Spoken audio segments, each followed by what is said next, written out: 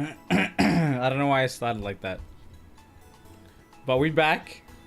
And once again, you know the drill. We're playing a competition. We're playing a thinger. And an online comp, obviously. Otherwise, I wouldn't be able to stream it. And we're going to practice a team that hopefully will be good. That's all I'm going to say. I'm not going to say anything else. But I'll show you guys the team. It is a rental that I made. Can I show you guys without sharing the rental? I think I can. Can I?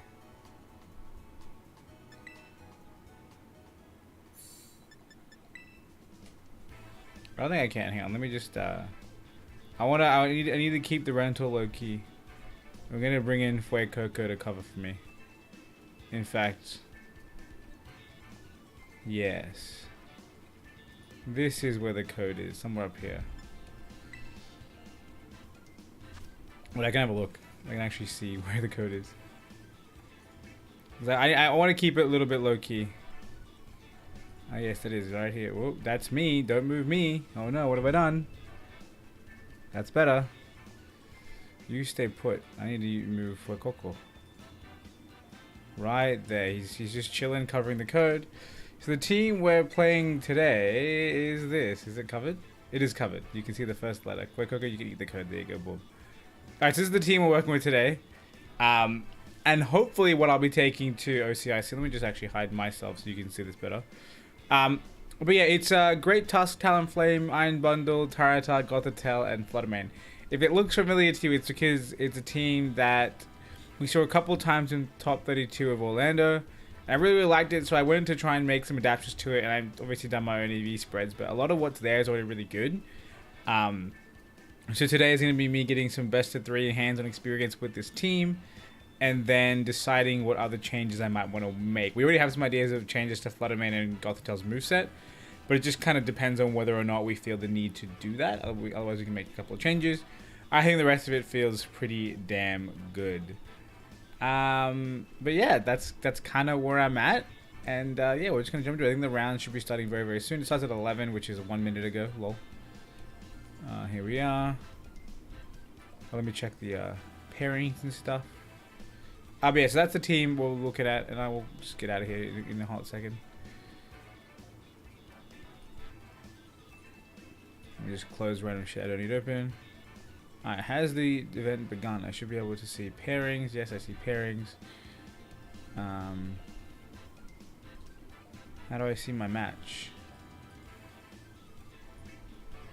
Wait, it's from my dashboard? Oh, yeah, okay, cool. I'm in my match, all good.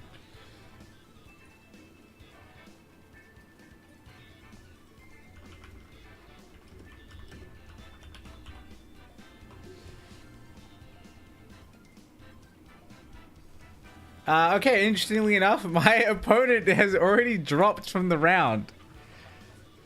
So my opponent's playing in another competition at the same time, so they got paired with me and are playing. I'll check into the match, but this is so strange. There we go. He reported 2 games as lost, and I guess I won game 1. That's so fucking weird. I guess that's fine. While I wait then for my next round. I hate it. I actually, like, I understand this is a smaller competition. I think there's another big competition run by the Nino Poke Bros. They do a lot of big comps. There's a big comp that's run by those guys. That's happening right now as well. So I was initially going to play in that as well, because it's like, you know, a lot more people, and that's probably the other comp that my opponent, or my prior opponent is playing in, sorry. But yeah, so I guess instead of doing that, let's just do some raids, because I think Greninja is active right now, isn't he? Let's see if we can get some Greninja raids going. I might play online, I might not do that, because that might feel like shit, because people sometimes suck. But let's do some Greninja raids while we wait for the next round. Because I'm a little behind on the grind for this. I haven't got a lot of Poison Terror, which I don't really need. I'm not a fan of the fact that all the raids they put out, like the 7 stars so far, they give you a bunch of crystals, right? They've been types that I don't think are really commonly terrored into. I mean, Dragon is decent because it's like really defensive for a lot of Pokemon. But like poison and fighting are so niche, so hopefully like the next one will get something a lot more common that people do terrestrialize into, like a grass or a water. Even fire's common, steel's common. If we get some of those, it'll be cool. But I'm curious as to what they'll do next for 7-star raids. But yeah, anyway, sorry, I trailed off from what I was saying before. I was initially going to play in the Nino Pokebros comp because it was bigger, had more people. But what I found out later was that it is a best of one competition. And I think what's important to me is that I get some experience playing, you know, best of 3, because best of 3 is how OCIC will get played. So I want to make sure that I'm kind of built for that. Let's just challenge the group with anyone, and hopefully we'll get people who know what they're doing. If we don't, I'll just start doing Vaporeon solos, and we'll see how we go from there. But yeah, I don't mind grinding this stuff out.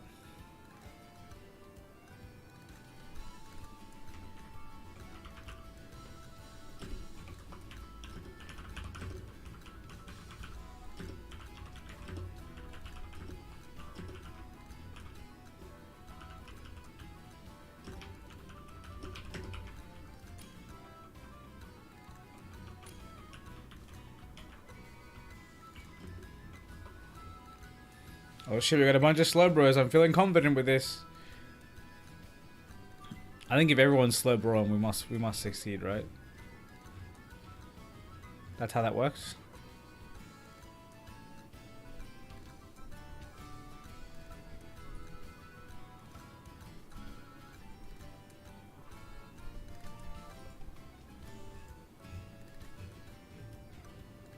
Let's get it. What was that sound?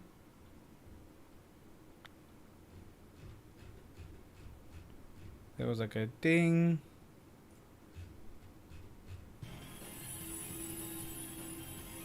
Alright. Let's beat his ass.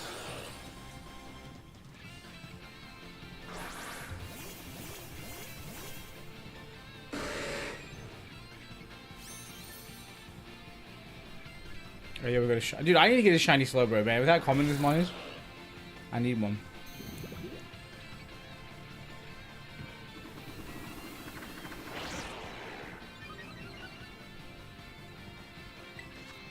That's not what we do. Oh, we got a oof, the turn 1 poison.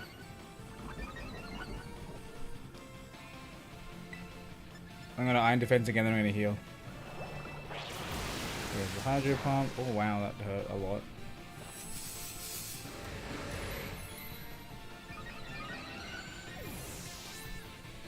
And Vaporeon gets knocked out of... Yeah, Vaporeon just dying just screwed our timing up so bad. I'm gonna heal for everyone. It doesn't matter if I'm the one who's getting the knockout, as long as we get... My bad, I should have just not done that. That was a waste of time. And now I get knocked out by a Night Slash crit? No, I don't. Okay, this is really bad. When the timer chunks, it throws the entire thing off. Potentially Vaporeon, Can I live a turn? Okay, good. I dodged a gunk shot. I think that killed me if it landed. Oh, there's our second death.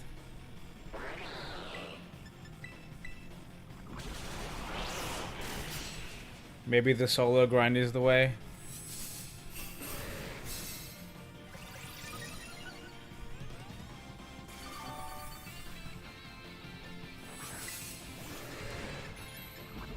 Oh, I need to slack off here. Oh, apparently I didn't, but I get to full health. That's fine.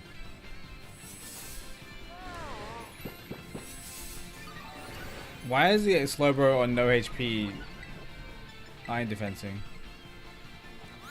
Okay, we're dodging Hydro Pumps for days, which is good. Can we get the W? That's the question.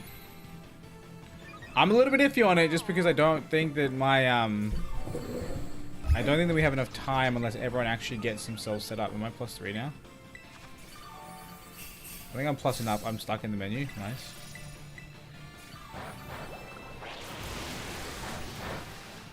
Alright, I think we're fine. It's hydro pumping, so hopefully Night Slash crit won't come through. Double team.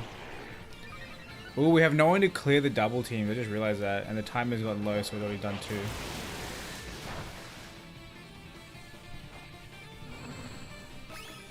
I mean, again, once we all start firing, it'll be fine, but yeah. I like don't have enough slack loss for this.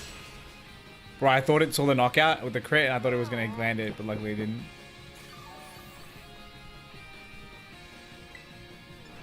Nasty plot one last time. Okay, so we're getting some stored powers firing off from one of our allies. That's good. We're making some headway.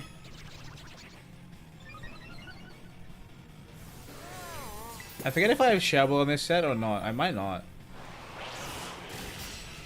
We'll find out in a second when I land my move, because I definitely would miss. There we go, nice. Not bad damage. We do have Shovel. Heals a good amount. Okay, I think we do have this. As long as we don't miss it 1,000 times.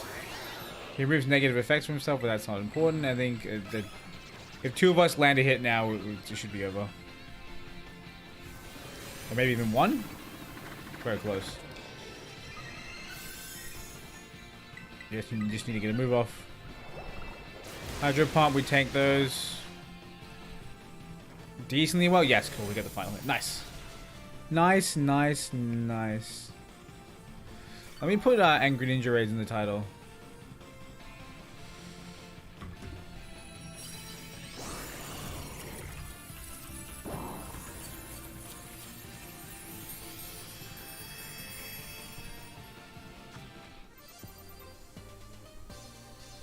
Alright, cool. I was about to check my rewards, but the rewards are literally the same every single time.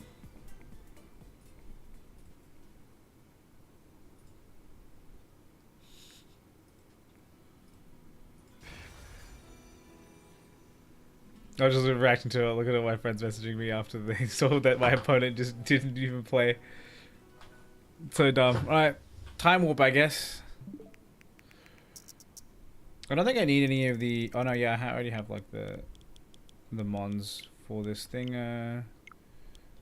Desync and then go like this. And let's go. On to the next. Wherever that might be. Here we go. I am actually really keen though, man. Like I've been stressing a lot over the I've been stressing a lot over my my team for the event for oh wait, how do I get back to the tournament itself? Here we go. Wait, no pairings. Oh, I can actually see, if I go to standings, I can see what everyone's playing. That's fucking weird. But I guess that makes sense. I'm not the only one playing a team like mine, which is kind of interesting. Ooh, this one has oh, I actually like this person's team. I might even try that out. I might build a version of that. Anyway, yeah, I've been stressing out a lot about what team I'm going to bring to the international because, like, I want to do well. I want to try and get into Worlds because Worlds is in Japan. Me and some of my friends already intend on going. Right, but being able to play instead of just being a spectator would be such an awesome experience. So I really want to, get into Worlds and play in Worlds. And this is like almost the only chance because if you don't do well in the international, you don't score points in the international, you have to almost like top 4 2 regionals in order to get in. Like you have to do really, really well. Or is it top 4 2 or top 4 1? I can't remember. But you have to do incredibly well. So the actual cutoff is so high. And obviously it makes sense, Worlds is supposed to be the best players, but it's stressful that the most point awarding tournament is the first one. And I have another one 2 weeks later, which is a regional in Perth, and I'm like, I wish the regional was first. I wish I could go in my first tournament in this format, make mistakes at the big comp, learn from it, and then adapt that to the international. But for some unfortunate reason, I should put Slobber in my first in my party. But yeah, for some unfortunate reason, the the internationals first, so it's like really, really unfortunate that they do it like that. I'm just having a look at other people's teams, see what people are bringing. I see a lot of stuff that's similar to what I'm playing with. Not, there's someone with a dancer or a choreo set. We got two dudes with the exact same Dondozo team featuring Crocodile with Frostlass. So probably weakness policy, anger point. Wait, that wouldn't make sense. There's no point doing weakness policy and anger point. Oh, we're gonna lose this one. In fact, I'm just gonna cancel. I'm not gonna waste my time on a run we're gonna lose.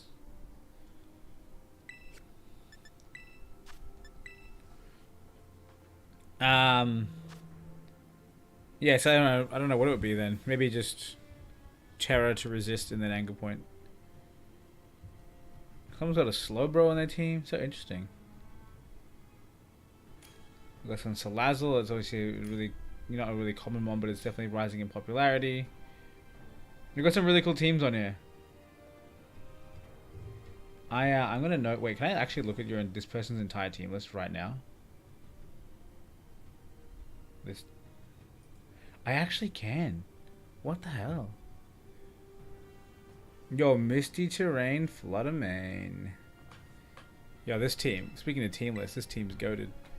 All the Slowbros. Choice Band, Tusk, Assault Vest Teacher, Clover Coke, Roaring Moon. Uncommon, but I respect it. My fault, Mon. This person has 1, 2, 3, 4. This person has 5. Fluttermane, Iron Bundle, Roaring Moon, Iron Moth, Great Tusk, Tyranitar. They have 5. They have 5 past mons. So they have 5 Paradox mons and then 1 T-Tar boy. But yeah, really, really interesting. Again, keen to see how matches go. I want to try and I want to hopefully make Top Cut. Like that'll be really fun to make Top Cut for the event. It'll make it a much longer day, but I don't think it'd be very difficult to make Top Cut just because the size of the event is quite small. There's only about how many people are playing right now? There's 17 tables, so 34 people. So pretty small competition, not even 35. So shouldn't be too bad. I'm sure Top Cut would be just like a top 8, maybe, or maybe top. Would it be a top 16? That feels kind of odd for it to be a top 16.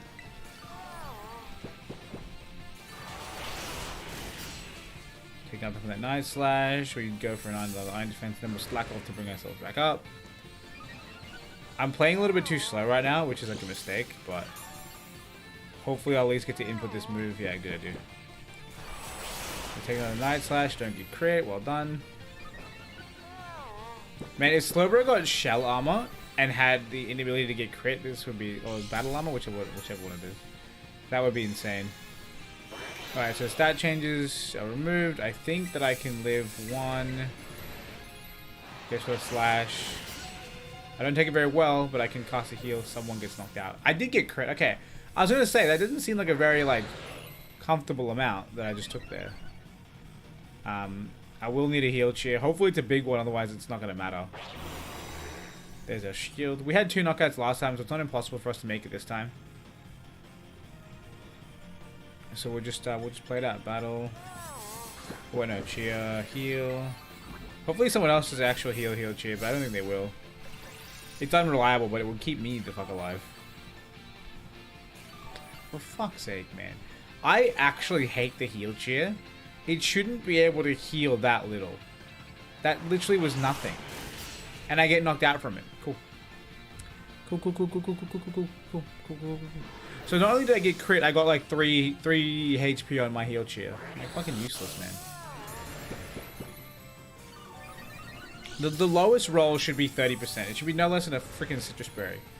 Instead I healed like what, 70 HP out of 300? That's nothing. Not even 300, 370. That's so much HP that I should have gotten and didn't. Iron Defense. I don't give a shit about the Toxic.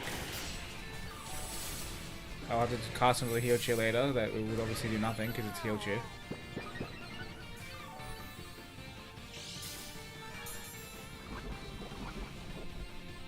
Oh, the big problem with this is the timing, right? It takes so long now. I'll probably heal cheer now.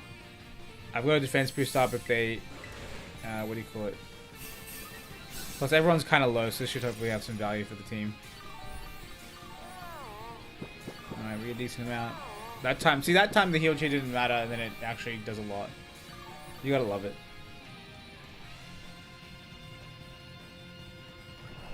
Alright, go cool. Ooh, an attack boost. Okay, I see you.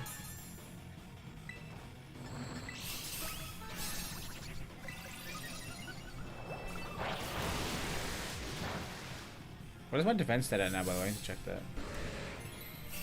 Because apparently I've used the move 5 times, which means I should be at +6, which I don't think I am. Yeah, I'm +4. That's interesting.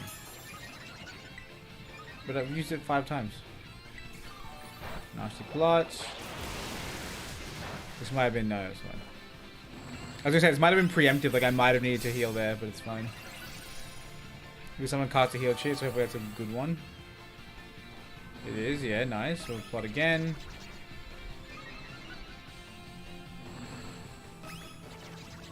And dodge the Hydro Pump, which is good. Let's get one more in and then start attacking. Other guys have already started attacking because they didn't have to deal with fucking crits and garbage heal cheers. Alright, now we can start swinging. It won't be the most damage in the world, but it will be, you know, I'll be getting ticks off in order to actually, like, break that. She doesn't have odds of hitting, right? Because if I don't have odds of hitting, then it's GG. We missed. That's awesome. Definitely double team was the worst thing they did with this Greninja raid. Giving it double team makes it so much harder. Oh, so I feel like some of these guys haven't started attacking yet, and I think they really need to start doing that because I haven't seen the word thinger come up. People are doing heal cheers when everyone's at high HP. Like, what's happening, man?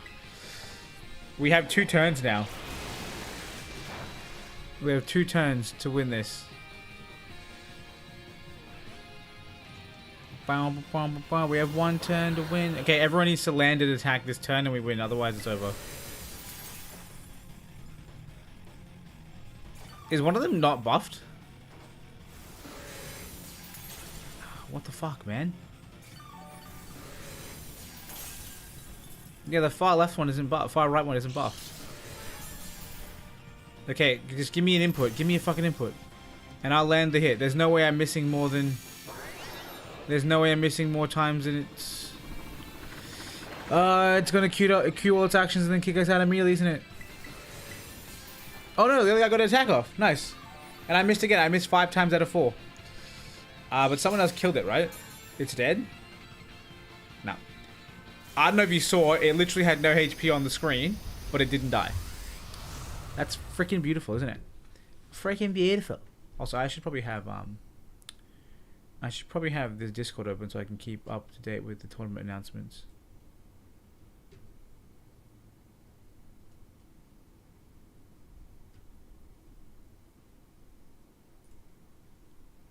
It looks like they're not announcing stuff.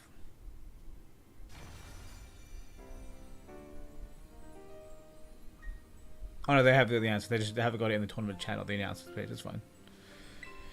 All right, let's fucking. I'm actually so offended by that, man. I missed 4 out of 5 times. If I landed my attack, it probably would have been over. But I can keep Talonflame in my party. He's not supposed to be in that box. I'll freaking lose it. That's my breeding Talonflame.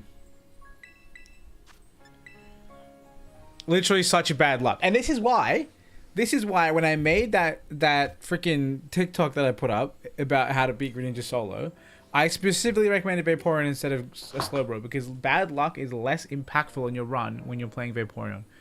With Slowbro, if you get crit 1 time or you miss like 3 times, it's over. I had a run where I got crit twice and missed 6 times with Vaporeon. I still won.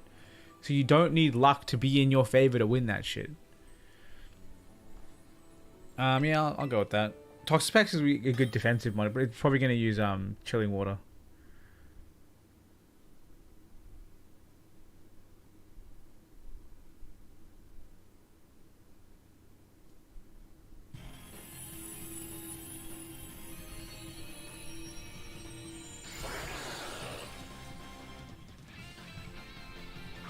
Ooh, I was just looking at my Twitter and I found there's these guys who are trying to set up a league where you're able to queue up for best of 3 matches with open team sheet. Why is Talonflame in the middle of my raid? What the fuck? Game? And that has to be my Talonflame. I literally just like dropped him in and out of the box like a weirdo. So that has to be my Talonflame. What the fuck is going on? In fact, that might actually explain that one time where I had the shiny Pokemon in the middle of my raid because I had the shiny in my party at the time. That's so strange. So strange. Iron defense again, I guess. I haven't been paying attention to what Nomi's been doing, but I'm sure it's decent stuff. Alright, and then we slack off this turn. Ooh, someone use a heal chair, I might not need to. If I can get an attack off, I will go for an attack right now. It'll do no damage, but it'll be something. Oh, sorry, it won't hit. Never mind. It did no damage, so it wasn't something. Okay, cool. Now we can start defending again. I can't believe Talonflame is just chilling there. It's so dumb. 100% they're having someone use chilling water, which I'm assuming is what Toxapex is doing. It might not be. Okay, that defense should mean I'm going to live this hit. If I slack off, I should be fine. Yep, no crit, and I live. Good stuff. Get the slack off. I probably should Nasty Spot twice in a row, but I'm concerningly confident, so I'm going to go for another Iron Defense. I don't get how I've used 3 Iron Defenses already. I did click. Oh no, I did click it twice at the start. Never mind, I'm dumb. There's the shield. Scumbag Greninja, not even protecting Talonflame. How rude. We can go for one more. Maybe I should have healed that turn. Very much should have healed that turn. What is Toxapex clicking, by the way? I only saw it use recover. Acid Spray. Okay, Acid Spray is also good, lowering the defenses, but we need to start swinging soon, otherwise we're not going to get the value out of it. I kind of think early game Chilling Water is better. Alright, big heal, that was good.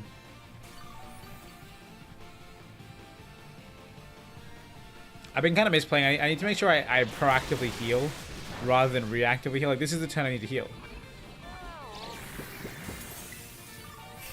Otherwise, I'm going to need to cast a heal cheer next turn, and that's not going to be as good. Night Slash, we get crit. Let's go, baby. What a great strategy. Slowbro is such a good Pokemon, guys. Like, so good. Such a good Pokemon. I wish our... I kind of just want to AFK at this point. Like, I can't catch up.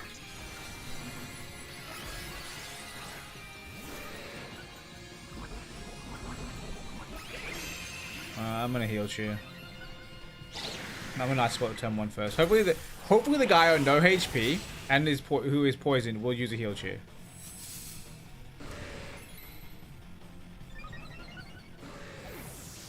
No, he just died. Never mind. He chose death. It's fine. It's fine. We landed a hit. Okay, there goes the negative effects. So Acid Spray is going to start coming out again. There it is. Maybe I get 1 stored power and start 1 hit Nasty Spot and start clicking. Because otherwise I'm going to be too late.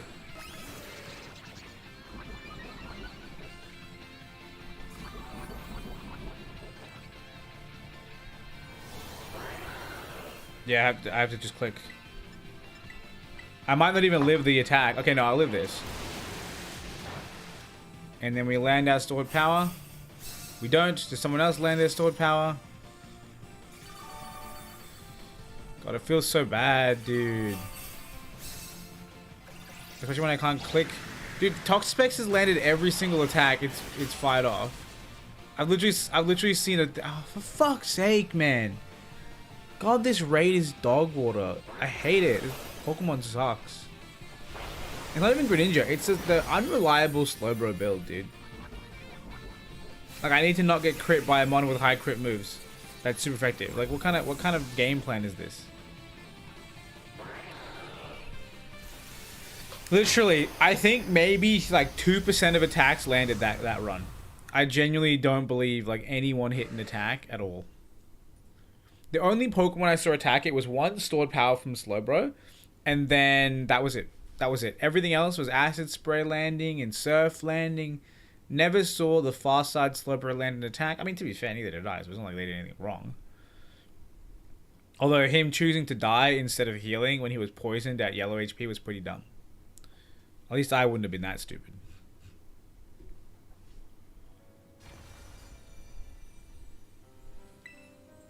Alright, run it back again with this garbage Pokemon. I still can't believe there was so much banter in my chat about in my comment section on TikTok about how apparently Slowbro was better for the raids. Yeah, this is actually like clown shit, man. One crit and it's over. Like, what kind of bullshit is that? I will actually queue up with the Fletchinder because it'll probably do better than the Slowbro.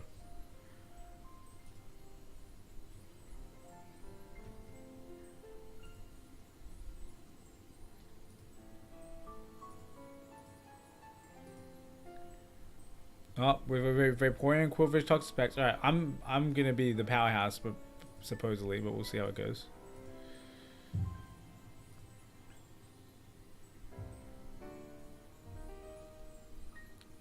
I was about to say, random dude, please ready up.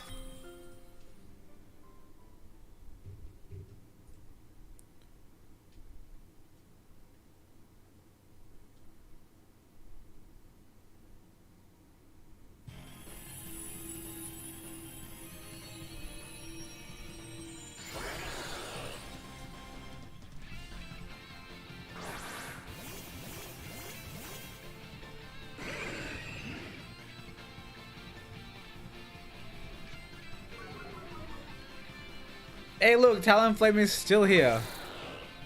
How strange. Alright.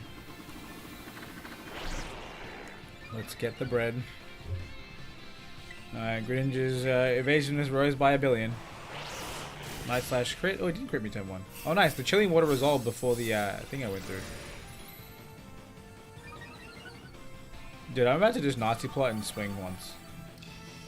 Is that crazy? Did someone heal? Because I had more health just then.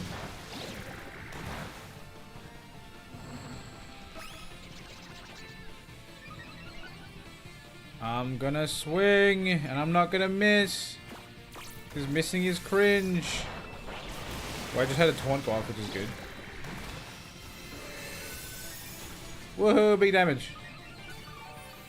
And then stat reset should be happening in a second. If not, I'd probably click, yeah, I'll click Psycho Fever real quickly. Oh, I'm at full anyway. Nice. What a waste of a turn. Lol. Undo my click? Yes. Way to go, game. So we got acid sprays and chilling water all happening. That's good shit. Line defense again. I definitely like while going for the third iron defense gives you more damage, I genuinely don't believe it's worth it for the defense, because after 2 you have enough defense to not have to worry about getting, like, you know, to not have to worry about non-critical hits, and a critical hit doesn't give a shit about the third defense anyway, so it's like kind of pointless. Oi, acupressure, let's go, dude. What did I get? I didn't even tell me what I got. I'll have a look just in case it was special attack, and if it's special attack then I need to not do as many thingos. I definitely though, like 100%. This Quillfish is an amazing build. So well rounded for supporting Slowbro.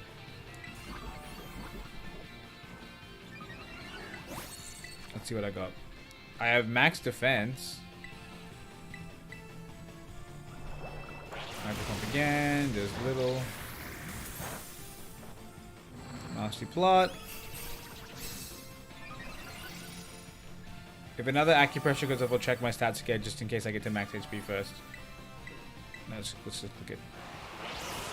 The odds of it being special attack is like 1 in 6 or 1 in 5. 5? 5.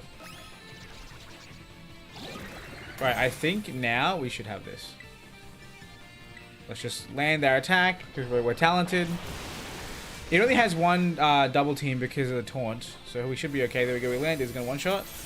It's not, surprisingly enough. Interesting. Let's see. Shield breaks. We're probably going to see it fails to double team. There go the Death drops, unfortunately. We just got 2 acid sprays at once then. This should kill. If I land, I do land it, and boom. Let's go, dudes. Yeah, 100%.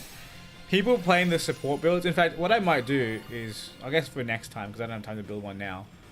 But definitely next time we do raid events like this, when the new one comes around, I'll definitely build the support one as well. So when I'm doing random matches online, if I see other people having the DPS unit, I can bring the support unit, and then we are a cohesive unit. You know what I'm saying?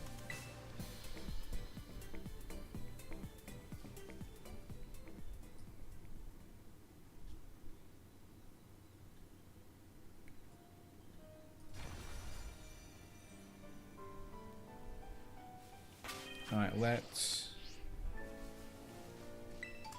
What time is it? It's 11:30. Okay, so my match won't be for another, like, maybe 15, 20 minutes. It usually takes about an hour for a round. But this is being a small comp. If rounds are quick, we might actually be able to play on faster than that. Where's my, Alright, I have to do the time warp first. There actually was another, like, actual local competition at a game shop that I could have gone to, like a card shop. To play in, but I decided to stay at home because I can stream it, and it's just less time out of the day. Not to mention my other friends aren't attending, so like if my friends are going, like, because we did go to the same place before, like 5 of us all went to play in and get some practice in, and it was good. It was really great. But yeah, if all my other friends aren't going and it's just gonna be me there, I figured I'd rather just play online. Plus, I was kind of hoping to play in the bigger comp, but when I found out that the bigger comp was best of 1, I was like, yeah, not a chance, dude. Like, there's no point.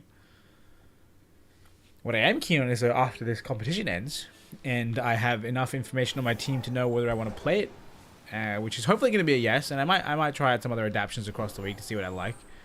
But yeah, then I'll probably be pretty set on playing it for the international, and I can stop stressing. Not stop stressing, but I can start playing Hogwarts Legacy, which will be fun. Alright. Let's let anyone join. Hopefully get some supports, because those supports were absolutely amazing.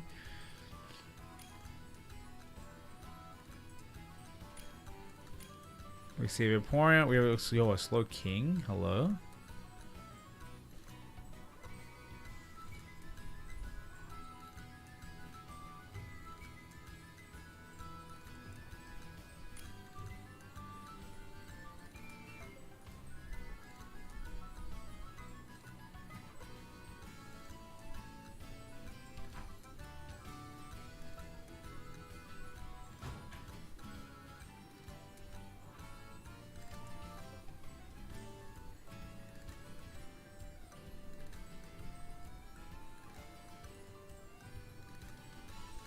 Someone left.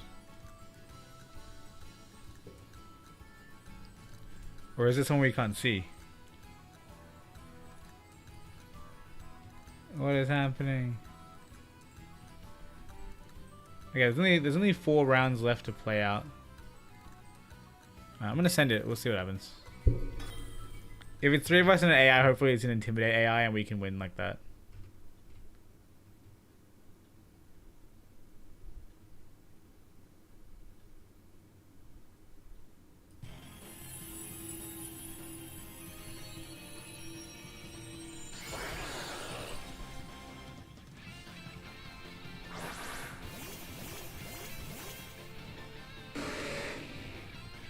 Oh, it looks like it is a full team with just an invisible guy. Also, I did not realize how different of a shade Slow King was. Look at him. He's like a much richer pink or a more faded pink. That's so weird. I had no idea that was a thing. Also, Talonflame is still in the middle of my raids. Iron Def. Crit Night Slash. It wasn't a crit. It was good.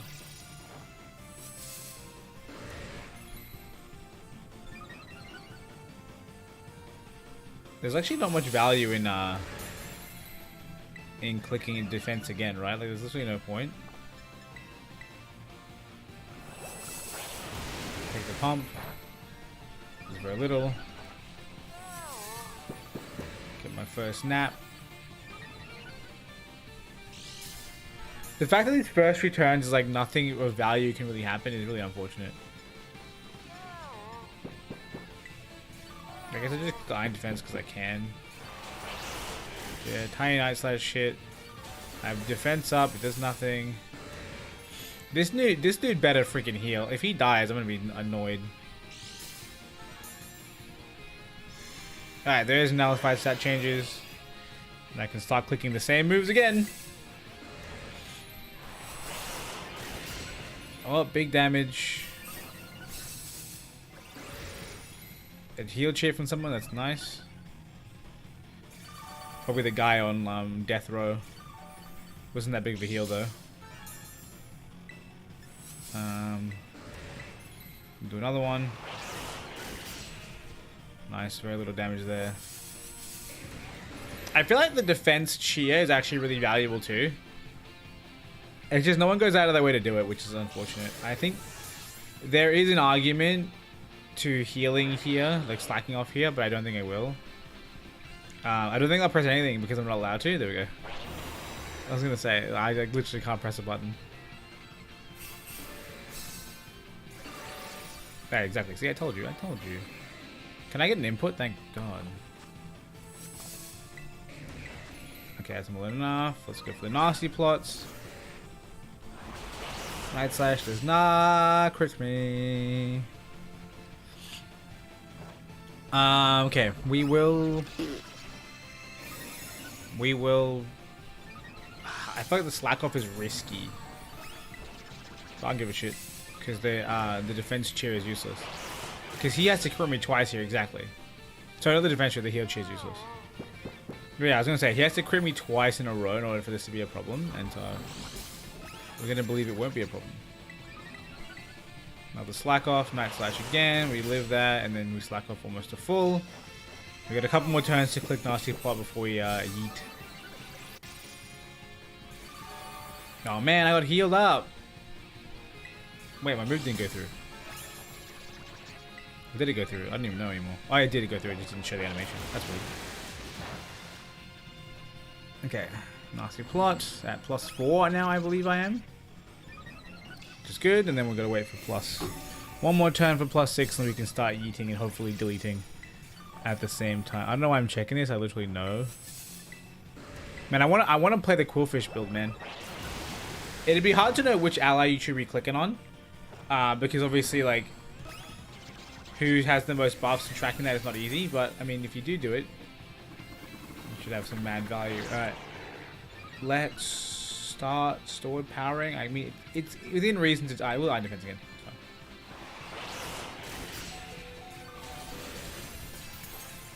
Maybe I made a mistake. That's 2 critical hits now. I will heal cheer though. I literally don't have a choice anymore.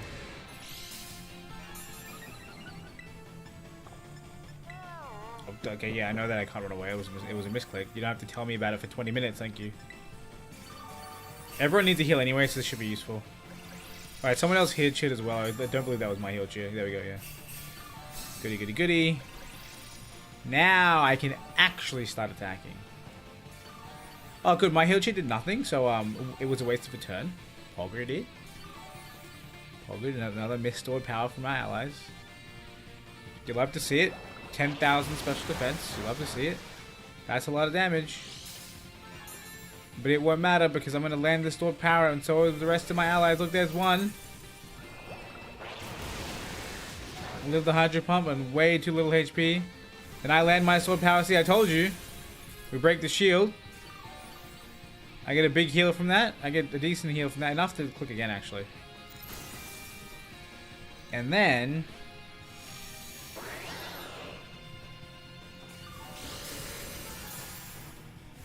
wow, how is he not dead? There we go. I was about to say, how did those 2 hits not kill him? He literally died while double teaming. He was literally trying to dodge, and we were just like, nah. Get wrecked. Love to see it. And now we wait. And now, there we go. It took a hot minute, but he did. And we get our rewards.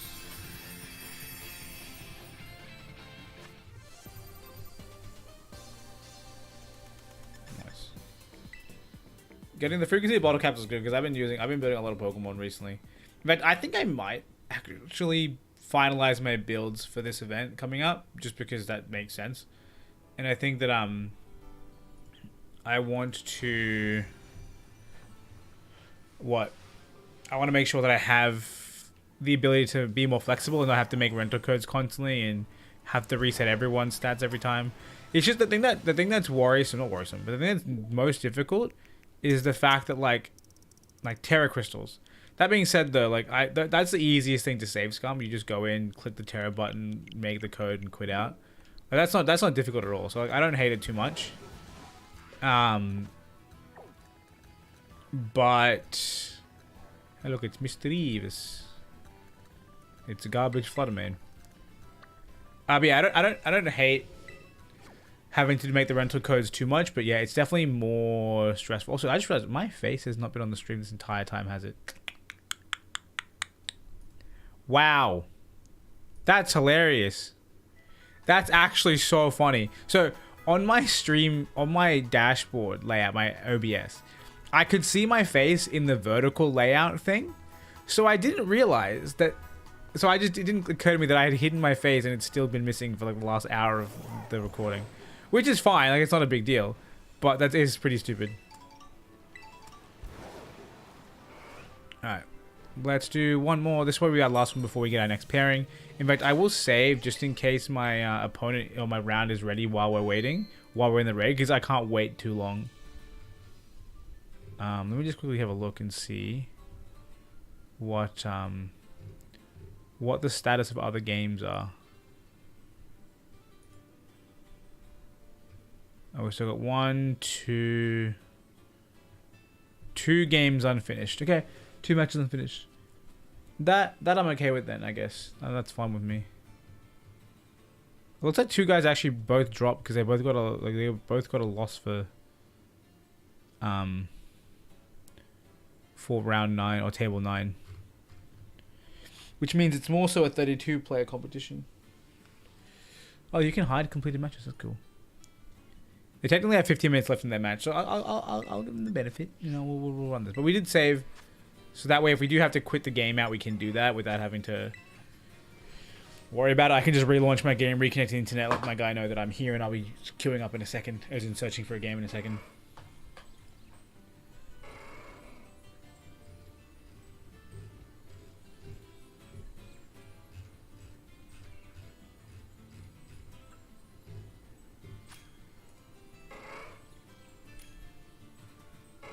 Right, please switch your mons to something actually feasible for this raid.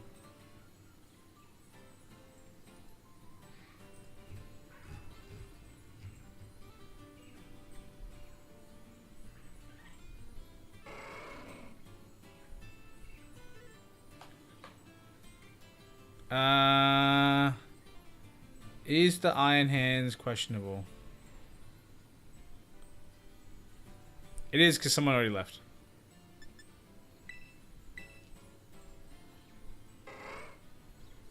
If other people think it's not doable, then I'm definitely not going to try it. Is that how that oh. Not what I wanted. By far, indefinitely not what I wanted. If we had a bunch of you guys in chat wanting carries, then we would do that. But unfortunately, that's not what's happening. Let anyone join. There we go. Although that was a great stream when I had a bunch of people queued up to do race raids. That was awesome. I'll definitely try to do that again in the future because that was really fun. I wasn't able to do it this time because I had work. Like these raids come out Friday morning for me. I literally can't stream. I don't hate it. It's a rule edge. Maybe I hate it.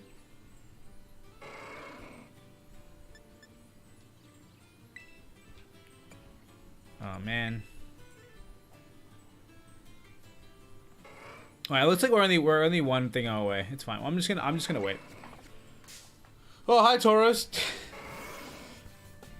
Casually waiting to murder me. I mean, I can murder you. I'm level 100. You're level 22. You're wasting your time. So. It looks like most of these matches were 2-0s, which is kind of crazy. Just like me, you know, me and my 2-0. I'm at the bottom. Oh no, I'm at a low table. I was gonna say I'm at the bottom of the thinger because I didn't get to actually play rounds. But no, it's just my table's low. Which I mean, you'd expect, right? Because I didn't play anybody. Oh no, not what you'd expect, but yeah, it's just random. I actually want to play a match, or hopefully I'll get that chance this time around. It just sucks because I don't get to play like the non-opponent. I'm playing against someone who's like already known to be good because they won first round. But that doesn't necessarily mean they're good. That just means that they, you know, beat their previous opponent. That opponent could just both be bad and one could just be worse. It's whatever. But I mean, it's a small comp, so I'm expecting everyone here playing here to be like pretty decent. Like, it's a small comp. The intention is to practice for OCIC, so it would make the most sense that everyone's actually somewhat prepared for shenanigans.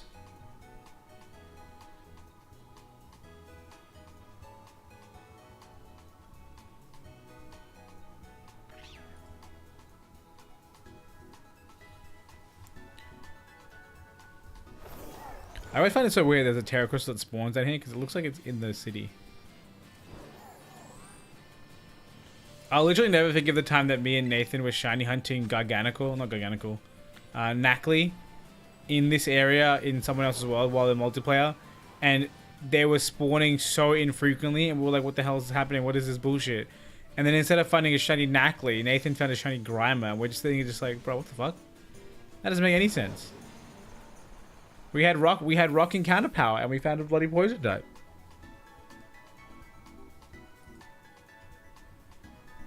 Okay, it looks like all rounds are done. Yeah, all rounds are completed, so it should be up soon.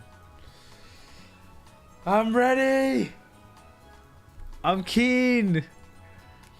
I really like my team, so I'm feeling pretty confident. It's relatively unconventional and doesn't have a lot of bulk in it. It's very offensive, but I'm okay with that. I'm okay with just going Unga Bunga Burr and not having to worry about it. I think it's my mods are they're all very defensive on one specific side. Apart from T-Tar. T-Tar's defensive on every side. So it's kind of hard to say. Let's have a look at the standings again. I'm going up against people who... It doesn't show me the standings, of course it doesn't. I think I could technically peep everyone's thingos. But yeah, I can. I can peep everyone who won a game's team list, so I know who I might go up against. But I mean, having the team list in advance doesn't really help me too much. Because I need to kind of brew on who the actual opponent's going to be. Rather than just inquiring everyone. It doesn't make any sense.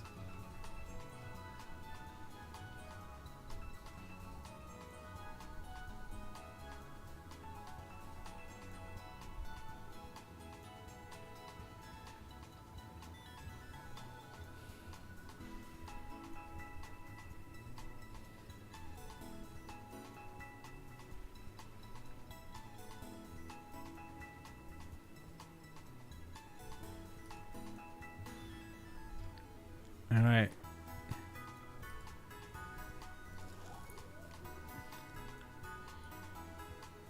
Someone's asking if we're waiting for the limitless timer, which hopefully that's what we're doing, because it's 8 minutes.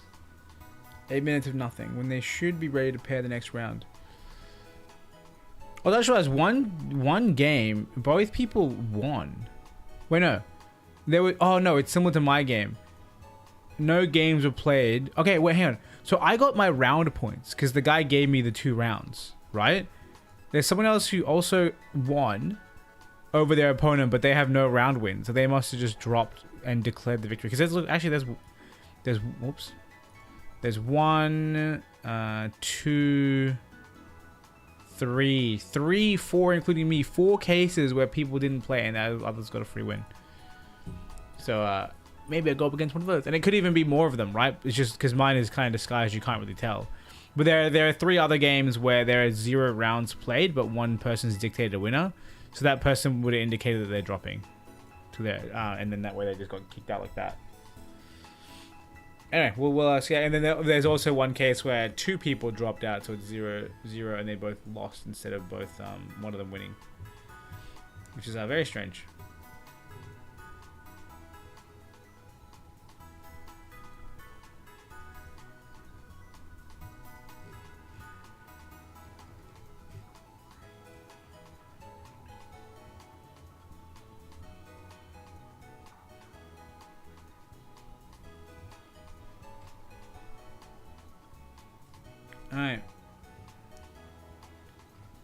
Show us the money. Show us the money. I want to actually play around. You bastards. I'm keen. I was like so distraught a couple days ago realizing that the teams that I'm trying to build all feel really bad.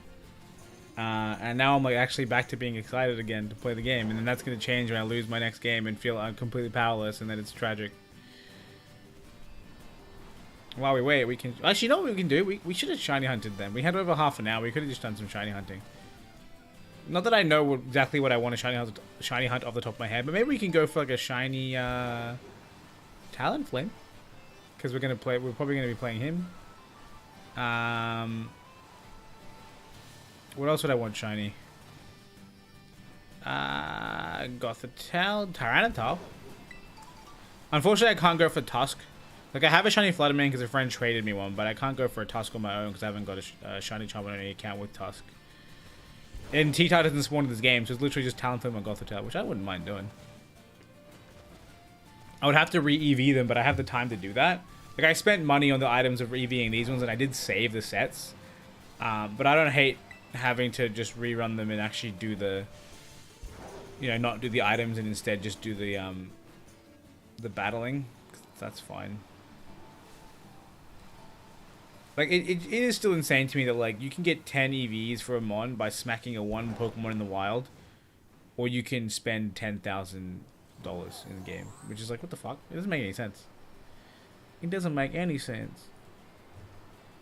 It looks like we are waiting for the round timer on Limitless because no one's actioning anything. Which is kind of unfortunate. It seems like there's no, like, real manager for this event, which is what it is. Is this the Teddiursa? What are you? What are you? Oh, you're a Flabébé / a Floette. We could actually scout our nearby raids, because we might actually have, like... I might luck sack, like, a grass type if it's a Gothitelle, because I'm using a grass type Gothitelle, right? There's a decent chance that it's gonna... You know, not decent. There is a chance that it could be a Mon that I want to use. Like, grass type is, for some reason, very lucrative, and everyone wants to be it. Looks like my pairing is up. Let me just change on the website. New round has started. Refresh for the up-to-date information. There we go. Round 2. View my opponent. Let's check in. Okay, so we're going up against Annihilate, Brute Bonnet, Goldengo, Great Tusk, Mousehold, and Talonflame. Very, very strong team, but I can't say that I'm a little bit conscious of, like, my opponent's Annihilate is definitely going to be somewhat of a problem, but we can cross that bridge just because it has Terra Fire, so it can switch its type up. But I don't know. Maybe that's okay. Maybe it's okay. Let's message in chat. Hello.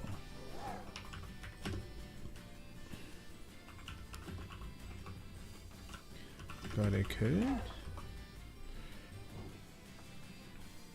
Hopefully this person is someone who actually is active right now. Yes.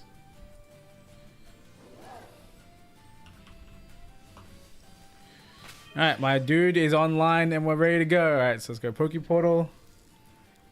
And searching... I won't read it out loud just so that way no one else... That's not where I'm going. I'm not going to Battle Stadium. Alright, but this team is definitely a threat. But my opponent is definitely a massive threat. So we're going to have to play smart. Alright. Link battle. 0000225.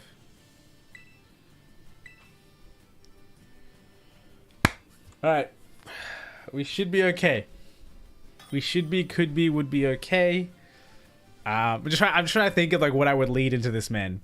So he has loaded dice bonnet, so that's damage. Yo, respect to the nice.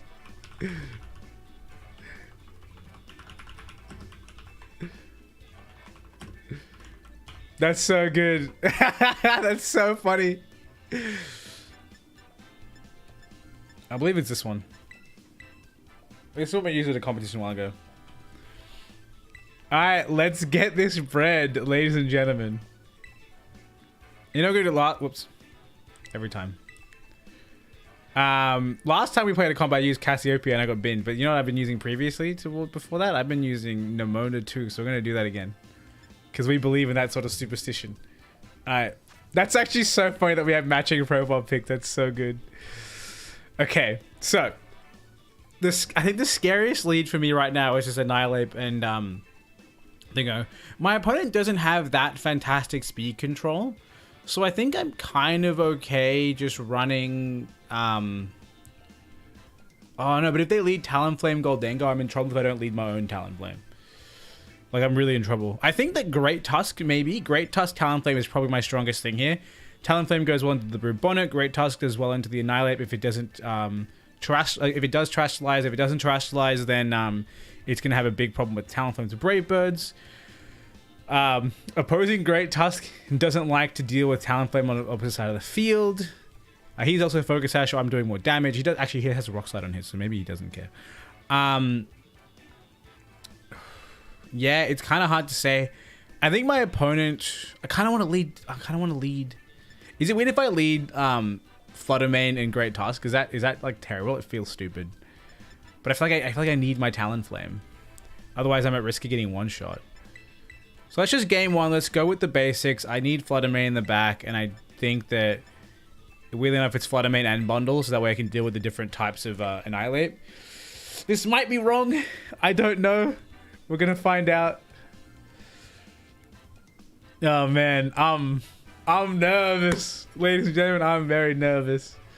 Let's see. I won't be reading chat for a little bit just because I'm gonna be focusing on the game. I might even try reduce the commentary amount and actually really hone in, but we'll see. We'll see. I'm worried about what lead they're gonna have. It is Mousehole Goldengo. Okay, that is good for me because this is Terra Steel Goldengo. We can safely click Earthquake right now. It is Baby Doll Eyes, which means it can reduce my attack stats, which is not pleasant. We're just gonna go for... We don't really need a Tailwind here, which is good. It's Beat Up, Follow Me, Baby Doll Eyes. It is Weakness Policy Goldengo, which means it can be capable of a lot of damage, and we want to make sure we have speed, which we currently do. Goldengo has Protect, so we are going to go for the Earthquake. And we will, do we just taunt the, Mousehole?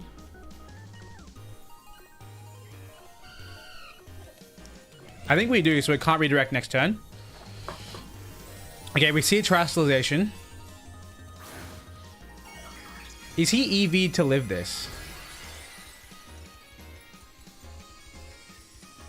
Because he shouldn't outspeed me. He's Weakness Policy, and I'm max speed. Okay, goes for the Follow Me. I get the Taunto, so it can't follow me next turn, or Baby Doll Eyes next turn. And this is an Earthquake. This is a massive Earthquake. Maybe Terra Ground would have been smart here to guarantee that KO. It's a very bulky Goldengo, for sure. That's actually insane. Terra Ground would have made the difference there. It's unfortunate. I'm going to lose 2 mons right now.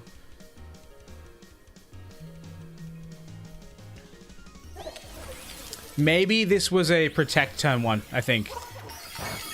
I could have let him resolve the... Oh, I don't even Talonflame lived that. Alright, but Mousehole has effectively been neutralized. And I think we can go into... Oh. Losing Tarsus earlier is pretty bad. We'll go out into Bundle, because Bundle can just Hydro Pump. And all that Mousehole can do is beat up.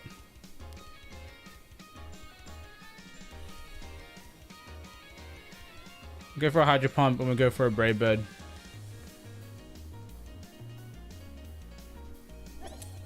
Actually, we'll go for a Brave Bird on the Mousehole. I think the Goldengo might protect here.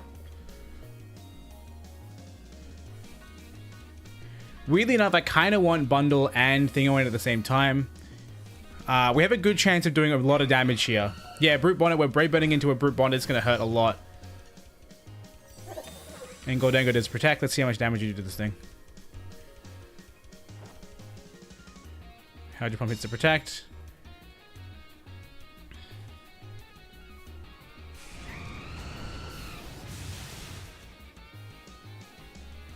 And Talonflame goes down. Okay. So now we're in a bit of a predicament.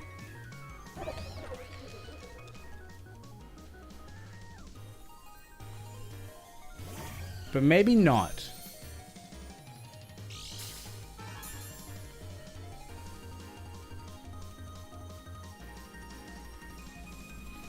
The Brute Bonnet can't protect. Let's go for a Freeze Dry here. And let's go for a... I kind of feel like I don't want to take damage on my bundle, my Fluttermane yet. But Goldengo just protected, so I know it's going to attack this turn. So I need to threaten it. And Bundle outspeeds my Fluttermane. And I will live the Sucker Punch by a decent amount. Okay, it does Rage Powder. That's fine. Freeze Dry should easily knock it out. And then hopefully this Shadow Ball, it is boosted special attack. Hopefully this finishes off the Goldengo. There's actually a chance it might not. With how much bulk I'm seeing on this Goldengo, but it does get the KO. Okay, that's big for us. Now we just know that there's Mouse Hold in the back, which we have Spread to ignore, and Baby Dollar doesn't hurt us. And if it's Annihilate in the back, actually, unless it's Mouse Hold Talonflame, we're fine. Yeah, we're good. I feel pretty confident with this one. Alright, I think we just go for double spread. There's nothing they can do to stop us. Neither of my Terrastalizers feel good here. Like, Steel type will just make me weak to the Thingo. So I think I don't do that. I just double click these two moves. What do? They don't Baby Dollar, they don't follow me. Like, none of it has any value here. They do follow me, probably just to keep the Moonblast off their back. But with Icy Wind and Dazzling Gleam, I should be able to take out both right now. Okay, we don't take out both, but we definitely take out the Great Tusk. Mouse Hold actually might go down to this because Dazzling Gleam is far stronger than the Icy Wind. And we do get a double down. So Bundle Fluttermane getting double downs on loop is kind of crazy. And that is game one for us. So let's go, team. Feels good. Feels good. I definitely think my positioning was okay. Like, positioning was solid. It definitely felt scary going down to that thing. But looking at the damage, I think there is an argument to be made that a Terrastalized hit would have done heaps as well. Oh, but yeah, no, it didn't feel good losing Great Tusk turn 1, but Talonflame living was amazingly, like, that was massive for me. Freaking massive for me. Okay, now if we think they're gonna see Goldengo lead again, I think we still have to go with the same. Like, I think I'm stuck on the same lead. How bad is that? I think I'm stuck there. Because, like, I can't... Nothing else plays into Goldengo. It was just lucky that I did enough damage. I think that what my adaptation will be, though, is to actually... I think it's the same 4 as well. I don't think I need to bring Gothitelle or Tyranitar. Because Iron Bundle and Miss Magius have perfect coverage over the rest of their team. And like I said, clicking Freeze Dry into that slot... Sorry, Brave Bird into that Brute Bonnet slot actually was so huge for me. And I had really no other reason, nothing else to do. I could have gone for a Will-O-Wisp or whatever, but that would have put me in a more precarious position.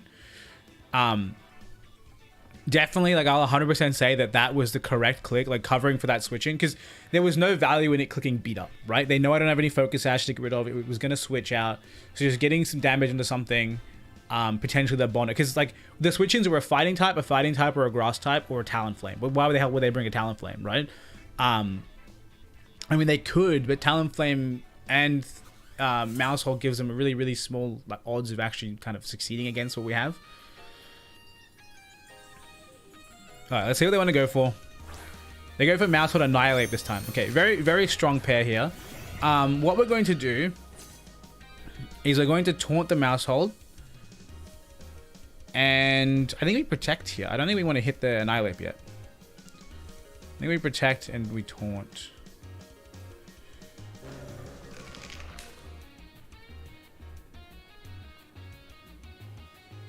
This feels... okay. Yeah, this feels fine. We see it Terrastalize. Are they going to Terrafire already? Probably, yeah, probably afraid of the Brave Bird, right? They are going Terrafire. Okay, this is still threatening for me. But Bundle in the back with the ability to Hydro Pump is good. I potentially may lose Talonflame here, but Talonflame going down in this position is fine. Great Tusk protects. Hopefully they go for the Great Tusk. And they go for the Protect on Mousehole. Okay, see, that's a problem, right? In me, that's a problem because I no longer have the ability to taunt it before it can do anything, any shenanigans. So really good Protect from my opponent.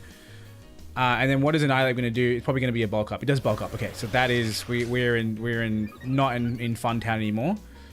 And obviously they terrified to the Will-O-Wisp. I completely forgot that was the thing they would do. Okay, let's assess the Mousehole as the threat, and then we'll Tailwind just for the value of it. Okay, good. Annihilate does protect this turn, so we literally just got huge value right now because we get our Tailwind up. And then we get to take the Redirector off the board. There is a Beyblade Alive, which is unfortunate.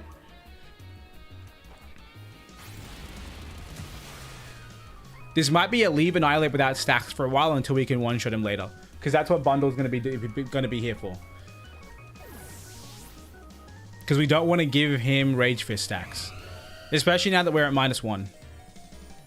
Potentially a switch out might be okay here. So we see opposing Talonflame come out. Obviously, that's a problem. We're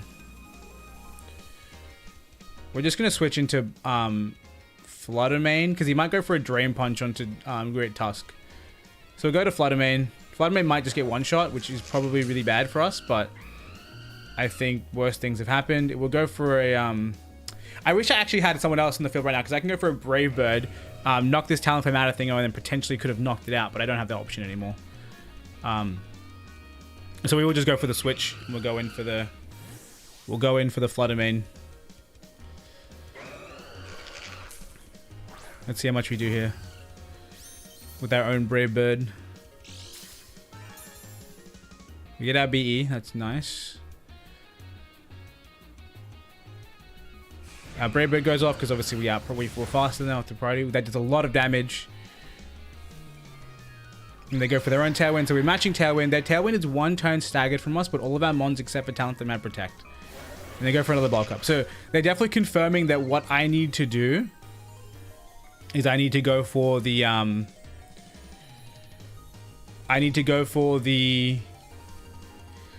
knockout its allies win condition. And then Bundle win. Then we win the 2v1 like every time. I'm pretty sure we win the 2v1 like every single time. The Talonflame does have Protect here, so it might actually click that. I didn't realize that. I'm a bit dumb. They withdraw Talonflame. Once again, everything that comes in here doesn't want to be in here. Goldango is the one that comes out. Okay.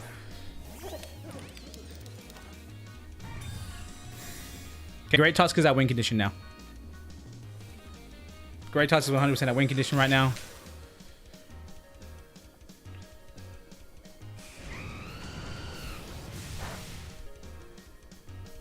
Decent chip there. Okay. What does Talonflame want to do? I think... Do we just let it Rage Fist us? We will die if it Rage Fists us. Because it's +2 attack. I can go for the double Protect here, knowing that Goldango is going to Protect. And just in case it doesn't, we're going to go for a Taunt in case it goes for like the Will-O-Wisp. We do get the double. That's actually amazing. And it looks like Goldango does Protect, so we make that read correctly. Potentially taunting the Annihilate would have been something I could have done a while ago, but again, if my win condition is going for its physical side, or special side with Hydro Pump, I'm not concerned. The Rage Fish hits to Protect, and now they need to go for a double Protect in order to threaten me.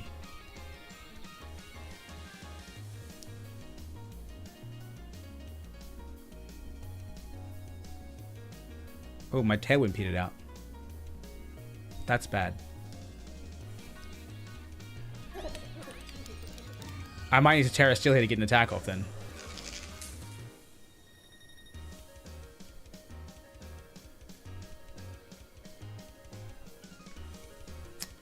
Yeah, I didn't play the timing correctly.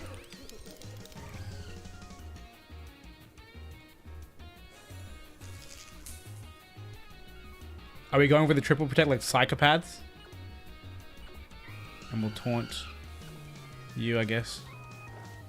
We fail, we let it happen, it's fine. Make it rain. Oh, we actually lived that. That's kind of incredible.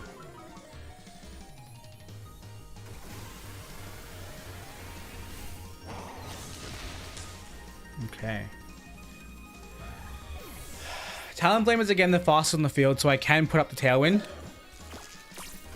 And I realize now that I should have taunted Goldengo because Goldengo is the one that could protect. But what we will do is we'll bring in Great Tusk.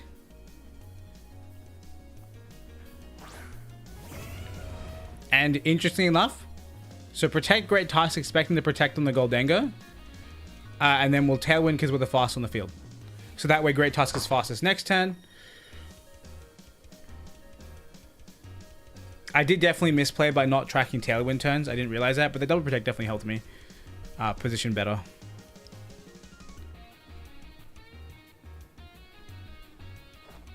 Alright, so Great Tusk protects. We get our Tailwind off. So Goldengo didn't protect that turn. That is interesting. Okay, just goes for another Make It Rain, takes out the Talonflame, that's fine. It doesn't take out the Talonflame. That's crazy. Okay, so Goldengo has now denounced itself as a threat to me, which is really good. They can protect the Goldengo this turn. Like, that's fine. But I'm going to go for another Quake and give Annihilate one Rage Fist stack. And we're going to go for a Taunt on the Goldengo just in case it doesn't protect, so we can guarantee it won't protect next turn. This Annihilate is +2 defense, so this is not like the most advantageous position we could ever be in. But Goldengo is -2, so he's not doing too much damage. I am worried he protects this turn. I'm very worried he protects this turn, because I think I might go down. No, Talonflame is a taunt, so Goldengo doesn't protect. Oh, good as Gold prevents that. That's kind of silly. We get the other quick off. This might actually pick up the KO on Goldengo. I'm not too sure. We will find out. Goldengo does go down, and Annihilate takes a butt ton from that attack. So Annihilate has to knock out Tusk this turn, which isn't going to be difficult. He does go for a 100 BP Rage Fist at +2. I believe this does knock me out. It does not knock me out. No way. Okay, so now it's just a Headlong Rush, and I don't think he can protect. He is still under taunt, I'm pretty sure, for one more turn. Oh, they have a T-Flame. I completely forgot they had a T-Flame in the back. We go for the Headlong Rush, and we go for the Brave Bird. We do have Tailwind, and they don't, and so which means we will outspeed, and we will knock them out. I completely forgot Talonflame was in the back here. But yeah, I think there's no reason not to. I think that we win this every time now, maybe. Let's have a look and see. Headlong Rush obviously gives us the most damage, and there's no reason to click Earthquake. The fact that I didn't Headlong Rush is actually the reason I'm alive, but I think if I Headlong Rush that Annihilate, because Headlong Rush does almost double damage after the Earthquake's spread reduction, like the spread damage reduction. Because we have Brave Bird, my Talonflame is guaranteed fast, and there's neither of us priority, and we already saw I did like that 60% to 70% from the first one. We knock out their Talonflame with the Brave Bird. We still add speed, so the Headlong Rush gets the knockout. It does, and we had Bundle in the back the whole time.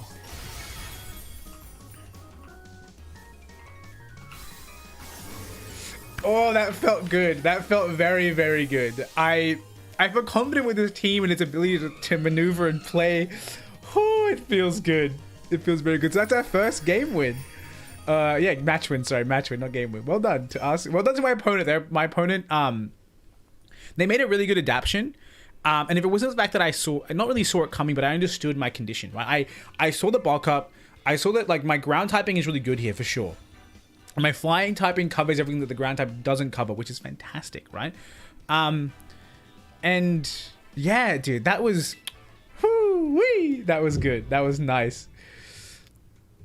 Game 2 win for me. And yeah, that's the first, technically the second round. And we got a huge W. Oh, it feels good. But yeah, because the thing is, what else can I get to? The thing I immediately recognized is that, first of all, my other terrestrializers didn't matter. Steel wouldn't have mattered. Fire wouldn't have mattered. So what that then came down to was that, ice wouldn't have mattered on the bundle. Obviously not Ghost on the Talonflame. So I knew that I was going to terrestrialize Tusk, but not yet. I was -1. And I got the piece off the board and knocked it out. That's fantastic. So then it became, okay, let's get him in the back and prepare for his return at the end. I got Flutter Mane out, but I couldn't really find the opportunity to attack. I was, like I said, I was targeting down that far right side because that right side was the slot that was going to help Annihilate win. But if Annihilate gets into a 3v1 situation, he's not winning, right? Especially if there's Bundle and there's Tusk back there.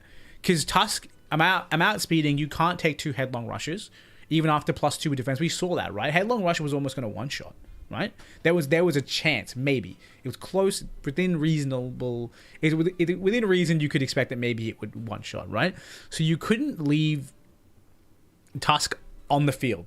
And you couldn't even knock it out at one shot. Can you believe that? Base 100, like in, what's it called? Rage Fist at +2 didn't knock me out. Whee! I'm so worried about my Mon's special defenses. Like, Bundle and Tusk are so frail on that side. But there's so few special attackers in this game, and being able to tank those physical hits is crazy. Like, I say few. The ones that are there are very powerful, but we have counters for that, which is the whole point of the team. So, yeah, no, I'm really happy with that performance. It felt really strong. I don't think that at any point during game 1 did I feel... I mean, okay, when I got double downed... Sorry, after turn 1 in game 2, I felt really, really pressured. That Goldengo was terrifying, and it was +2 or +1 after the gold, make it rain drop. Sorry, the guy just said good luck to next time. So thanks you too. Yeah, so it was +1 after the drop, and I'm like, okay, cool. I'm out what could be my best attacker at this position, right? Like, my ground type into their steel and potential fire. Actually, not potential fire. What am I talking about? But yeah, I was definitely in a bad position. And it definitely required some correct play to get out of, and I'm glad I did that. I will also give credit to my opponent. My opponent played really well. That turn that he used Make It Rain with Goldengo was actually really good, because it put me in a position where if he did use Protect on the following turn, I might have been in trouble. Like, I might have been in a lot of trouble. Or I guess maybe not, because we saw that we lived the hit, right? The fact that I lived on 22 meant that I could have just... If he protected Goldengo that turn, I could have just knocked the thing out next turn. But it would have meant that Annihilate would have got another hit off, and it would have come down to Bundle. And I would have had to rely on Bundle to hit, which is not the hardest thing in the world, but... I mean, it's Hydro Pump, right? I'm not going to click Icy Wind. Icy Wind's resisted. So I think if he made that read, potentially I only win that 80% of the time. That's what it could have come down to, but we didn't have to live that universe. But yeah, my opponent did well, and that was awesome. So I think what we'll do now is we have a little bit of time on the round. Let's see. There's 34 minutes left on round timer, but what about the actual matches? 1, 2, 3, 4, 5 matches undecided so far. Yo, someone got a bye. Oh, I was gonna say someone who won a game last round got a bye, but no, that was they lost the round last round. It looks like we still have people who haven't dropped from the competition who are in it. Oh yeah, the 2 guys. Oh wait, so that means maybe it was 2 complete pairs that didn't play. I don't know. Very strange. Because there's 2 people who got free wins from people who didn't play last round who got the win again.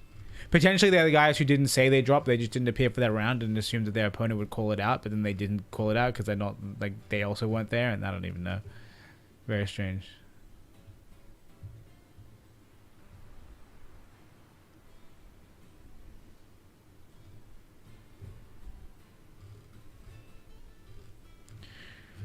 All right, we got some time. I might go. I don't need to get any food. I might go grab my water bottle. So I'll be back in a couple of seconds, guys. We're just gonna vibe. We're gonna vibe real hard.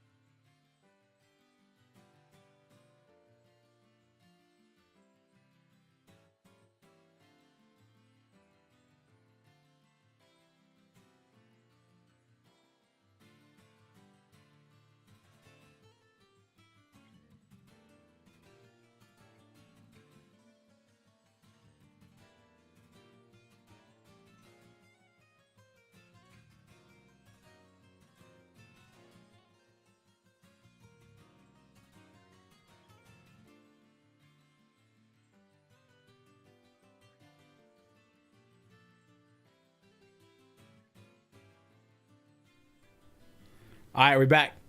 I don't know what the hell we're supposed to do with this time now. In fact, what should have been time on the round? Like they started the next round and I'm just getting memed. No, we still got a couple gateway and high completed matches. There's 3 matches left. One is not being played, and then there's 2 others that are 1 game in. Not too surprising. Must be Garganical. Actually, I can check that. I can check. Are one of you guys playing Garganical?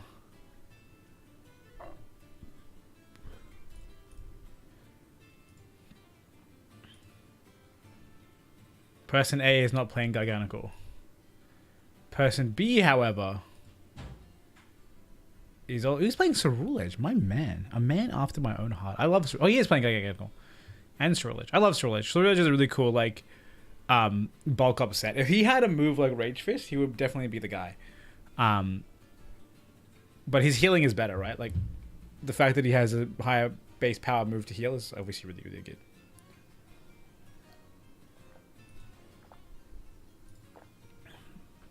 So we got Garganical in 1 game. What about the other one?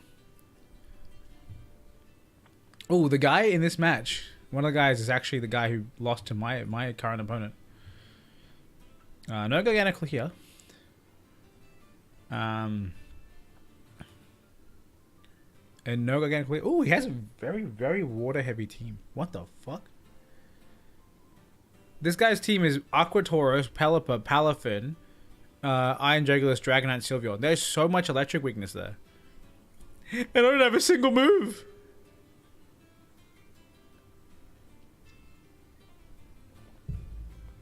That isn't fun.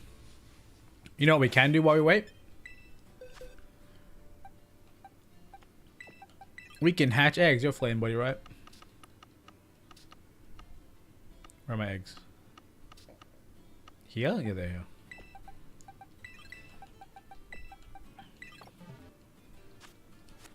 Let's go! Oh yeah, we're sussing out this raid. Did we even look at it? I think I just went to it and didn't look at it. No. Yeah, we'll scout some raids, see if we can find any raids of Pokemon that we want. Like, again, Ghost type. If this is a Talonflame, that's fucking Pogger. I won't have to catch it. I won't have to use crystals. In fact, technically, I should actually just knock this thing out and do it. And fall into the river. No, freebait! Wait, the music dimmed as while I was underwater. That's actually kind of cool. You're not supposed to go underwater because you drown and TP out, but it actually did have an audio effect. A Vigoroth, that's actually not bad, but there's an easy way to get a Slackoth already. Or Slacking, sorry. What are the types we're after? Dark type could be good.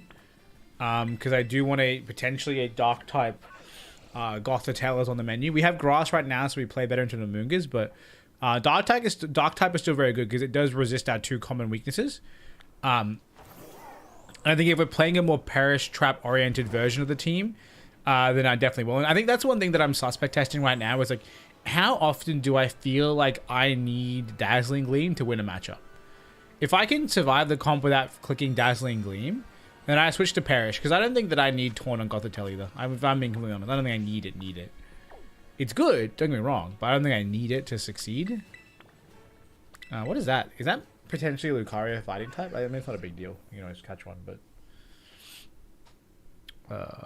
I have seen Lucario have some sort of relevance in play in this current like landscape because like you can build Lucario to have Vacuum Wave one-shot bundle and Bullet Punch one-shot Flutterman, which I think is hilarious. But yeah, I've seen quite a few people actually run it on teams. I don't know if they've been very successful or if it's been very powerful, but it's been a while since I've seen Lucario do anything in a VGC match. At least not since Wolfie made that beat up team where you Dynamax it, use beat up into it with a strong ally, and then he would just yeet to death. That's probably very good. I'm gonna catch this. Because that's probably really, really good. Who would I bring to this? He's a ghost type, so I just bring you, right? You're not built. Why are you here if you're not built? What the fuck?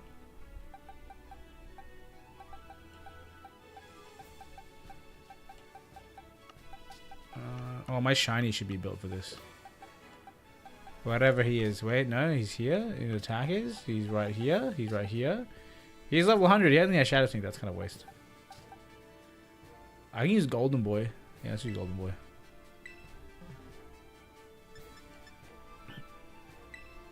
I need to get another Also, I can't believe I tried to taunt a Golden Go. That's hilarious. I'm glad I did taunt the I'm glad I did taunt the Annihilate then instead of the Golden Go.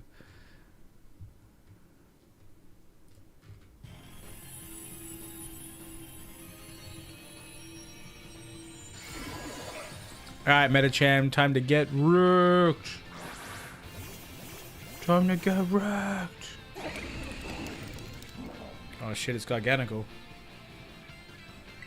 I'll just fire off one Nasty Plot then swing, I guess. Seems like a reasonable decision.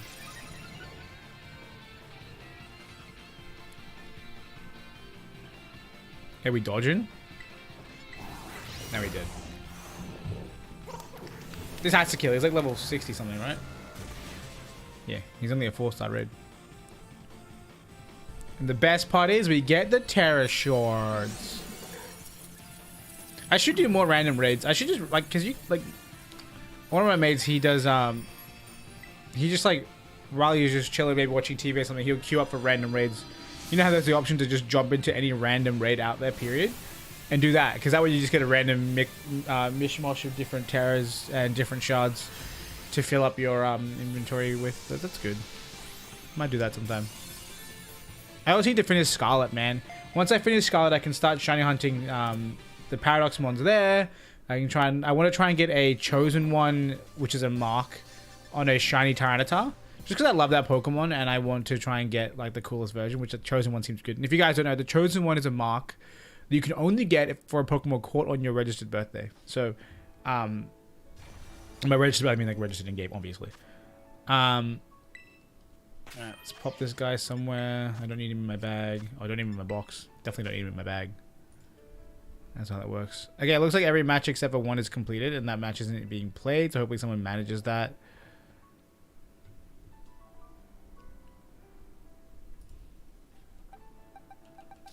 Bum, bum, bum, bum, bum.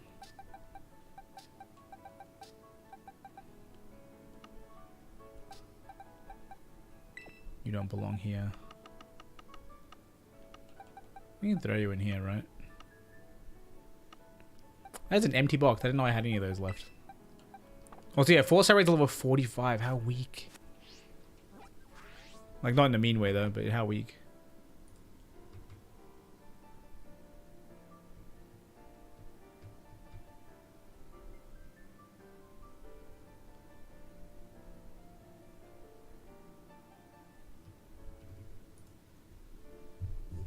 Alright. Let's... Other relevant types. Fairy, maybe? King Gambit? I think that's what I should be doing in my day, on the daily with this game, is like checking the raids that I want to actually get Pokemon for. Because I don't do that anymore. I used to just go to random stuff and not really pay attention to what I'd actually want to catch. Like, I'll go to, like, let's say a bug type raid, and I'd be like, oh, I don't want this Pokemon. And I was like, of course I wouldn't want this Pokemon because I... Oh, right, I have eggs. I was like, what the fuck's happening? Because obviously I would want to get... I wouldn't really... There's no bug type Pokemon I'm particularly interested in, but with Fairy type, there are certain Pokemon that have really great Fairy Terra options, right? Like there's... Obviously there's the stab ones, which would be great to get good IVs for, but like King Gambit terras into Fairy, even Tyranitar sometimes people are terraing into Fairy. It's like there's options there. Also that I can use jumping to get far without having to hatch an egg. I actually check this before thinking, and then I'll get another... Oh, I didn't get an egg. Interesting. Sneasel. Nah, not relevant. So why did one egg hatch only? Fuck. Let's go suss out this ice type. I'm still very much wanting to live the dream of having a Refrigeraff. Okay, round 3 is going to start shortly, we've said, so that's good. What they've said. This match that is quote-unquote not being played might just not be reported. Like, if I... Like, we'll see. Because even for me, I tend to not report the score immediately. I usually forget to do it until the end. Which can make for shenanigans. I had a event in the last time where I we accidentally misreported that I won both games when we both went to report game 2 afterwards. So I went and reported game 1 as a... I went and reported game 2 as a win to me, and he actually misclicked it because of that, and went reported game 1 as a win to me as well.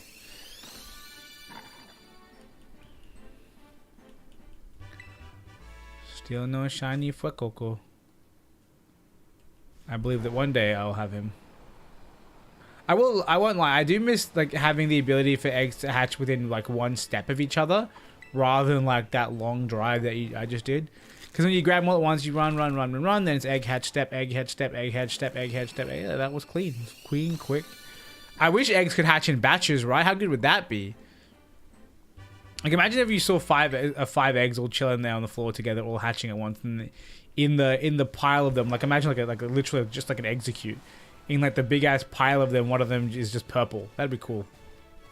I'd be about it. I know I did that. I don't need those. I do need to go and get a 0 attack Oldengo though. That is important to life.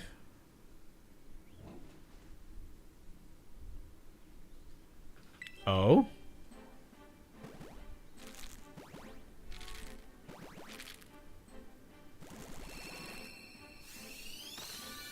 Oh boy, damn it. I had faith. Keyword is had though. Oh, still not this raid.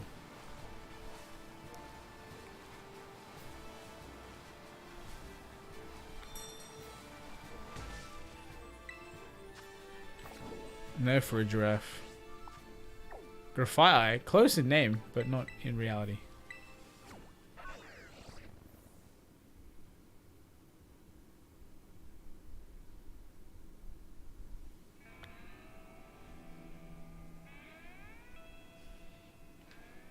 Which way was I going? I didn't even mark it. Can we get a... What the fuck is this? God damn it. The invisible Pokemon. Capsicid. This Pokemon has never once been seen before.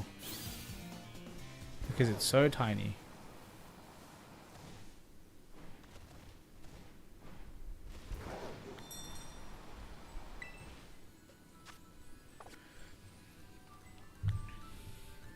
I'm actually going to be back real quick, and then hopefully the round won't start without me.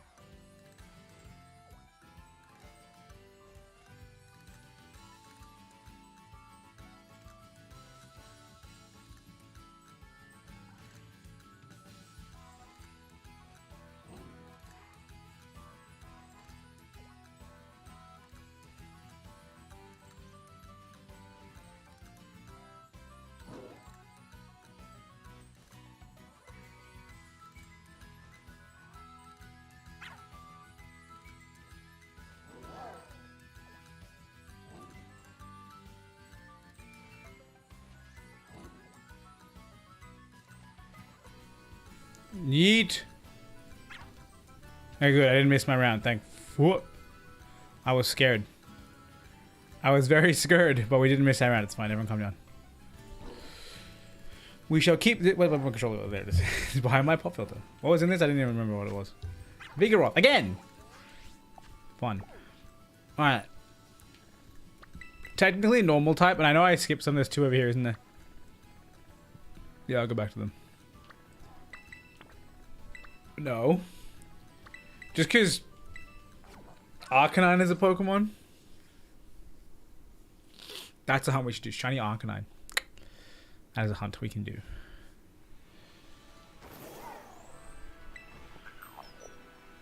Why? Why did I do that? I literally just mentioned there's no point. I already have max coins. I just need to get it. Once I get a 0 tackle Dengo, I can make that one my competitive one. And I can have the other one that I currently have as my regular one that I use for raids where I just click Steel Beam. Because that's fine. I love that shit. Gholdengo is based.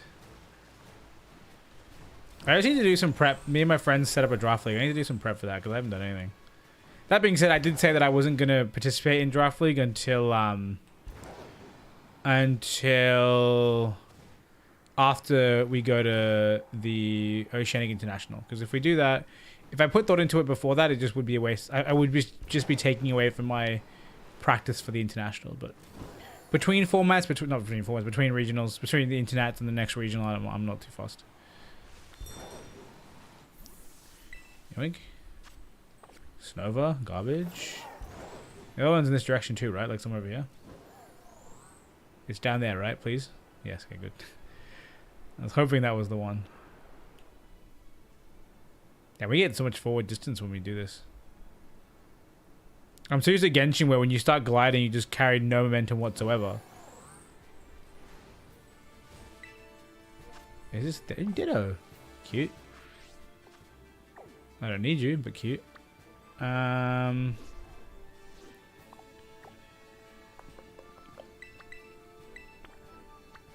do want a 0 speed good IV Ditto. I don't have one though, but it's whatever. It is what it is. Yeah, I'm keeping it around. I'm really happy with how I played the first one. It felt like positioning was like not too difficult. Talonflame with that much bulk feels so good as well, dude. Like the fact that I lived that make it rain. Obviously it was because of my typing, but it was +2, was it not? It was, yeah, weakness policy +2, make it rain. It did fucking nothing to me. Fucking crazy, dude. Dude, I can't come to this raid spot without being reminded of the time that I saw a shiny Capsicid.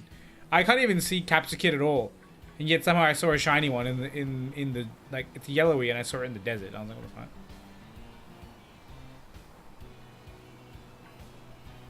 I guess you never see them in the grass, right? I will say though, I do really feel like I'm sad they didn't make a 3rd evolution of Capsicid, where he has a yellow bell pepper. Like how good would it be if there was one of these things and the gimmick was that it would Terra type electric. Like its natural Terra typing was electric. It would involve the Terra type gimmick a little bit into the concept, and you'd have, you know, the red for fire, the green for grass, and the yellow for electric. You'd cover all 3 and it become like this behemoth of a mon with its big ass like 3 heads. It would look cool. It'd be interesting. Or even just they made one of the wild encounters a wild what's Capsicid Scoville. So it would be like, I don't know, Scovillen's like the perfect name. I got nothing for that.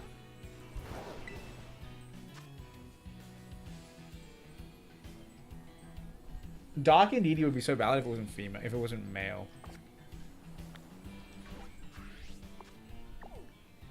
We got a couple raids all together there. It's free real estate, I guess. Let me just, yeah. Let me close. Also, my beard head's went up my nose. Sorry, mustache. I don't know that one. Wee.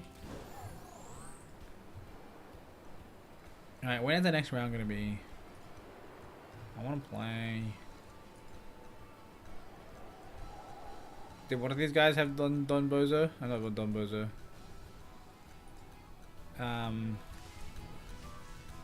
What's his name?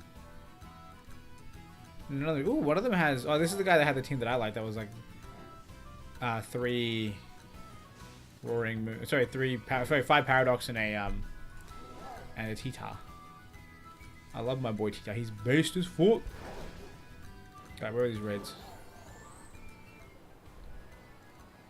I really want to find a random shiny on stream. It's been so long since I found a random shiny, period. I kind of want to find one. And I also want to go back to shiny hunting, but specifically shiny hunting for marks, because that's fun. Although, having time of day control is difficult in this game, man. Because it's time of day in-game, or is it time of day in real life? If it's time of day in real life, then maybe it's easier. That would also explain why I have so many sleepies, because sleepy is I play the game at night. So that's what happens. But if it's time of day in-game, it's so much harder to modulate. Get me up there, thank you. But yeah, it's harder to control because I've had a lot of difficulty picking and choosing what time of day it is in-game. I feel like I've never seen anyone else have that much difficulty, but like I Google it and it says it's supposed to be easy, but I've not found it to be that. There's another way to cross the water there? Yeah, there's ground type. I mean, I don't know what this would be that would make it worth getting. The only ground tellers that I can think of is like Garchomp, which is natural. I wouldn't need to catch it from a raid. And I believe I already have that. As well as Tusk, which, honestly, thinking back on it, I'm kind of like, Tusk is great and all, but I guess it's the headlong rush that makes it. Never mind. I was like, why not just use Garchomp? Garchomp has better coverage against flying types. And it has, because like, that's a really valid argument. Like, my only gripe is that close combat is necessary. Headlong rush is necessary. Like, I mean, headlong rush is the point. And, no, actually, no, it is necessary. I hope, like, you need that unadulterated raw damage. Also, I just realized my dumbass has not changed my eggs out. I was like, it's been a while since we hatched an egg. Surprise, surprise, we're done cooking. Let's grab you guys. What? Wait, isn't that how that works? Wait, what? Oh, it's minus, lol. Why is it pressing plus?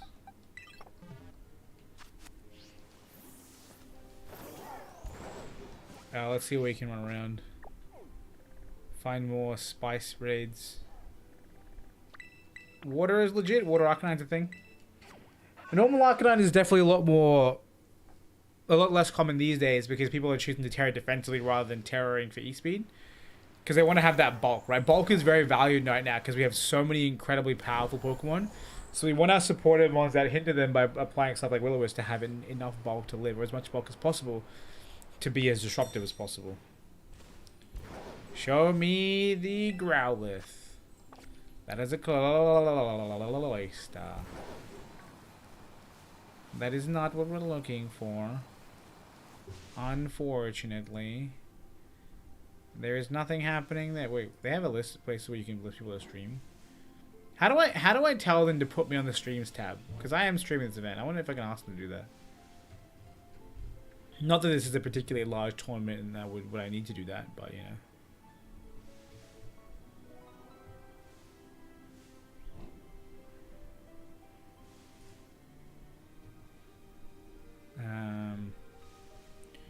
Yeah, they sent that message that it's gonna start soon, like 16 minutes ago. Just waiting for one more match, but that one more match has taken 16 minutes. I kind of don't believe that. Actually, no, it's not impossible. It's not likely, but it's not impossible.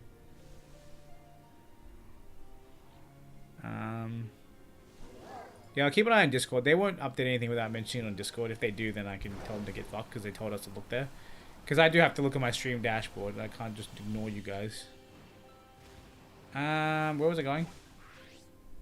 There's an ice raid somewhere here. Yes, there is. Easy. I need the mark right now where I'm going. Oh, I can literally see the freaking beam. Why wouldn't I just run to it? What happened to round 3? Good question, Tickle My Talons. What a name. What the fuck? Someone just messaging in the Discord. Oh, we're getting a message from the organizer. That's what they're going to say.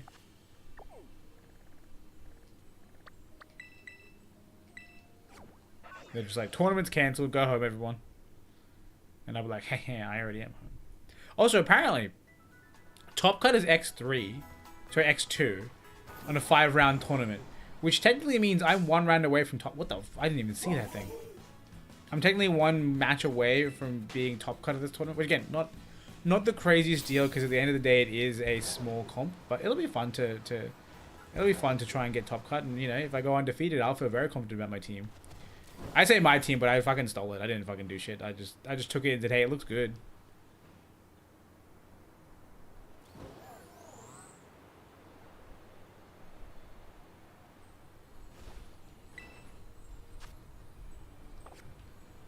Okay, so apparently they're still waiting for that thing to go down. Okay, so it's 5 rounds of Swiss and top cut will be top 8. Okay, that's winnable. If we get to top 8, that means I only have to play down to semis and finals, the quarter semis finals. I'd play that.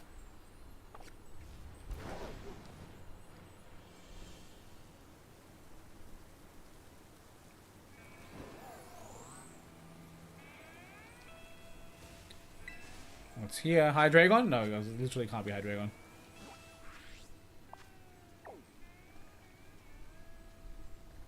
So there's 3 rounds left of Swiss, and then top cut, yeah.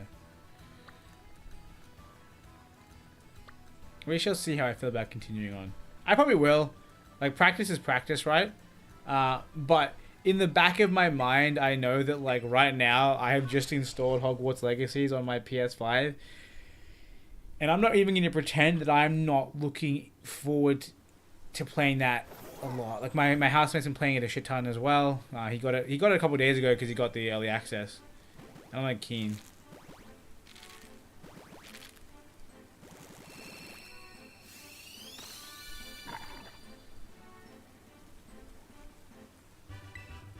Cocoa hatch from the egg.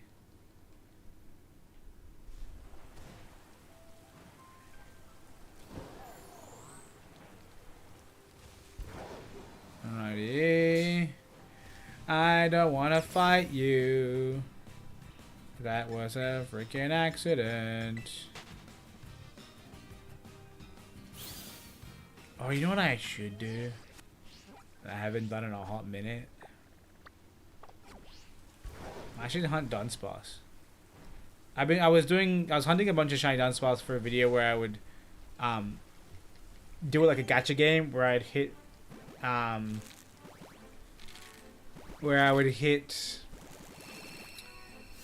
what's the word?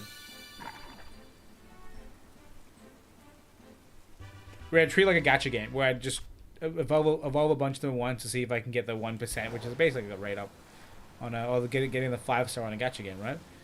And so I'm very keen to try and finish that off. Whether or not it becomes what the fuck, I'm like on a slope and I'm hatching an egg. And boop. Damn.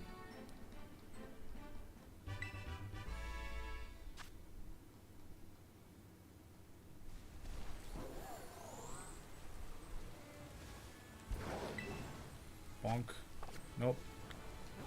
Not valuable. We might as well travel back. Actually, no. Let's just run. Get that Coco second.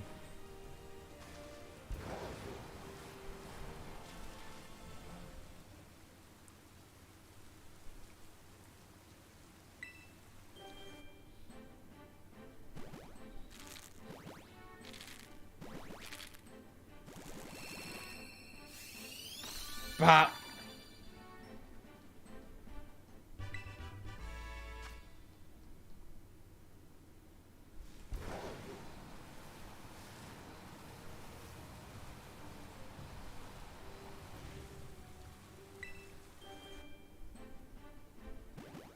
Oh wow, they're only in game 3 right now.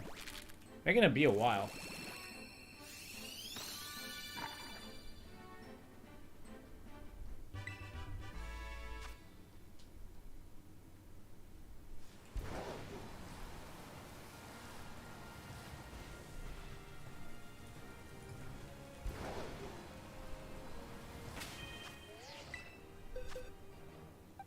No shiny yet.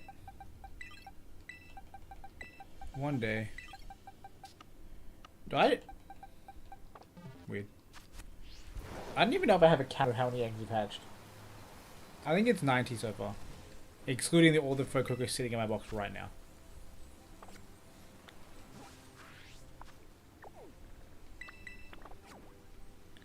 I forgot this was here and then I was running for it. Pinch your chin.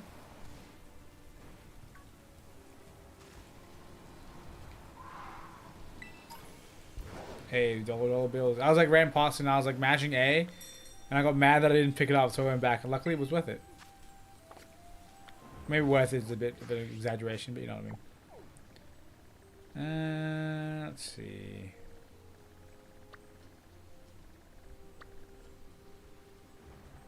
I think we've looked at everything that could potentially be valued. Might be a good time to. I mean, with this much time, we can run a Greninja. If they say wait 10 minutes, we can run the Greninja. It's fine. Alright, we'll try to just do a solo run because solo run feels faster. But I seems. Let's not do it solo. Solo means less content. The question is, will Talonflame be in the middle of the freaking thing this time? Because I wouldn't be too surprised, actually. Without having reset my game, I wouldn't be surprised. Oh, but I have moved Talonflame from the box. So that might play a part in this. That's the wrong one. That's over here. Challenge as a group. Let anyone join. Alright. So we got about 10 minutes-ish before the thing starts. I don't mind chilling. I've been chilling. We've been streaming for 2 hours. I've only played one match. That's my one gripe with competitions like this, is that like it gets very dull in between matches, because a lot of times it can, like, at least when you're playing. Oh my god. Yes, Hadron, you beast. Thank you. Doing what I wish I could do.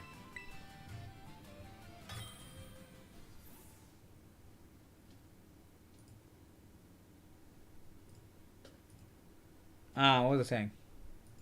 Oh yeah, actual competitions, like, you always have the time to like kind of like relax, get a breather. That's what you need. Like, I'm not gonna lie to you. I'm gonna be at OCIC. As soon as I win my match, I'm just gonna go sleep in a corner. I'm gonna make sure that I keep myself on top of my mental game. Because I'm a kind of person who tends to get burnt out quickly, and by burnt out I mean like by round 6 I will be feeling really sluggish, lethargic, I'll have a headache, and that doesn't fly at a 9-round competition. You know, I need to win more than 6 rounds, so I can't afford to do that. So I need to make sure I kind of fix that. Don't really know how I fix that, if I'm being honest with you. But yeah, something. This guy used slack off turn 1. What the hell? He didn't even take damage. He might have.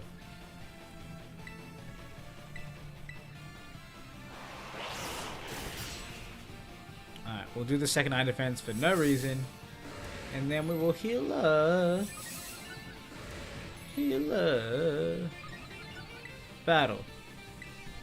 Wait, no, slack off. Night slash, does nothing. Heal the full. Love to see it. Has this Hadron been doing true? Oh, folks say they're eating this in early store power valid. Maybe here's the stat removal.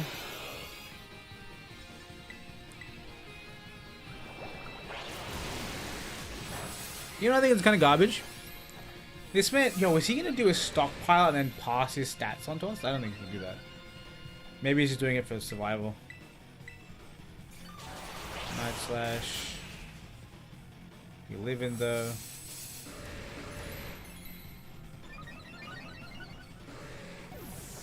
Here comes attempted acid sprays, but he's missing, unfortunately.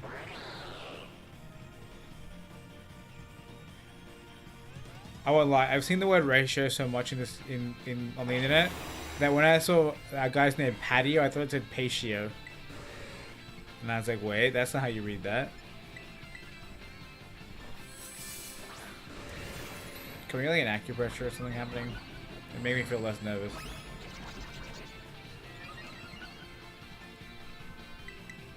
Oh, no, not that. Not yet. It's very soon, but not yet.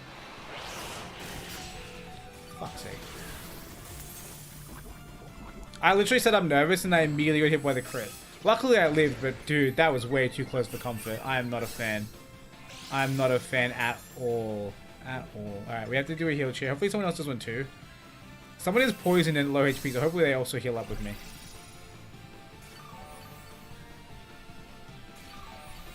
Not enough, man.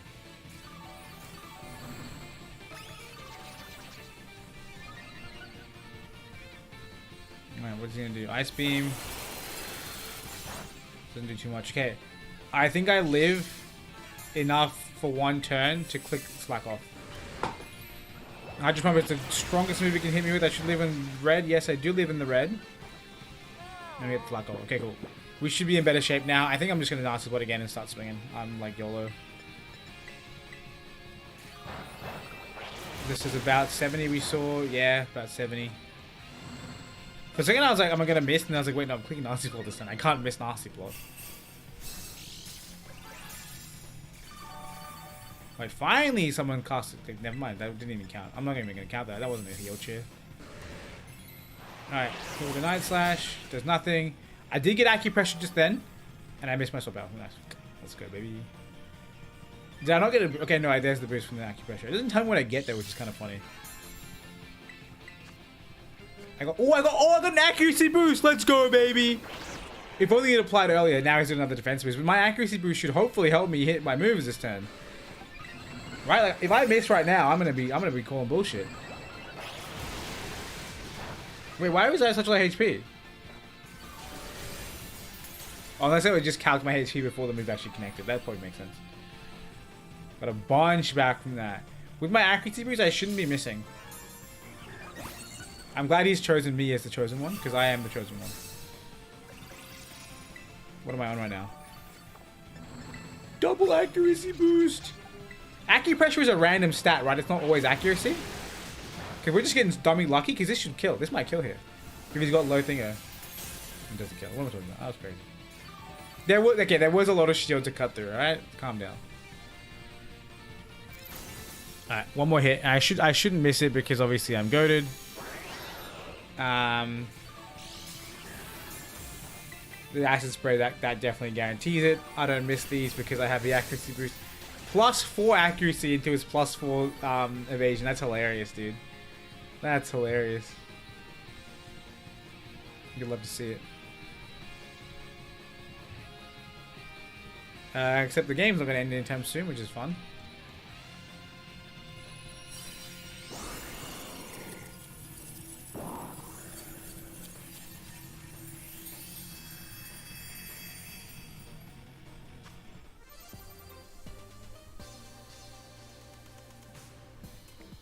No bottle caps? No bottle caps. Dude, you get so much candy from this shit. In fact, I might even be maxing out very quickly.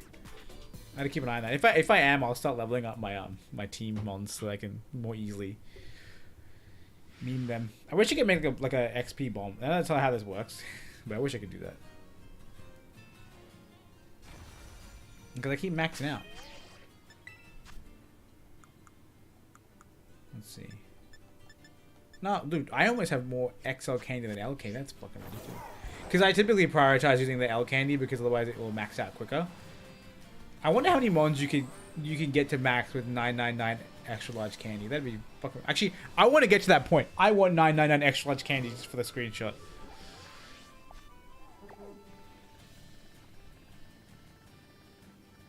I think now I can time warp, right?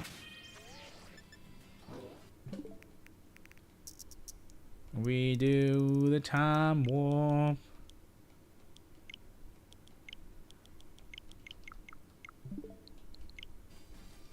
Get our new raids. And potentially... Oh. It spawned at the same spot. Was it not right? Oh no, it was close, but it wasn't right there. But it was very close. The fuck? That's crazy. Alright, we'll check out our dark types again, because we're on Dark Gothitelle.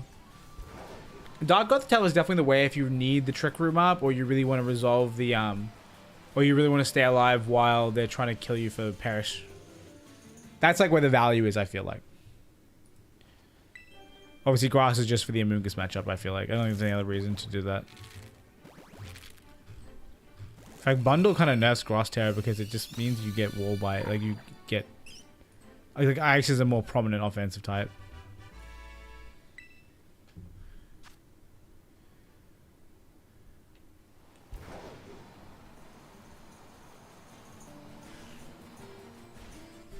We almost made it.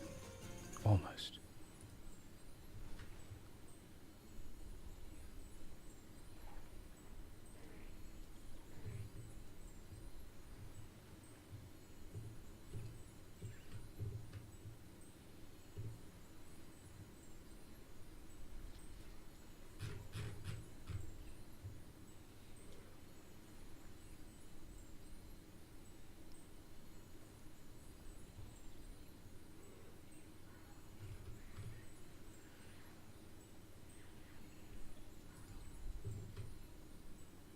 Oh, and now new round started.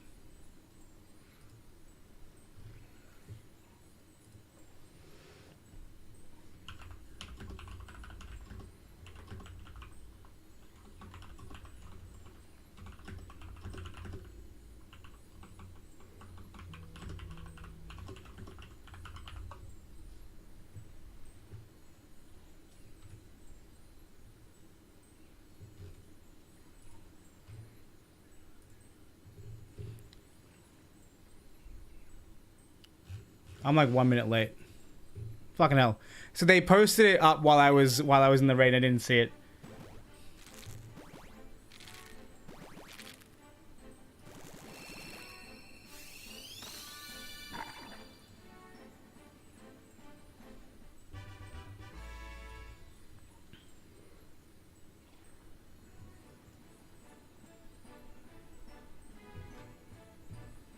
Alright, okay, now I'm confused. So my opponent.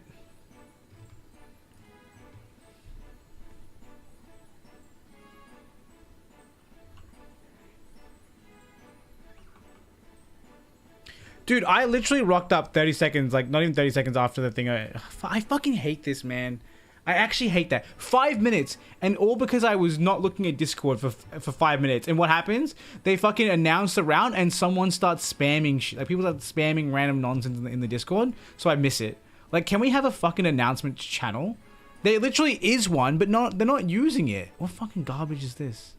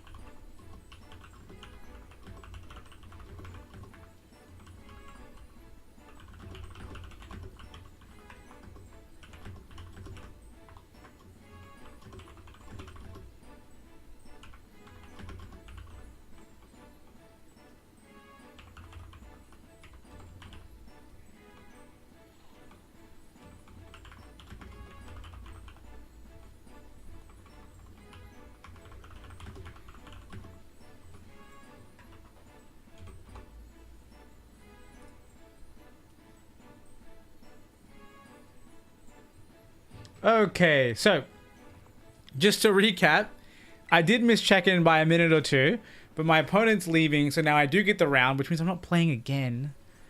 But I am going to try and see if anyone else in Discord who doesn't have an opponent wants to play me. And that way we can get a matching, because I don't want to sit here on stream forever. If what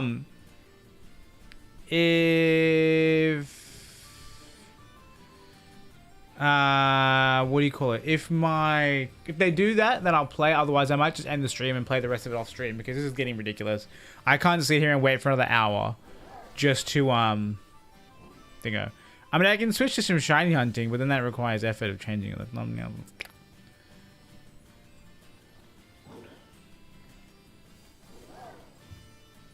That's the one thing about YouTube over Twitch that I feel is not fun. Is like the modularity of a Twitch stream is much easier. I just change the title, it's done. But I have a thumbnail, right?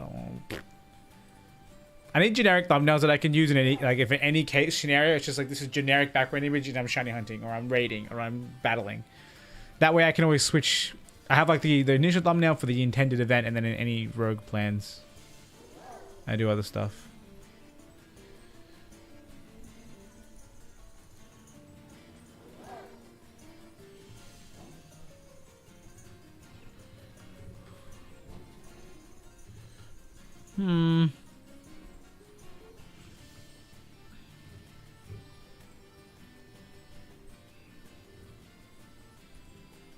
Alright, I guess what we're gonna do is we're gonna shiny hunt. Let's go get ourselves. Let's find out what we want to shiny hunt. We can do Talon Flame. Where do we think we find Talon? I mean, I could find fletchlings at the start of the game. Oh, they're not fire type there. Because I can eat for fire in a place where fire is rare. Because fire is not very common. Flying on the other hand is much more common. Where does one find Talon Flame? Am I going to check the Pokedex? I got Slack about. What is the Pokedex button? Is it this button? Yes, it is. Let's go, baby. We figured it out on the fly.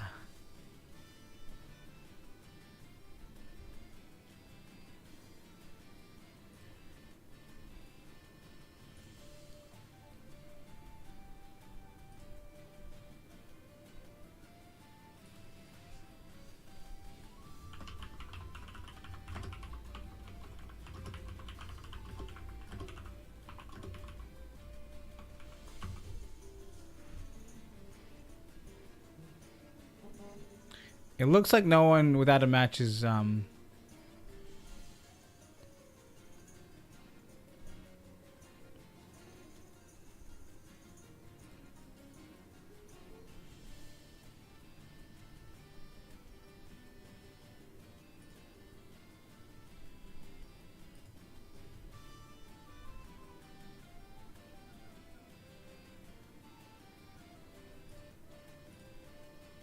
Alright, back to the Talon Flames. I was just reading the Discord. This is the one thing that kind of bugs me. Maybe I can make. Oh, you know what? It's fucking streamer mode. I have streamer mode on, so it basically mutes my Discord. Like it doesn't want to tell me shit. Where are you found? Oh, but I want the fletchling. Because that way I have all of them shiny in my decks. Okay, we're gonna try. The starting route should only have flying types. Should only have. Oh, fucking hop it. Fucking hop it.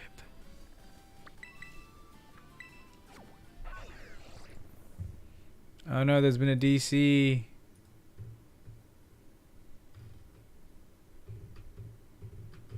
One of the guys is streaming. I want to watch it. I want to see what how his stream's doing.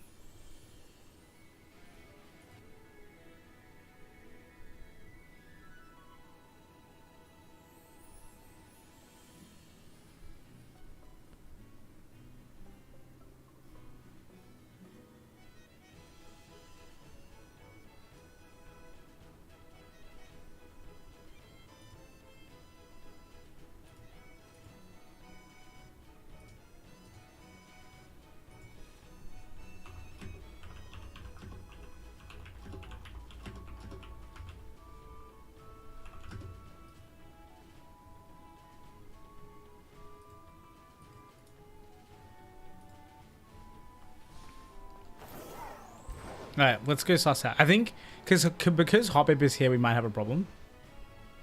Again, I keep getting bamboozled by the fact that I have eggs hatching. Okay, I'm just gonna change the title. Of the stream. Edit. It's gonna be VGC matches. Shiny hunting. Matches. Shiny hunting and Greninja raids. We doing it all, baby. We doing it all. Also, I realized final prep for the thing out doesn't make any sense as the title.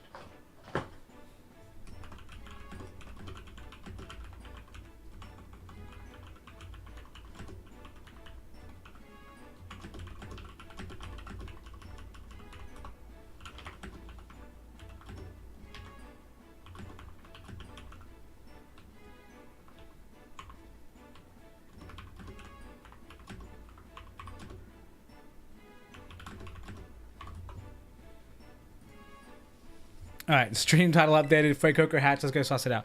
Because Hoppip is flying type, right? They really fucked me with this, didn't they? Yeah,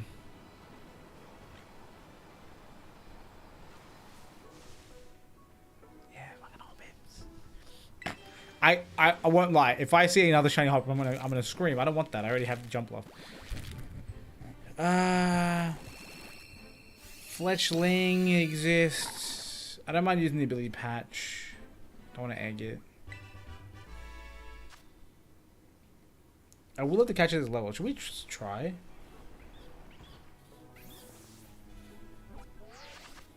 Also, the fletchings are tiny though, right? That seems like bad. The fletchings are tiny. Let's check the decks and see how we feel about the different versions of them and what their shinies look like. Can we stop clicking on the fucking Pokemon Go Pokedex? No one cares about that game. Fletchinder. Fletchinder. There we go.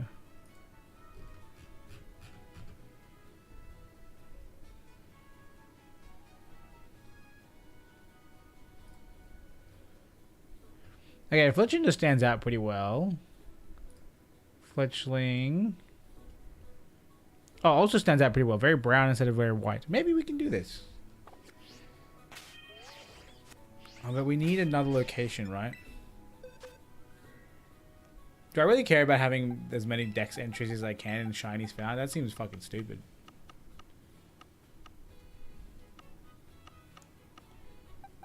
Maybe stupid isn't the right word, but it doesn't seem necessary. Let's just save. And let's eat for flying and see what we can get happening. It seems like all the Hoppips spawn on one side, so maybe we sit here. And we go picnic. What is the flying type sandwich? Gotta go back to my Discord now. Pokemon chat, pin messages. The flying type sandwich is prosciutto. Make a sandwich.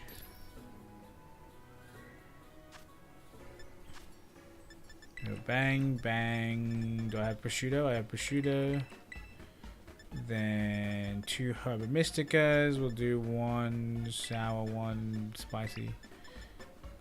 The fact that these won't work together is a tilter. And salty is goated, so I don't want to use salty. I might change to the more complex recipe. The more complex recipe can use any combination of Herba Mystica, which is obviously good.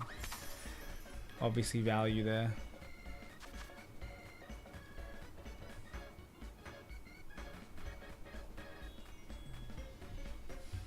So much prosciutto, dude.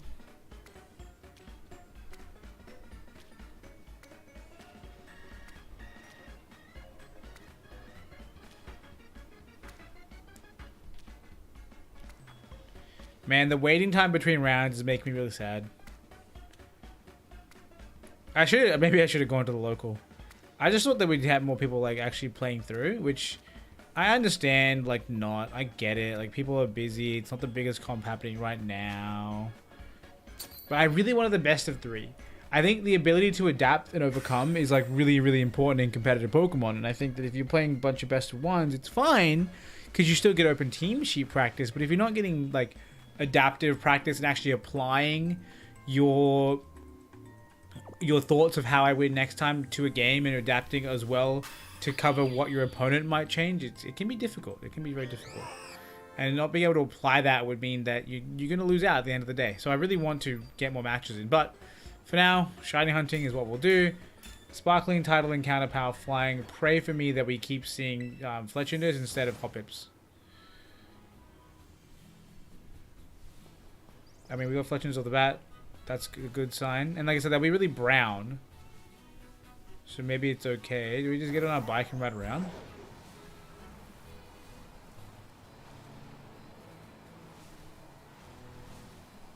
There's another batch of Fletchinder. Are there static spawns here? Because there's a lot of non-Fletchinder spawns.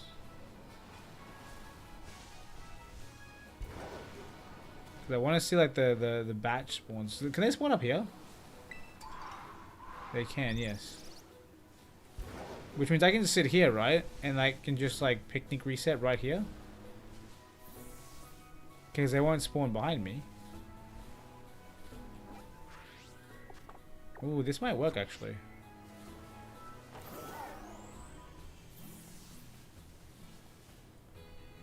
Maybe we go for the high ground. The Hoppips are being less frequent. I don't know why, but they are. Wrong button again. Yeah, I don't know why I thought that was going to work. We're right here. Yes. Perfecto.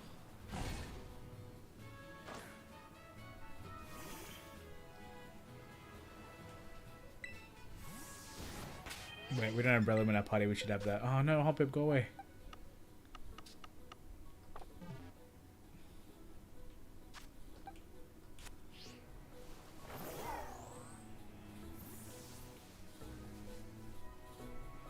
Why is it only just one batch of Hoppips spawning? Why is there nothing else? Maybe I find a place where I can find Fletchling that I can't find Hoppip.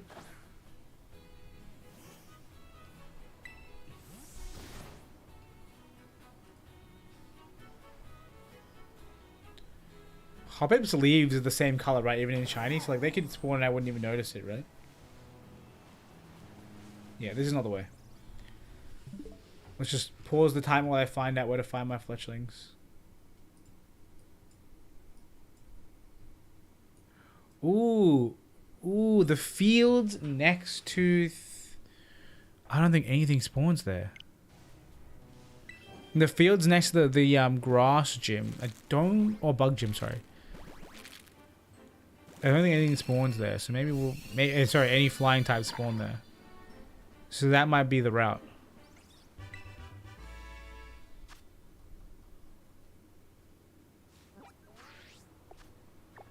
What I find really funny is that a while ago, I was... Oh, fucking Combi.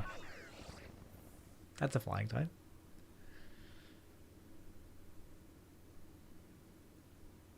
There's probably somewhere around here that I can go. We'll have faith. Let's believe. Because isolating... Look, the Fletchling is right there. And Hoppips. God damn it, Hoppip. Go away. No one wants you here. Also, I'm gonna get rid of the I'm gonna get rid of the eggs, just because they don't add value and they force me to use Herb Mystic if I hatch a shiny, or waste time hatching again if I hatch a shiny. I'll hatch what's on me, but I might reset them later.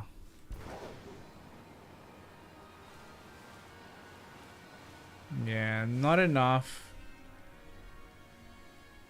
We got Combi packs, but not what we want. I mean, we might have to just go with Fletchinder instead. Like, Fletchinder is obviously larger too, that'll be easier. Will Fletchinder enforce Fletchling pack spawns? Even if I'm forcing Fletchinder? Like, is that how that works? Because obviously Fletchling is normal, not fire. But I believe from Fletchinder, I mean its name has like Tinder in it, right? I believe from that point onwards it is a fire type. Maybe I'm crazy? I don't know.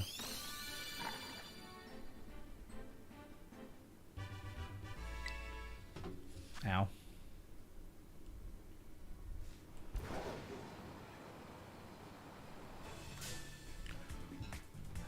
Go away. Yeah, how come like my Talonflame isn't attracting other Talonflames? Doesn't make sense. You know what I could do actually? I could always use a shiny Talonflame that has flame body with the stats of my competitive shiny Talonflames. And and then I can what do you call it? And then I can just change its ability to Gale Wings for a code. And if I ever have to make it official for a real competition, I can just not do that. I can use a non-shiny. That might be what I do. That might be what I do. So maybe this is a waste of time. Alright. Where can we go now? Apparently up here. I have a feeling that other garbage is going to spawn up here that I don't want to see. Like, I don't think there's any reason the Hoppip wouldn't spawn up here. And I don't think Combi would be up here though. But yeah, I should have Fletchlings. I mean, those are Fletchlings.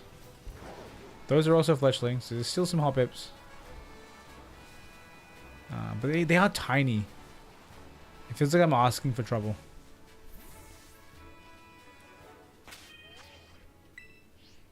Picnic time.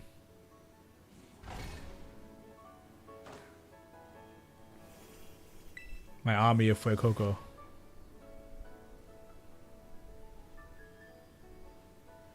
Need me some pack spawns. Woo, Exa, right? How great, right? Crazy. If only I had all my practice that I wanted. That being said, the one matches I did play, I felt like I was able to navigate it really well. And I feel like the core 4 is pretty damn flexible, so I'm really happy with that. I'm right now trying to find shiny Talonflame by spawning flying, which is not working, and maybe I have to restart my game. What about? Yeah, I feel like I should restart. There's still chances. It's just that Hoppip spawns literally everywhere this loser spawns to. Up here apparently is my way. I'm just gonna cross the river. North? North. Let's get my free league points.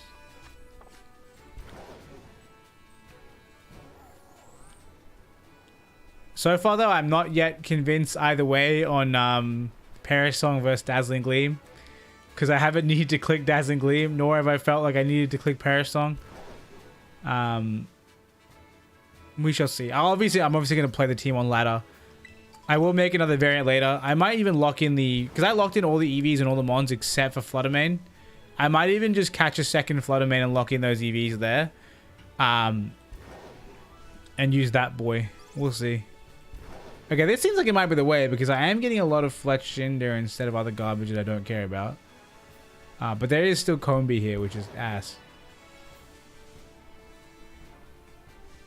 Because Fletchinder do packs, but that one's huge. Can we address that one on the left there is massive? Like, ribbon massive maybe? Nah. Actually, I'm going to catch him and find out. He looks really big. Look at him. He's like the same size as my Talonflame. Not really. His head is bigger. Which is kind of weird. Regular Pokeball, go. It's not catching as a... I don't want to have to throw a quick ball. I don't want to have this argument again. Ow. One whole damage.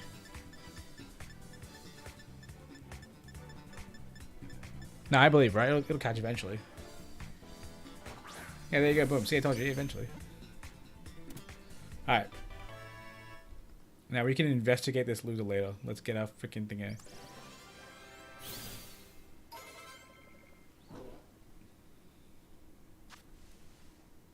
Yeah, I think you're right, man. Like, it is definitely true that like those are definitely uncommon plays. Because like the thing is, Dazzling Gleam a lot of the time is really valuable for you to push damage, but more often than not, I find that the difference between Dazzling Gleam on a spread, like the difference between Dazzling Gleam's spread damage and Moonblast's single target, is important. So I'm always going to value Moonblast unless Dazzling Gleam is for some reason super effective on both. And if it is, someone's probably terastallizing.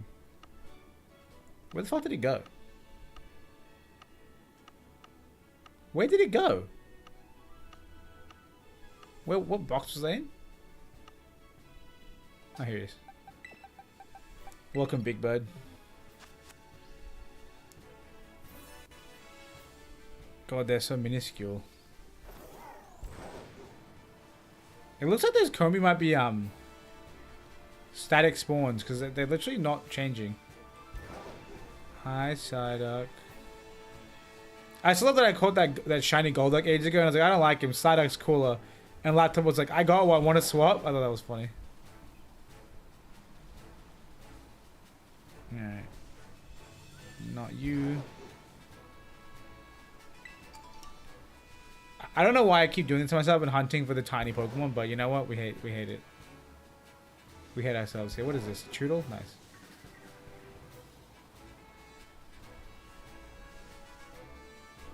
Maybe I do Picnic resets because he's not spawning as quickly as I'd like them to.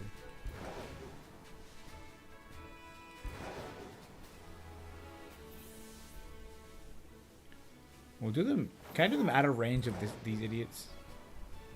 Oh fuck, Starlies are here. How have I not seen any yet? I would be mad at finding a shiny Starly by accident. I have no idea what a shiny Combi looks like though, so like if I see one, I'll miss it for sure.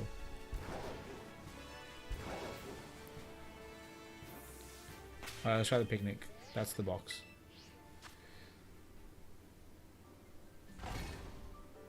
I really don't want to waste my Herb Mystica here, so we're probably not going to let that happen. Unless Big Burb is Big Burb. Oh yes, this is what I want to see, dude.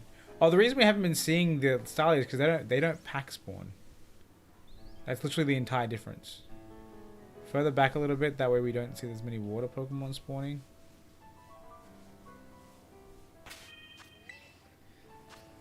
This might be the best spot to do this. I'll still have the yeah, so okay, we're still getting 2 packs, which is good. And then we just Picnic again. Because that's like 10 encounters every like 15 seconds. Definitely much faster than regular Pokemon.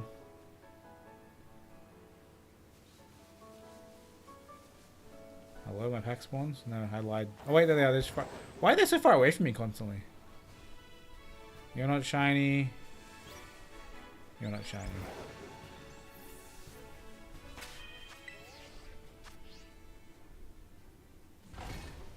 Shit's whack, yo.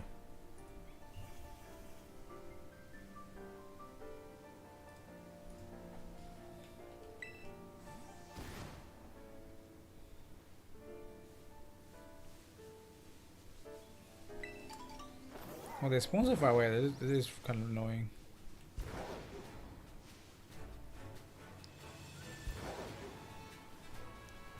I guess I just keep doing this.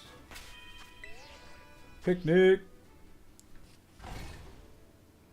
Yeah, yeet.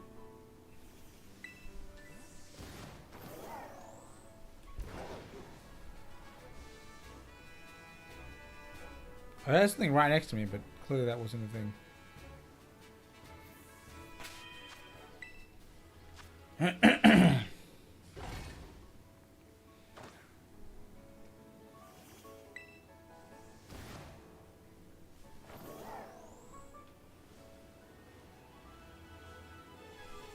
Where the burbs at?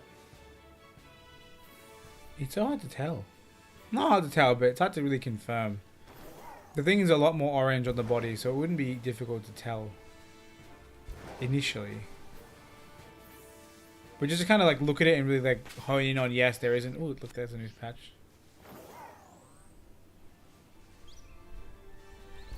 I don't know. I think there's it's within reason that I might miss it. I lied. There are Starly pack spawns. I'm so confused then. Why is it so infrequent? Much infrequency. Ew. You know what I wish I could do? I wish I could play my other game. Dude, I should sign up for comps with my other game. I'm a fucking idiot. I should totally do that. That way on stream, I'm playing my Scarlet save file, and then randomly between playing the save file, I freaking, you know, jump out and play a match or two and then meme.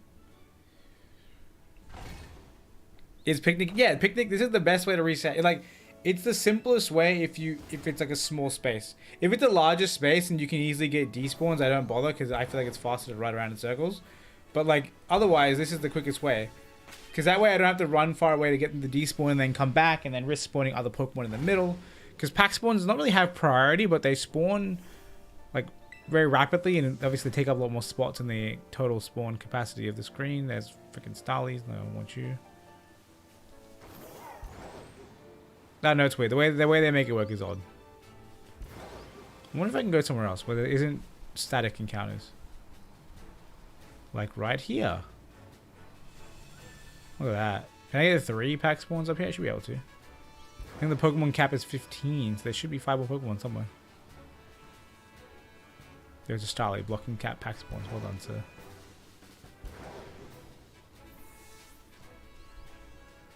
Marco Hida. But yeah, literally just do, because this is what I did with Dratini. When I was hunting Dratini, I would get out of the water, set up a picnic, jump in the water, run around as they spawn, and then hop out again and set up a picnic. Because it's easier than running away and coming back.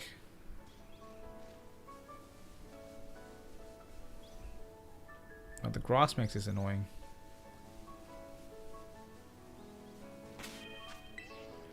What's the name of? Oh yeah, playing through the Scarlet. Yeah. Also, if I played through Scarlet while I did comps, I would actually be able to play under my actual name and not under the in-game name of Samus, which is probably valuable. Dude, should I have named that character Chum VGC to make it official that I'm like real shit instead of just like a meme? Because that's how that works, right? If you put VGC in your name, you just become an actual player, not just a wannabe.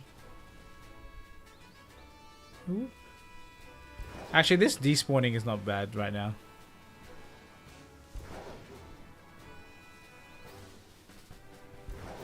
Yeah, maybe this is maybe the picnic isn't better.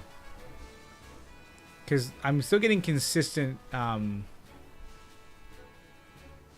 there's a TM here. What the fuck? What is it there? Venoshock, useless. I can do like doughies and then just keep going around in circles. Eventually there'll be a slightly orange bird. Oh look, there's 3 pack spawns. Yay.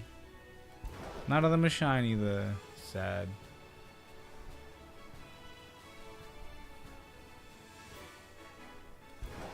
Because what we're looking for is the gray part of the body to be like an orange hue. I think it's pretty obvious. But that doesn't make it any easier to spot on such a small Pokemon. That's definitely a static Makuhita. Interesting that they have so many static Pokemon. What's that time on the thing for 15 minutes?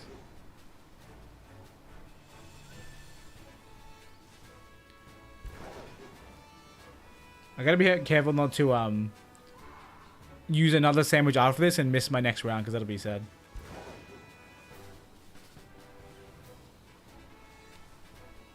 Honestly, part of me wants to be like, yo, if I win next round, I'm guaranteed top cut. I'm just gonna fuck off until top cut and come back later. Like, I kind of want to, but then the whole point of being here is for the practice, not for the not to win the event. right? That winning the event would just be a fun byproduct of practicing.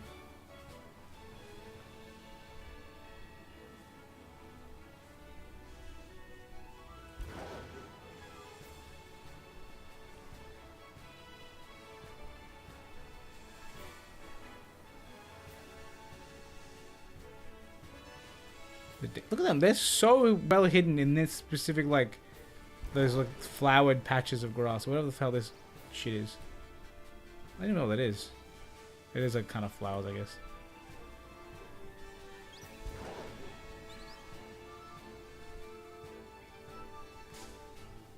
I was also about to say, it's been a while we haven't found a shiny, and immediately I'm like, hey, look, there's one off by himself, and it's actually the shiny. Also, I didn't bring my catching one, so we're gonna be throwing a lot of balls at this thing. Is it regular Pokeball? I mean, I can try one tap Premier Ball. Let's just try it. If not, maybe Luxury is not bad. Luxury's a good ball. Nah, rip. Well, we got it. I can't be mad about that. But yeah, I was literally about to say it, and then we get the W. So I'm not mad. Let's oh shit. Okay. That is not good. I'm on a timer. That is bad, but I guess we can recover. We can fix this. We just have to catch it faster. Luxury for the... I mean, okay, the lines match the Talonflame color palette. And we caught it. There we go. Boom, let's go. I love that you see the little arc and that you can confirm that you've captured them on just by that little thing. All right, cool. So Shiny Talonflame joins the squad, hopefully, for the event. That'll be fun. We'll see what we do with that, but yeah, it'll be good. Now, I have more time left on my thing. Maybe, just maybe, we want to find something else. I mean, if I find 2, I'd be happy. Because if I found 2, then I have 1 for my egg hatching, where I have the shiny Talonflame there. And actually, hang on, is my Volcarona Flame Body? Because if he is, I just use that as my egg one. Where are you, Volcarona? Here you are. You are Flame Body. I could use you for hatching eggs. Okay. I guess you become the new egg boy, and then I can use my Fletchinder for competitive. I still want to see the other one is huge. What the hell else is a flying type Pokemon that I want to catch shiny? Let's have a look at all the shiny, all the shiny Pokemon. Let's look at all the flying type Pokemon in the game. Let's see. That's not how you do that. It's got Pokemon Go Pokedex. No one wants that shit. Flying type. Let's see. Already got a Murkrow. Already got Wingo. Don't want Salamence, and there's an easier way. Rufflet, Braviary, that's a good shiny. I wouldn't mind that. Noibat, I probably have a freaking outbreak for those things. I always do. Got Kilowattrel. Got Jugulus. Got Flamigo. Not got Flamigo, but I don't need Flamigo. I mean, I basically have it all. Isn't that sad? Not have it all, but have all the ones that matter to me. Apart from legendaries. I could go for a Scyther, but like, it seems.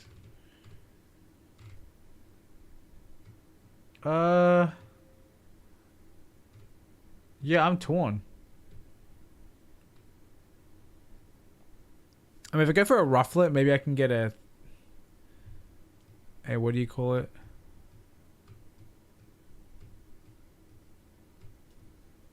Yeah, I don't know what I'm trying to say.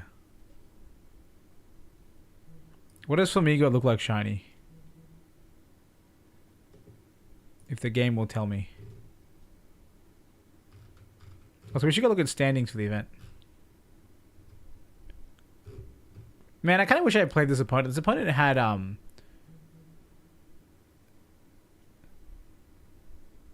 oh, God. I'm table 1. I'm literally at table 1.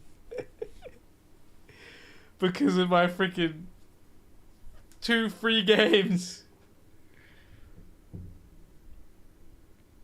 Although my opponent win percentage will suck, so I'll be the guy at X whatever I am, who had the worst thinger.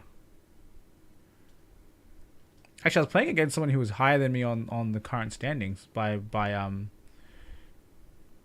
Yeah, my opponent win percentage is dog water. Because I played my first round with someone who didn't even play a game. But my opponent percentage is the best because my opponents also didn't play anyone. So I'm the lowest currently on my point count, which is not surprising. Also, what was I doing? Oh yeah, I was looking at Flamingo shiny. It looks like dog shit. Never mind. We don't want that.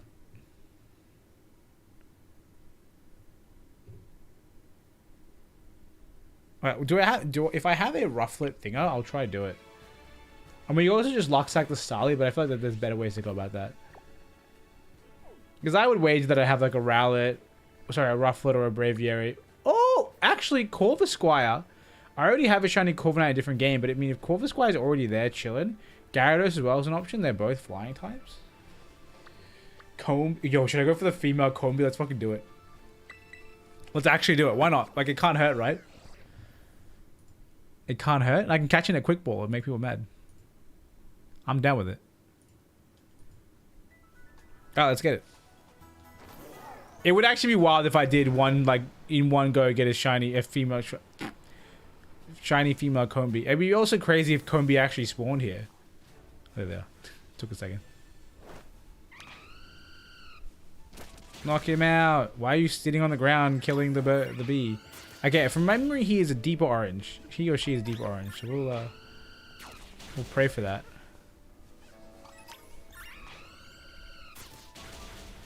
The female percent is pretty low, right? Like, it should be low because it's a bee. The queen bee is not common at all.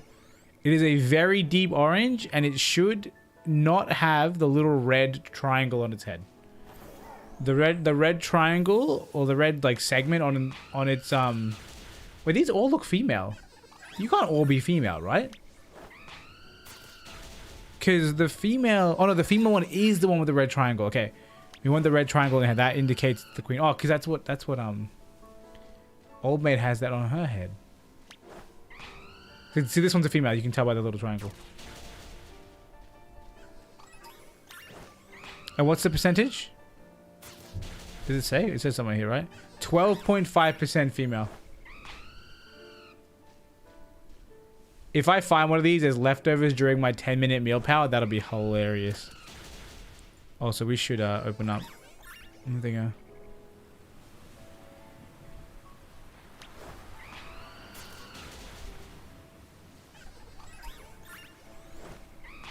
What's your strategy for Indeedee Armourouge? Well, someone asked that in the chat, and then the person said, I'll be happy to tell you in about 3 hours. So I'm assuming they're playing Indeedee Armourouge.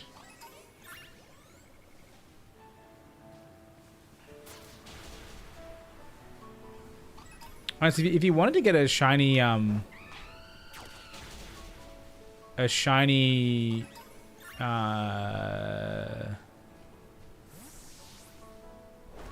Vespiquen, your probably best bet is to try and get the guaranteed encounter to be shiny rather than encountering a billion mons. Oh, but I guess you need way more resets, right? Why is Talonflame running everywhere? What a weirdo. Just fly at them. Is it a weather thing? Do you reckon he can't fly well in the rain? Because I'd believe that, right? That's a real thing.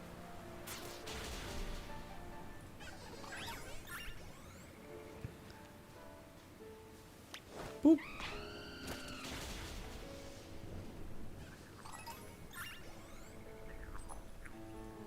I think my boy should be able to know when he came back to me. No, he didn't come back to me. He was still out there. He was still running around like a weirdo. Get his ass.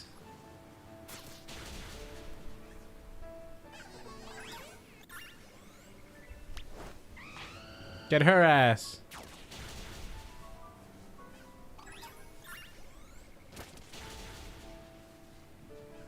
I hate that anytime I do these, it's never an item I actually need. Never. It's always garbage. I mean, you can exchange these for league points, which is kind of cool, I guess, but even that's a process.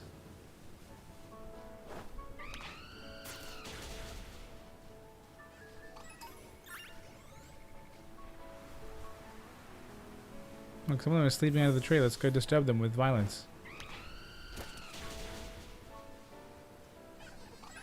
Yeah, you better run. Rip. It's almost, this feels so bad. I'm just going into like a horde of these things and just slaughtering them all. It feels wrong. Especially because at least sometimes when I'm hunting stuff, they're not super defenseless. Alright, so I didn't go down, so we knocked out 30 of them, which is good. Get his ass. What do you mean? Oh, there we go.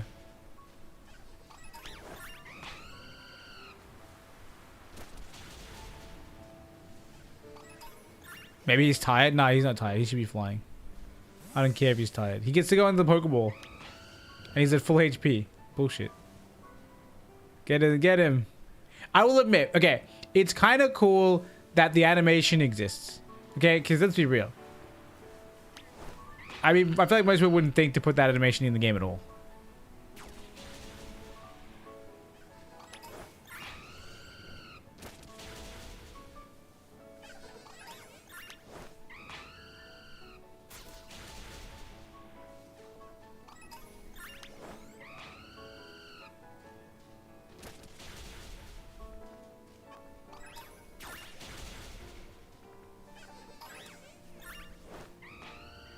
Get his ass.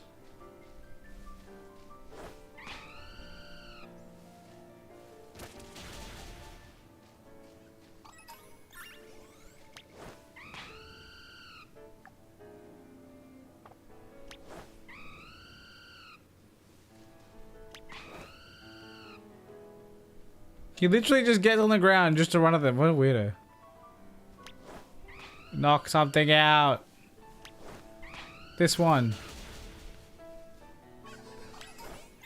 If we kill all the males, then only the females will be left standing and they'll have to be shiny. Get him. That even work? I think it's trying to work, but it's too high up. Which is weird because I'm throwing a bird at them.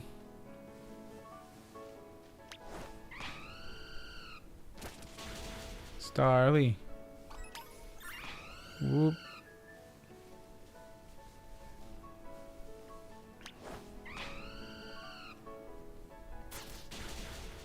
He didn't even move when he attacked that one. He was just vibing. Go that way. Yeah, yeah, good. Good, Anakin, good. Kill him. Wait, you don't like his flying animation? I think it's fine. Get his ass.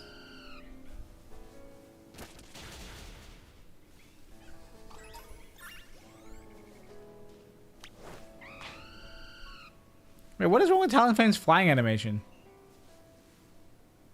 Oh, does he not have a pretty flying? He does have a pretty flying animation, but still, like, it's interesting that they'd even add the running. Oh no, you said he does not. Not does he not?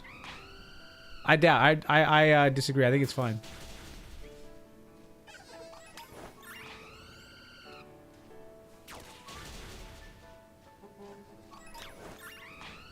I was like, why is my phone blowing up? No, it's my watch. It's fucking going like crazy, vibrating like crazy.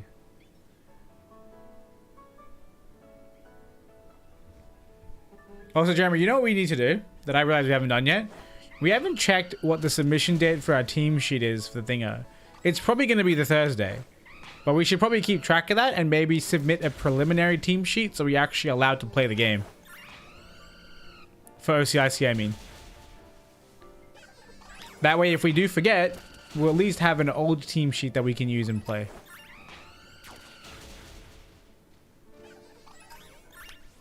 Has the message about the numbers dwindling appeared yet? Like, really dwindling?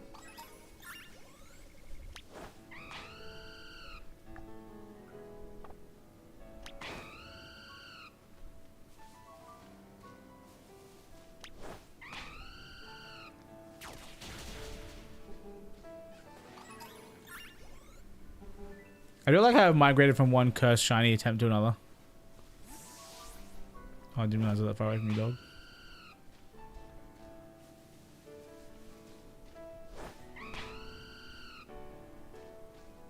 Dude, he's so lost and confused. Okay, there we go. Now we can start picnicking? No, come back.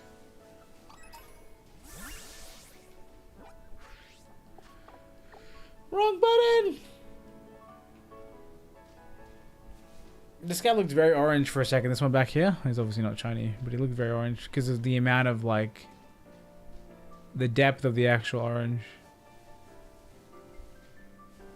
Sorry, the prevalence of the orange, not the Poke Portal. No Salamence. What does that mean? Oh, Salamence is one. Right. I want to see Salamence fighting from the ground again. Right, yeah. Right. I didn't see that message. Yeah, Salamence does actually look dope on the ground. Oh shit, my thing is burning. You can actually see it in the picnic. I should probably heal him. Yes. Pack spawns. I do like the fact that they've added that whole thing where with Salamence now he what do you call it? He has it sometimes where he's in the battle and he's at an angle facing like looking kind of somewhat over his shoulder or like to the side of the enemy. That looks cool, but yeah, you're right. He just floats there. It doesn't make any sense.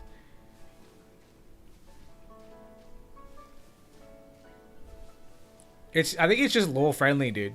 Like he spent his whole life learning to fly. He didn't give a shit about actually learning to fly. He just broke the rules of like the universe to fly.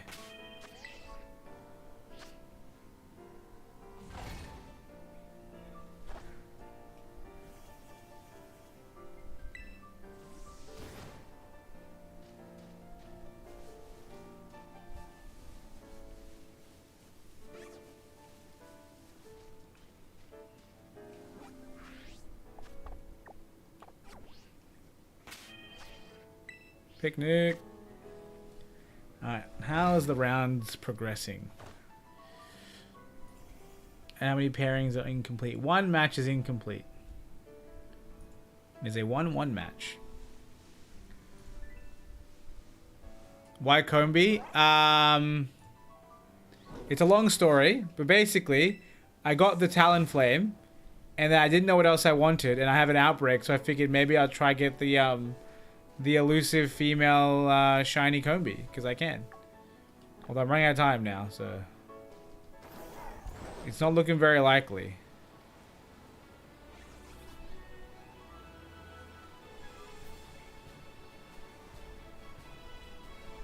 Just do loops around these trees, I guess, and hope for the best.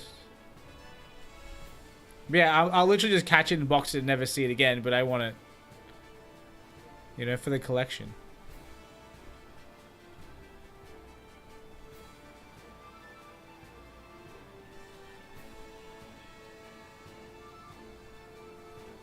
Use sheer force of will to fly like a bee. Yeah, valid, dude. I'm pretty sure these dudes in the middle are not despawning. Alright, 3, 2, 1. Shiny Vespiquen. Rip. Do I even have time left? I do. That was a short, like, oh, sorry, long 30 seconds. No, fuck. Go away, bitch. You're not even female. No one wants you. Get the fuck out of here.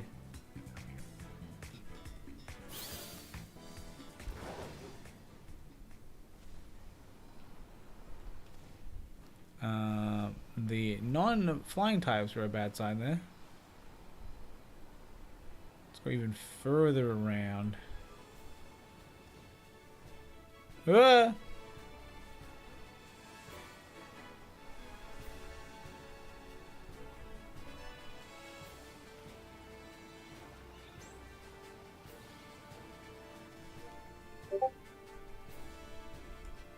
Oh, there was a message in Discord. Is that the next round? It is the next round, alright. Rip the shiny hunt, but also we saved because we did catch a shiny. You caught a shiny Bronzong? Nice, dude. Through an outbreak or something, or were you like specifically hunting for it? Not just by happenstance. Alright, refresh the thing. Oh, wait, is there only 2 people at... Oh no, there is. Okay. Check in. Who am I versing right now? Almonds VGC.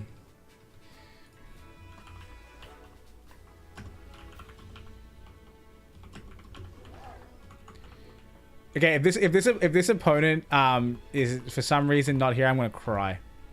Like simple as that. Simple as that.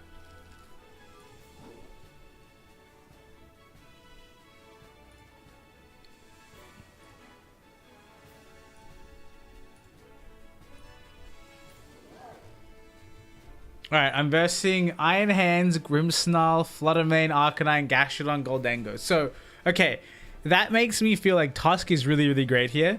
Goldengo is Steel, Iron Hands is Grass Terra, so that's important to pay attention to, but we also have access to burning that thing, and we have Brave Birds and stuff, so it's not too terrifying.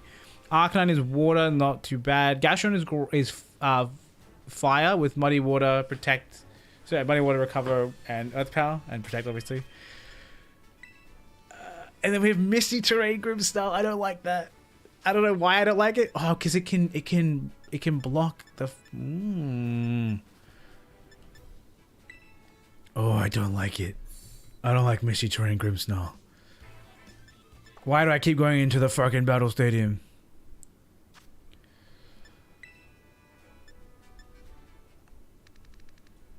Two, 4, 5, 5. 2, 4, 5, 5.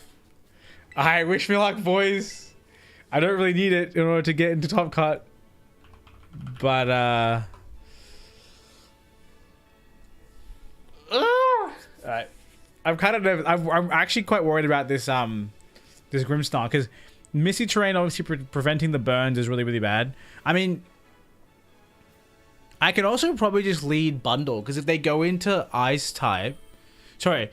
If they go into Grass type, they become very threatened by the Ice typing. Which is like, I'm okay with.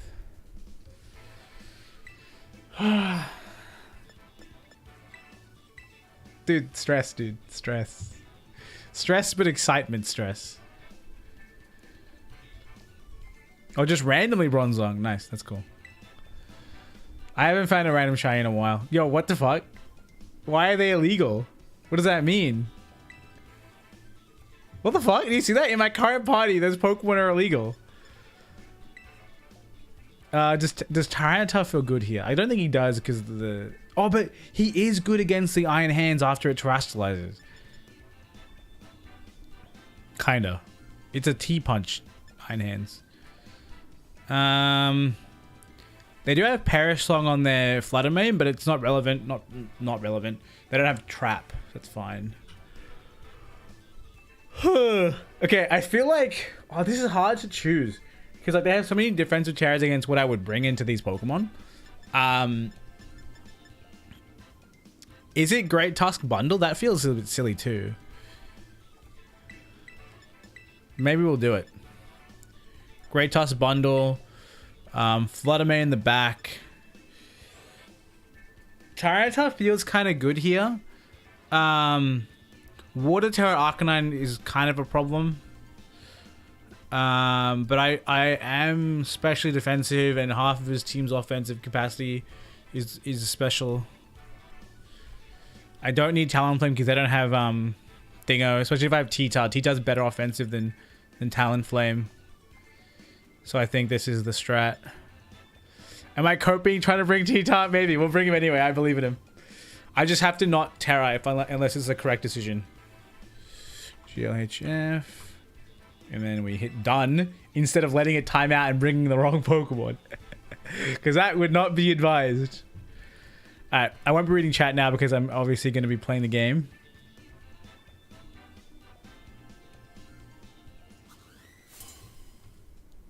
Alright. Woo! Okay, this is definitely a pretty scary team. The Grimmsnarl is like annoying. I don't like him. Okay, so they sent out Arcanine and Hand. Okay, so this is actually not a bad position for me because one of these two Pokemon has to do something. Do I just double? The Intimidate is kind of annoying. But an Earthquake here will do such good damage, right? But I kind of want to just double protect. If I don't double protect, I might get hit with a freaking Drain Punch and get bopped.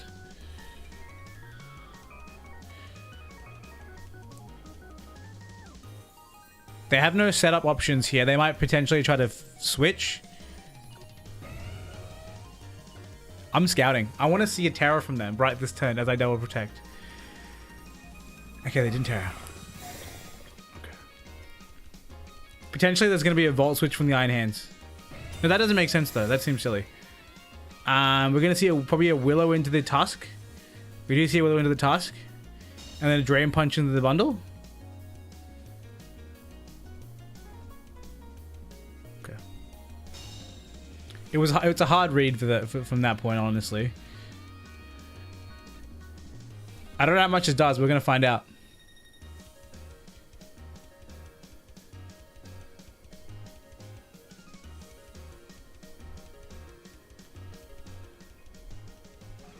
Did I go back enough? I did, okay. I get nervous. Okay, so we're going to switch in Flutter Mane here, and we're going to go for a Hydro Pump. Hydro Pump will either give me a KO, or I will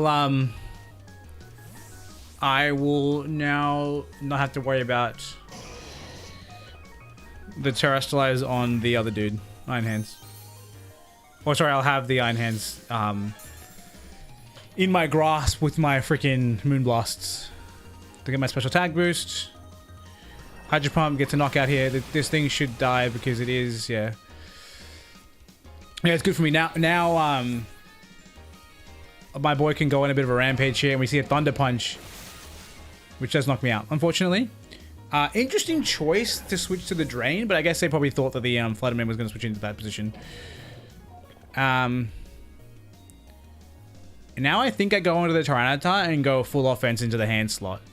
What would else come out here? Like Gastrodon, Goldengo. Goldengo is kind of threatening here, but I think we're okay with it. I'm going to do this. And keep hands in the back. Bungiros has arrived, baby. And Magnet Man. What is Magnet Man? Goldengo? Okay, cool. It's not a fun position for me.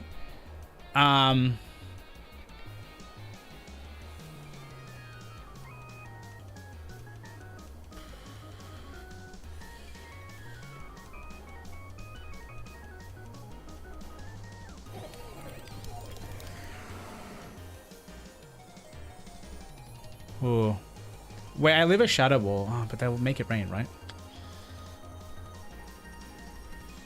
I don't have to worry about the Magnet Man. I beat the Magnet Man in the end game.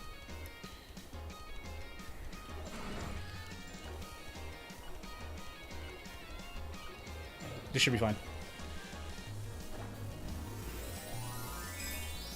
They might be terrestrializing here. I should go first because I should have to beat them.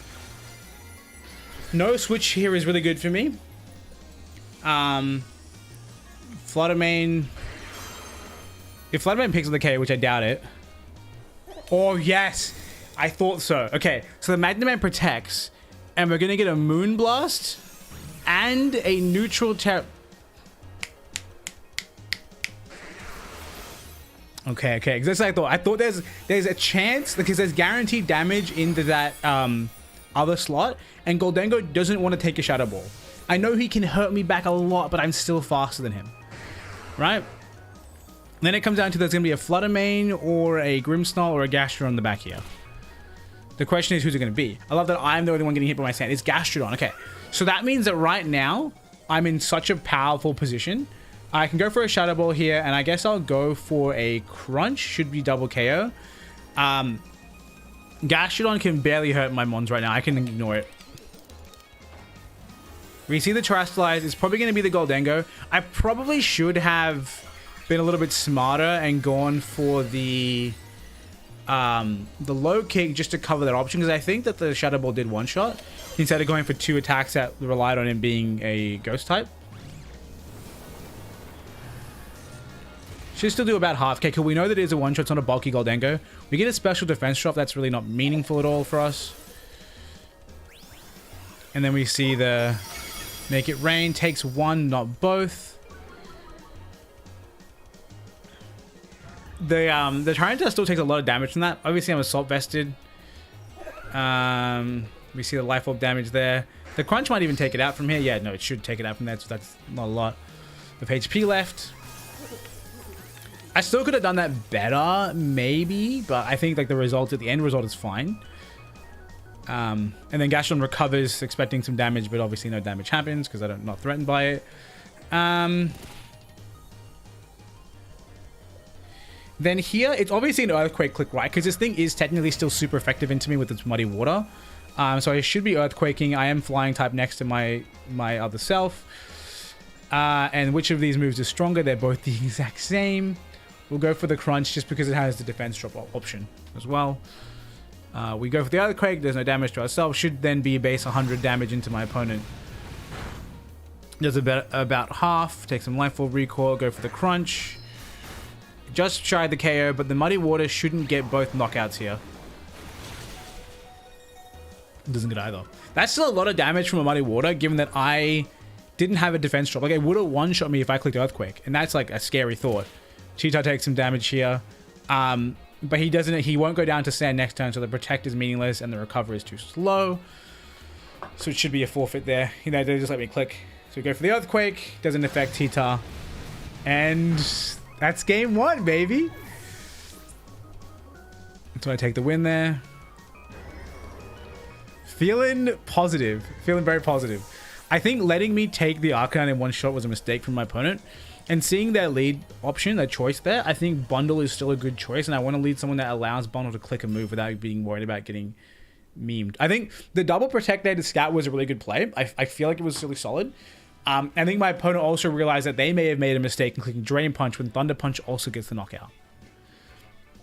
But still, not terrestrializing either Pokemon when I could have just gone like Earthquake and hit them both really hard is insane to me. I think I lead Flutter Bundle next round. I think I lead Flutter Bundle this round. Because I wanted that positioning in the first place.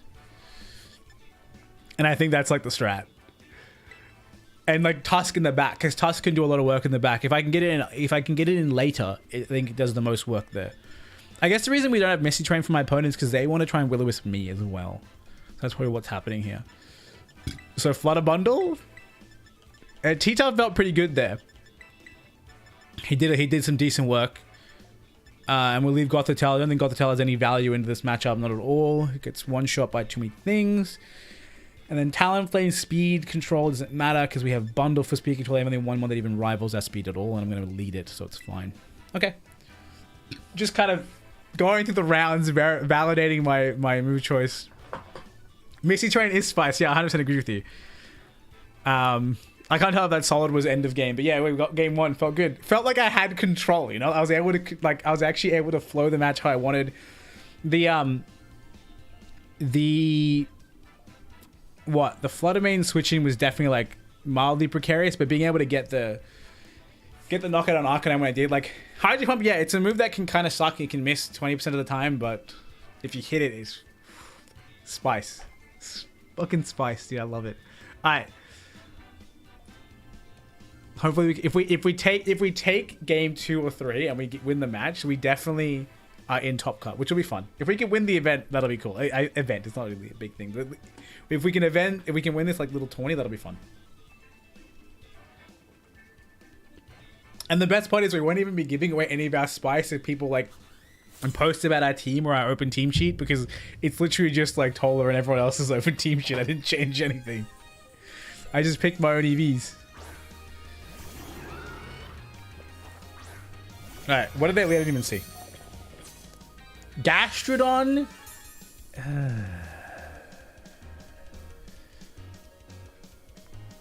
Okay, is it as simple as a Moonblast? I'm not afraid of the screens and stuff. And Arcanine might switch in here. Like, Arcanine switching is a real thing. But there's no value gain from them switching anything into the Gastrodon slot. They just have to, like, protect. So we'll click it. They might protect. But then repositioning is not valuable to them. Spirit Break isn't really valuable to them. Like, yes, they can drop my special tag, but they're going to sacrifice Grimmsnarl for that. And you know what? They might not even get the attack off because I'm so fat. Like, look how much speed is on my side of the field. Both with the pressure of the one shot.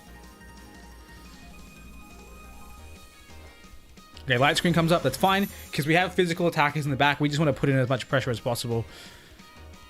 Freeze Dry if he pings the Protect, and this should do over half. I am special attack boosted Flutter Mane.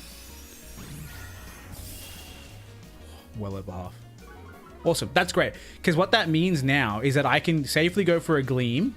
No chance of a Wide Guard. They can put Misty Terrain up if they wanted to, but there's no value there because I'm not trying to freeze or anything. Spirit Break won't resolve. And I can safely click Freeze Dry again. Hands can't come in here. Everything's going to take some damage. Goldengo is the best switch in here. But Goldengo also doesn't want to be across from Flutter Mane. From the damage we saw before, it does not live a super effective hit. Probably even after Light Screen. Because my hit did like 80%, not 80%, like 70%. If you factor in Light Screen, it does about 50. And if you factor in super effective, it should kill. But that's like, maybe that's me going a little bit too much into the math. We do see the Terrasilites from the Gastrodon. So that's good for me because that means now Iron Hands in the back is super effective on Goldengo, Arcanine, and Hands. Understandable option from my opponent. I kind of thought they would feel more pressure to switch out. We do see the Reflect here. Obviously, that makes the most sense. But now, like, Tusk feels very, very good. The only downside to Tusk right now is the fact that... Could you imagine the freeze there? What are they going to go for? Earth Power? Earth Power could knock out Bundle. Oh, well, no, it wouldn't. Maybe they go for the Muddy Water to get the Thingamabob off. Do you go for the Muddy Water? Unfortunately, the downside now is that the accuracy drop on the Flutter Mane. Okay. That is not a fun thought to have. And then Armin sends out Sumo VGC, so that's our Iron Hands.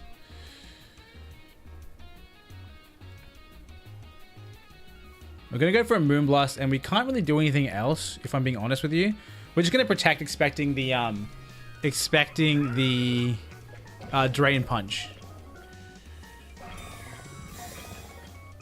Hopefully the accuracy drop doesn't cost me here. It doesn't yet. Big damage, big survival though. Thunder Punch to knock me out. It's fine.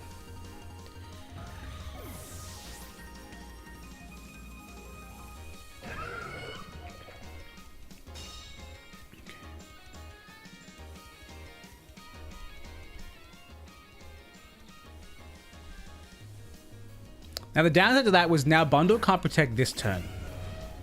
Technically he can, but he doesn't want to. I can't knock out my own ally.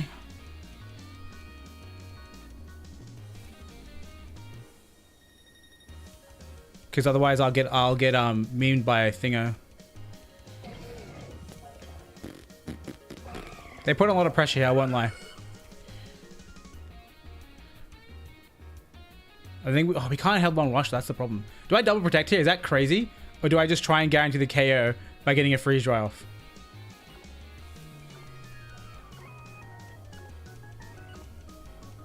No point in clicking anything else. Get the Freeze Dry, does a tiny chip of damage. Earthquake comes out. Will this knock out the It doesn't. I should have Terra'd. It does knock out the Gastrodon though.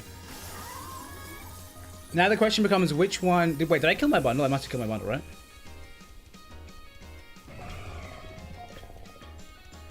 Wait, bundle lived. And then the Drain Punch heals nothing because I hurt myself. I'm actually insane.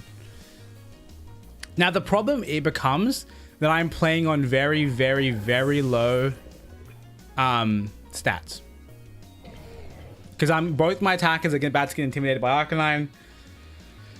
It's not a good position to be in. Never mind, Flutter Mane. Do they not bring Arcanine? They didn't bring Arcanine, they brought Flutter Mane. Okay. This is fine. We're gonna go for the Earthquake again. And then we're gonna go Terrasilize Flying into... it doesn't really matter, right? What's your Terra on your Fairy? You've already Terra, it doesn't matter. We'll still go Terra Flying into the Flutter Mane. I don't need the D-drop.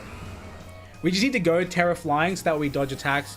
I mean, maybe the correct play was there. I forgot that it's going to outspeed me. It's going to hurt. It probably one-shots me, actually. Did I misplay? I might misplay. I might need to protect that turn. I completely forgot it would outspeed me. My entire mindset was like it wouldn't.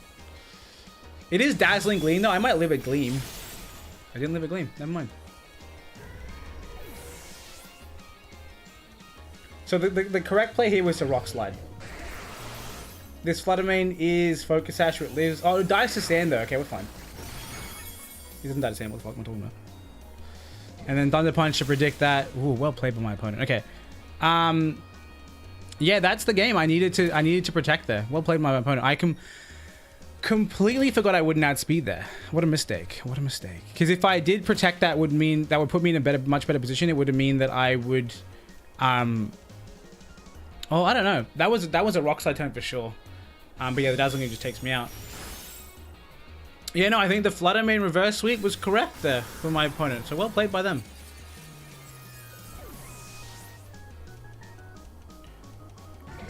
I was put in a position where I just couldn't resolve Great Tusk. I couldn't resolve Great Tusk, which then made that very difficult.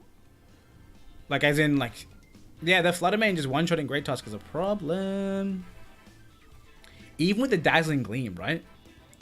And there's still a lot to try and tie. It had a decent amount of bulk, it seemed like, anyway.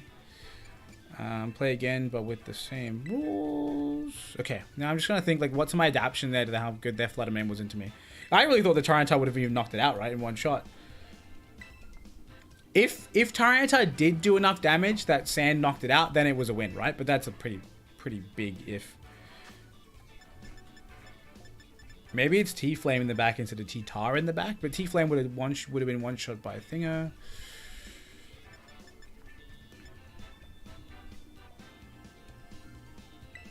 Do we just do this? This is crazy. It feels crazy.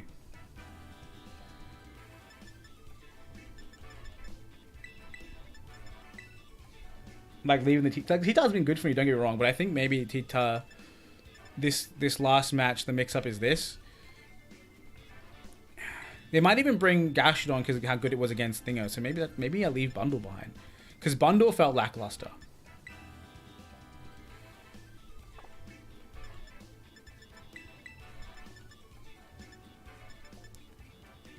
God, I don't know.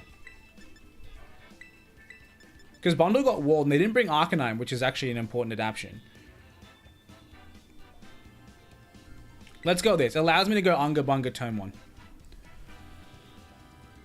I think we haven't had that yet. And if they adapt again, I think it puts us in the best position possible. I'm just trying to think, like, because yeah, not having my own speed in the back, which to be fair, I didn't bring speed in the back.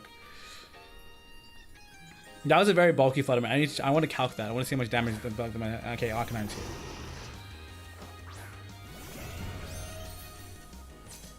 Not a bad bring from my opponent.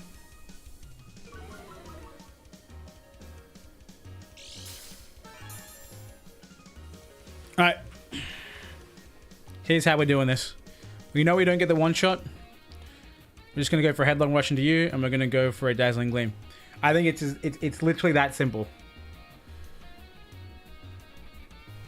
I have max speed, so if the Arcanine isn't heavily speed invested, it doesn't outspeed me. Light screen goes up, obviously, because it's priority. Dazzling Gleam. Wow, that is so much less. It's actually insane. Will-O-Wisp connects. How much does the Headlong Rush do after -1? It's not going to do anything. I think, like, this Arcanine still... The Arcanine-Gashidon combination is definitely puts on a lot of pressure. Still does a shit ton of damage. That's crazy.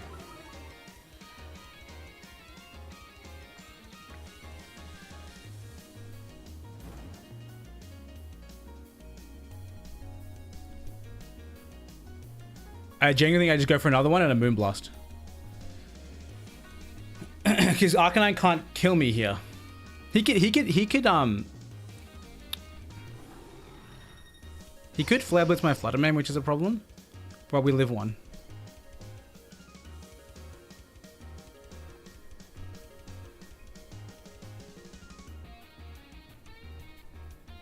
After the calcs from last time, the Dazzling Gleam should yeah, I can't play. That's fine. That's good. That's actually good for me. Flutter Mane living the turn is good. There goes Reflect. We get our Moonblast off. Oh, I realized the reason my damage wasn't what I wanted was because of the freaking screens. That's why I kept being unenthused by my damage. All right. This time what we're gonna do is just for the positioning, we're gonna protect. I think we protect Fluttermane here and Earthquake. I don't think Arcanine threatens our Fluttermane too much, and we want to try and get in our next attackers. They send out their own Fluttermane.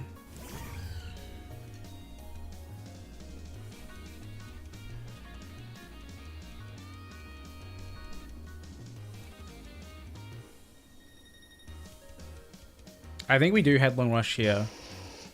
Oh, sorry, we do Earthquake here because we want to make sure that, like, because we get outsped by their Fluttermane. We don't want that to actually be something that happens. And then we'll protect. They probably will just Gleam and Flare Blitz, which is not a fun time. But I need to make sure that my Fluttermane survives to be set next to Talonflame.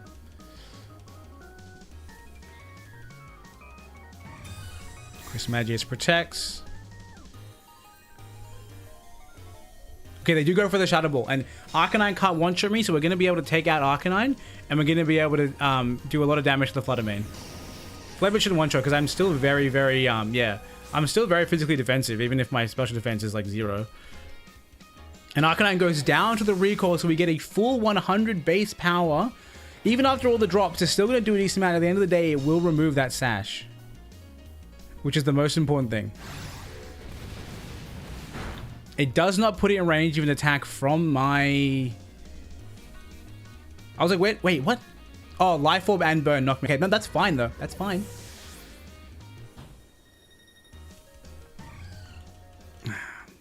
Talonflame has to come in here, which is, like, not fun for me.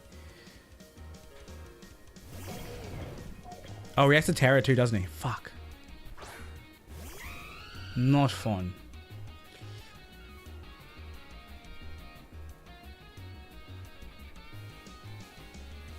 Otherwise, I can get faked out. They might see that line. But I need to do this, right? Fuck, this is bad for me.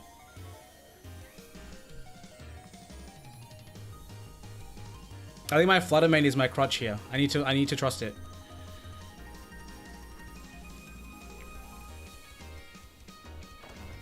I think Bundle in the back here would be a better position than Thingo. Them not bringing the Gastron again, dissuading my Bundle was correct. I lose if they fake me out this turn, so I have to do this, which is not fun for me at all, but let's see how well they predict it. They do go with the fake out, and it does completely fail. I maintain my Tailwind priority, so it goes first. We get a hefty special attack boosted Shadow Ball into the opposing Fluttermane, which potentially gets a knockout here. It does get the knockout here. That is huge for us. That is freaking huge for us. Okay. So have they Terra'd already? No, they haven't Terra'd already, which means it is just it's a Will-O-Wisp. It's always a Will-O-Wisp. It doesn't really matter because you're not Thingo Terra, and the most damage is Moonblast. Technically, Shadow Ball is better. We had to Moonblast, and they cancel. Okay. I think they recognize that I'm doing too much damage.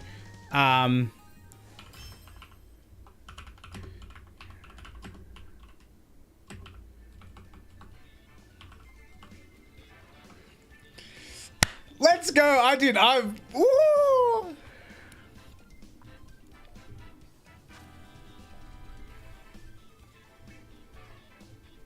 Wait, why did he... My opponent has removed the Game 3 report.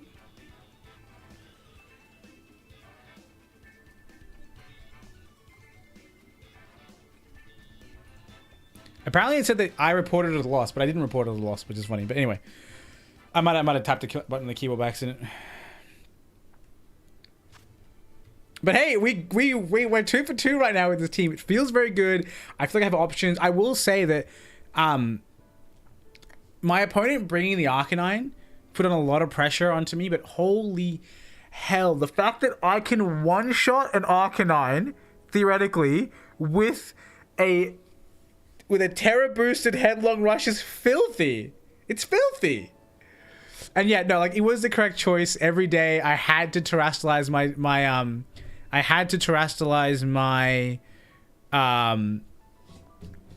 my thing over there. But yeah, Tyranitar was a forfeit. Honestly, in the back, Tyranitar was a forfeit.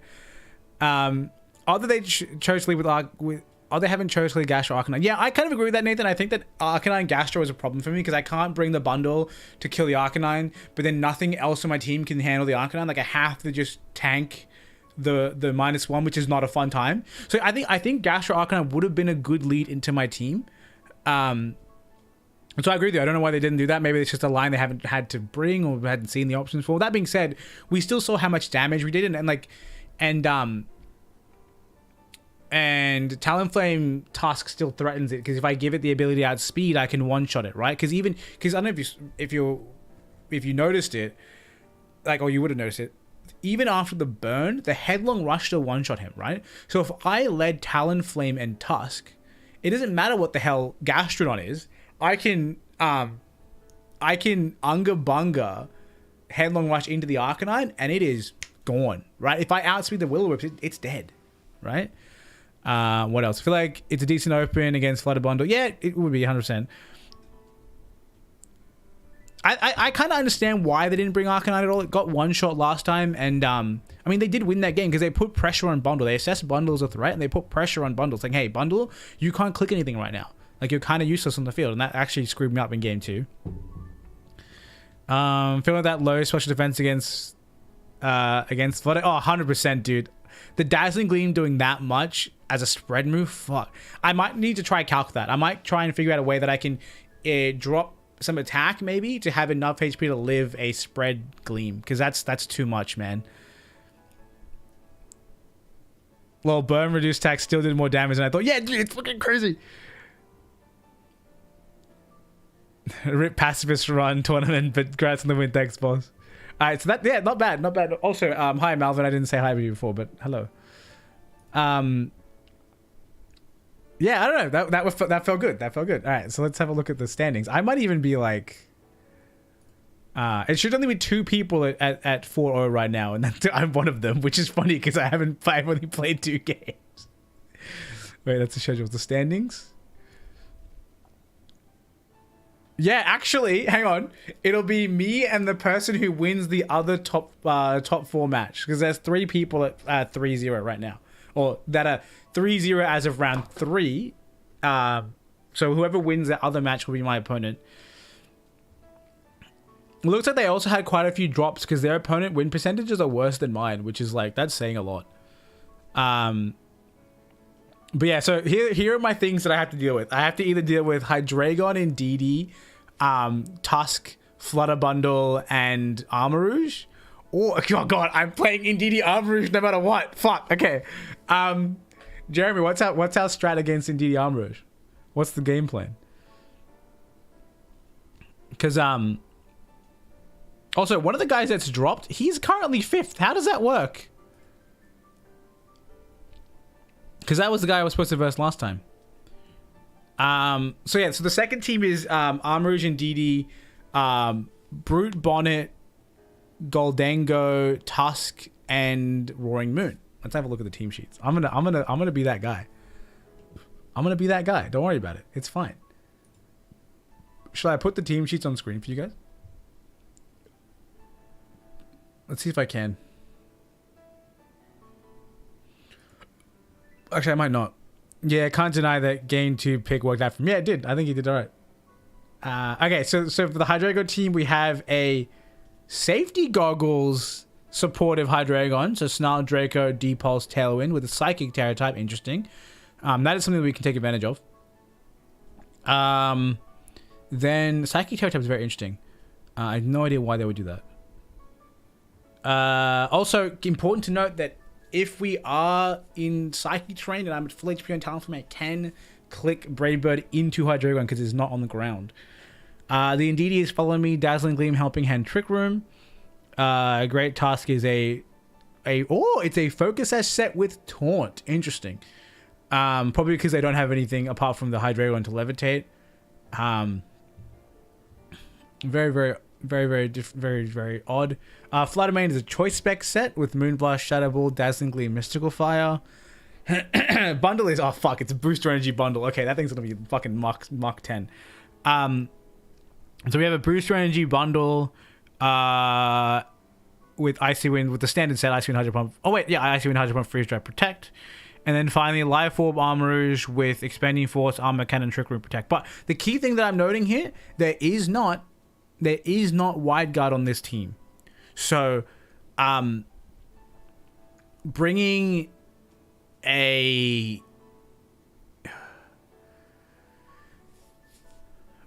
composition that will allow me to Earthquake is really good. In fact, I do not hate the idea of Earthquake on Thingo and then immediate Terrastallize on Tyranitar. Because if they lead in DD Armourouge, Tyranitar's putting a lot of pressure. Earthquake pressures Armourouge, Crunch pressures in DD. We can obviously Terra to dodge our own Earthquake and click Earthquake. Armourouge is obviously going to take a lot of damage from that regardless. If Armourouge does go into Terra Grass, I do have access to the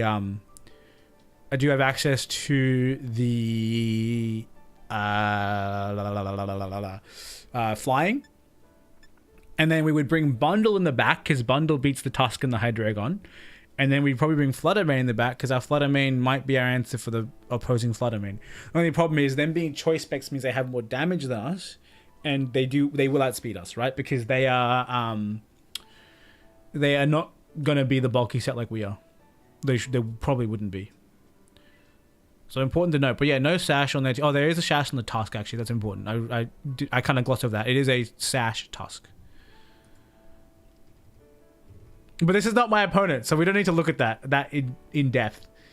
The other option is, and let me just make sure that I'm on the pairings page and I'm not going to miss my next round pairing. Actually, I can see who won that. Okay, hang on. I know that I'm not versing Chinstar, the first team I just mentioned. I'm versing the other one because he's already won his match. He's also 4-0. So he has, again, exact same Armourouge, Life Orb, Terra Grass, Armor Cannon, Expanding Force, Trick Room. Taunt into a DD. Yeah, Taunt into a DD is obviously really good. Great Tusk forces Terra out of armor. Exactly, right?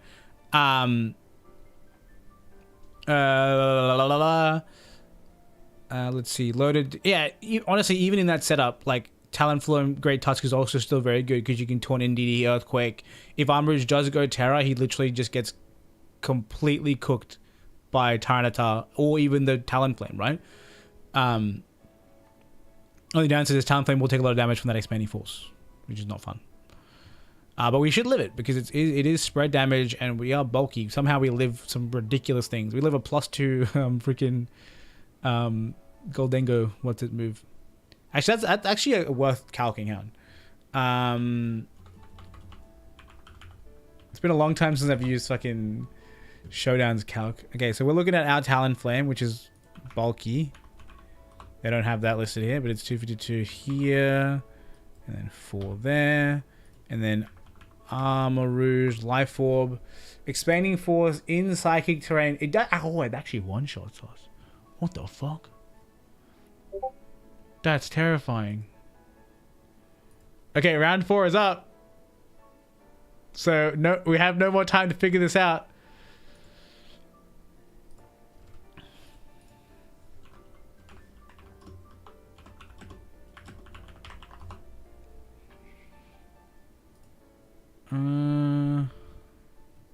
I'm scared.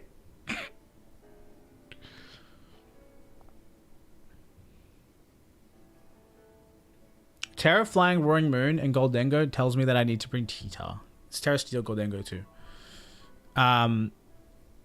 This person also has Sash Tusk, this time with Headlong Rush, Close Combat, Iron Head. I actually don't hate dropping Earthquake for something else, like in that slot, but without composition, it's really, really good, so I wouldn't want to do that.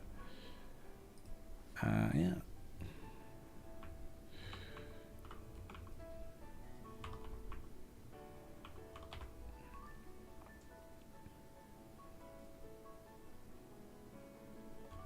Right. I literally, the guy just said, no, do you have a code? And then I went to type one out and then he just typed one in for me. Or one for us. So 2563, 2563. Actually, that's hilarious. So the code I was going to put in was 1254. So he just did the opposite. Literally the opposite. Opposite rotation and an opposite, like, half of the keypad.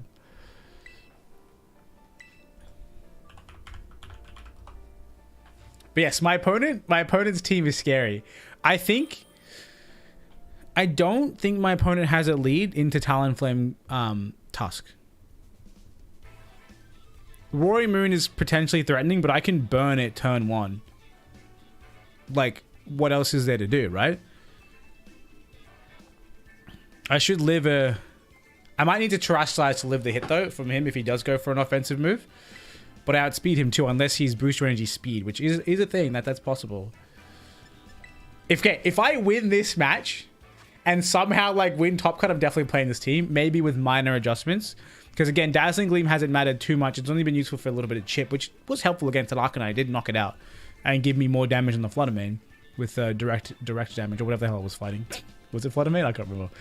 All right, so I think it is just this, like, because it beats the Armor Rouge, it threatens the Brute Bonnet because it is Terra Fire Brute Bonnet, so it can't even Terra to dodge the Brave Bird because it gets hit by the Tusk. Goldengo obviously hates it there. It's probably going to be a Roaring Moon lead, which again I can Will-O-Wisp. Bundle feels very, very strong here into a lot of things, like the Armor Rouge, into the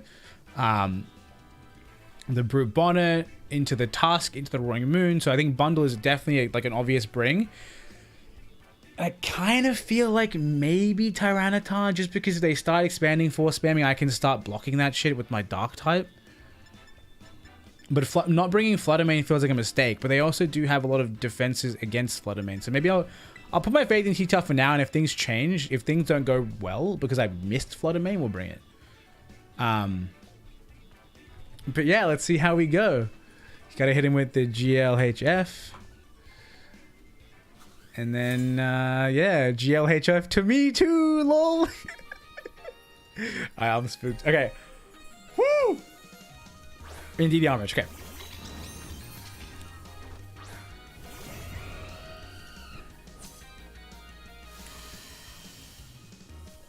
Now, this is a let myself go down moment. I don't Terra here. I just click and I click. So that way I can Terra flying T-Tar next turn. Is that a thing that I would do? Yeah, so I can hit the grass type. Yeah. I outspeed? I might not outspeed actually. This thing could be like... Oh no, I'm max speed. What am I talking about? It's not Choice Scarf Armor Rouge. Okay, so we do see the Terra on the Armor Rouge. That's good.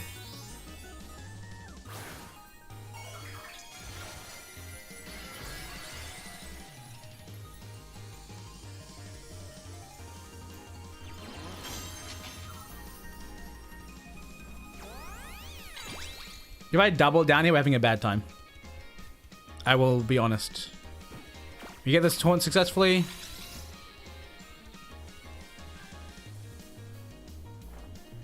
Earthquake doesn't hit our Talonflame. Should do a decent chunk.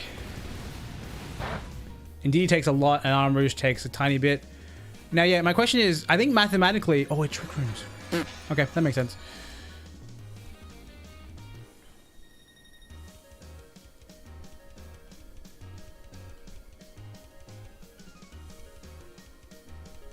Ooh, okay. So now the problem is Talonflame hasn't taken any damage. Indeed's move is what? Psychic. Okay, I can switch in detail.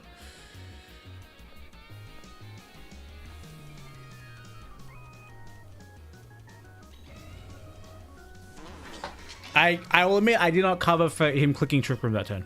I will admit I did not cover for that. I think we're okay though. So we get the Sandstream up, so now I can chip my own Mon.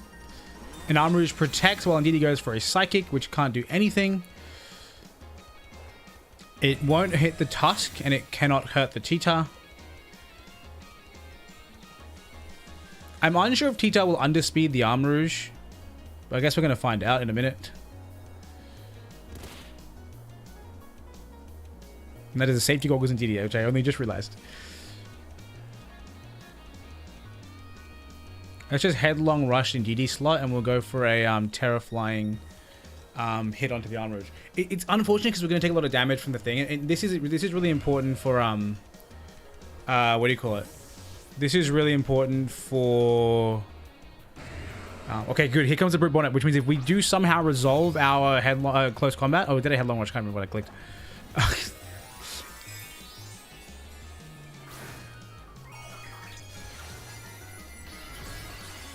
Okay, so the Terra flying. Again, getting hit by the expanding force is not fun for me.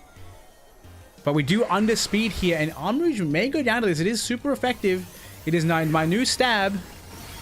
And Arm Rouge does go down here. Now, the question is, did I click Headlong Rush, or did I click the freaking Close Combat? If I clicked Close Combat, I was a genius, but I'm pretty sure I clicked Headlong Rush. Which I think, to be fair, is the safer click. Okay, now he has fast spores, which is unfun. He has the fast in the field. That's not good. It's very not good. Indeed, might come. Golden comes out. Okay. Golden go. That's fine. Okay. Let's just go for a CC here. He doesn't have Protect, right? He does not have Protect. We can go for a CC here, and we can go for a Crunch there.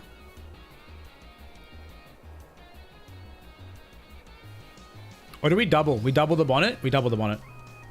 One of them will land.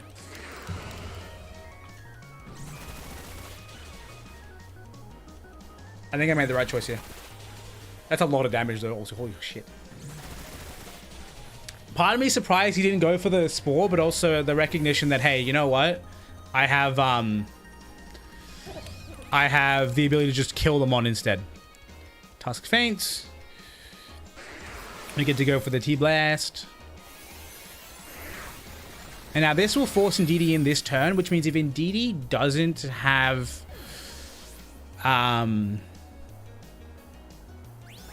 let's see this. It does less than half to me. Which is big stonks. Now Indeedee can't hurt T-Tar, which is like fucking huge. I didn't count Trick Room turns. So I don't know who comes in here, but I think it's Bundle. Okay, Indeedee comes out. And Psychic Terrain has not faded yet. Which means there's one more turn.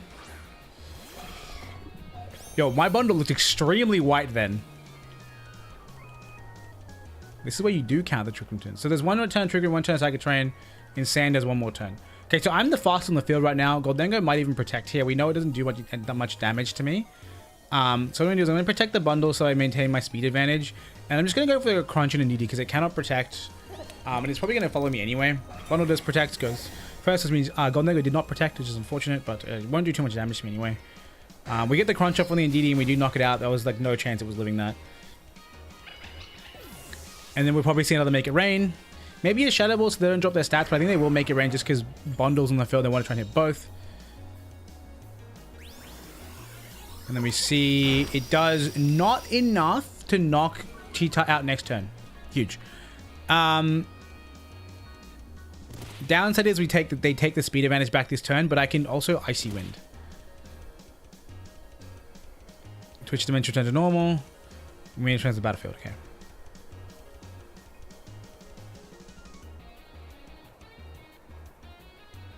Okay, here's the guaranteed win condition. Do this. Bring in Talonflame. We just need one turn. We need to go first. And by doing the speed control options, we kind of guarantee this.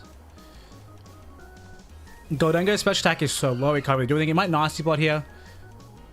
Just to get its stats back, which wouldn't be a terrible decision for my opponent.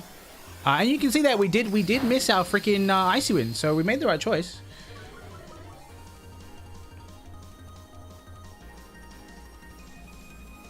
Now we'll just go for the Hydro Pump for damage, and we'll go for a Tailwind, just to make sure that when Talonflame does come back, sorry, when T-Tar does come back, he will outspeed, because that's really important.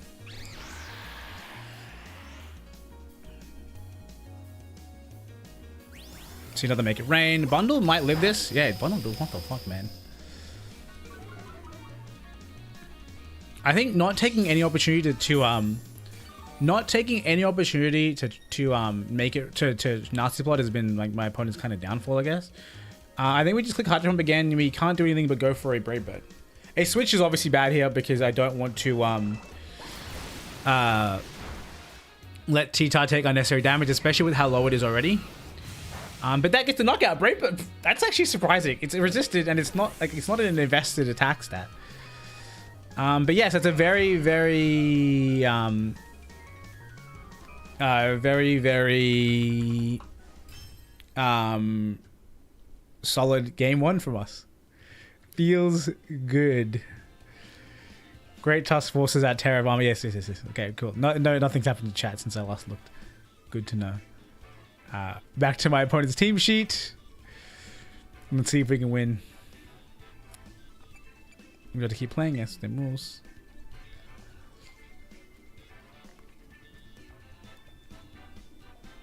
All right. I don't like having to pick my thing every time.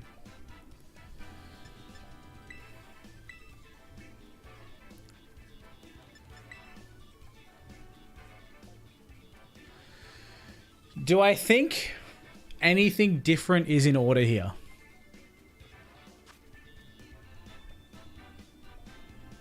I actually do not think so.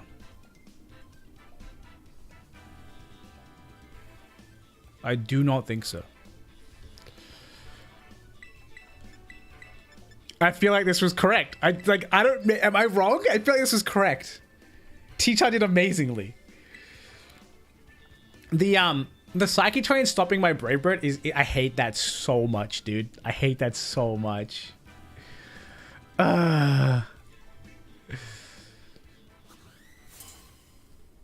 Alright, let's just get this win so I can... My heart can calm down. Oh, shit. It's the same leads.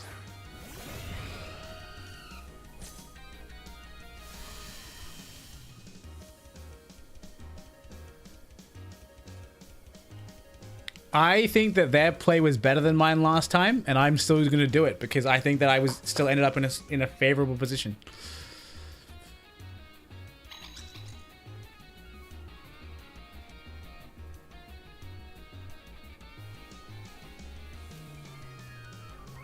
Yep, my tower again. Cool.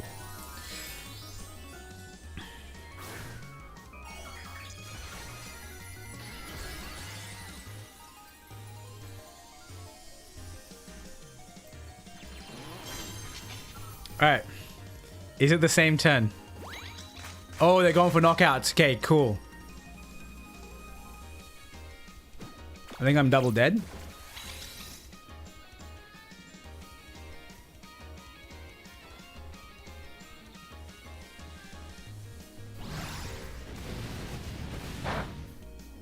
Low roll on the Indeedee. And yeah, this definitely knocks out both. Nice.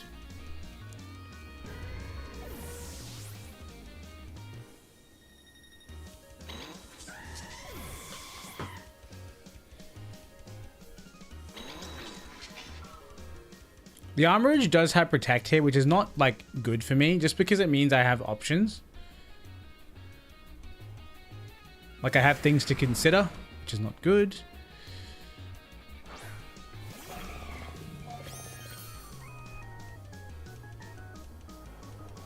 I think just for, like, my sanity, it is... nope. Icy Wind here, and they're probably going to... They have to protect Armorage here. Like, I think they recognize that.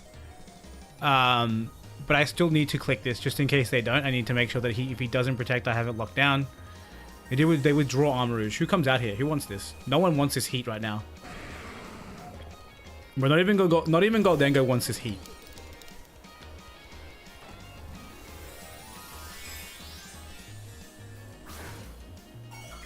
Indeedee in this position can click Psychic onto Bundle and it will do a decent amount, but it shouldn't knock me out.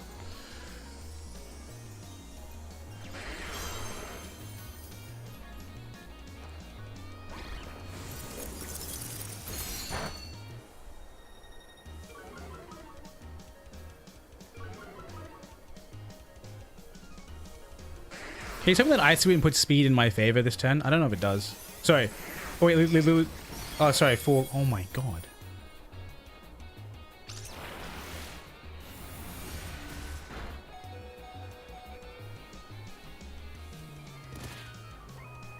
Ay, that's bad.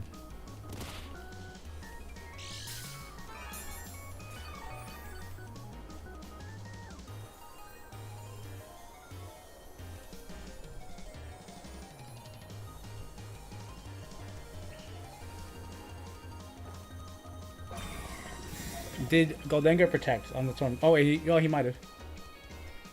Fuck. Well played by my opponent.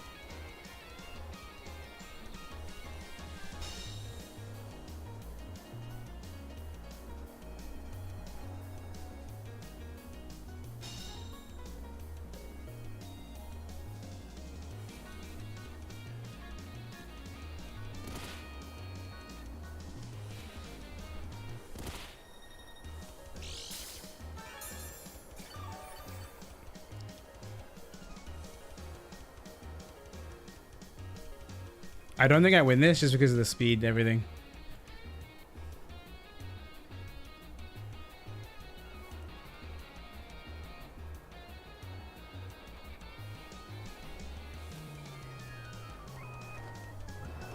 We're on the Hydro Pump. We get the knockout.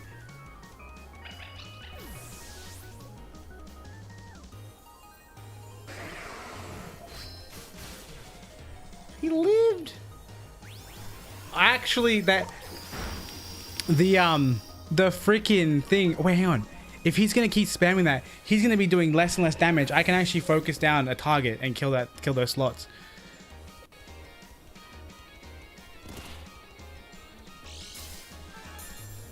The lefty's recovery definitely like covered that really well. I think the next game it's T-Tile lead.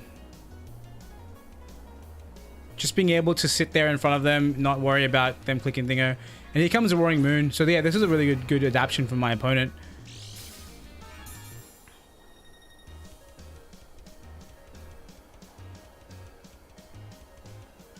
I didn't read that. What did it say?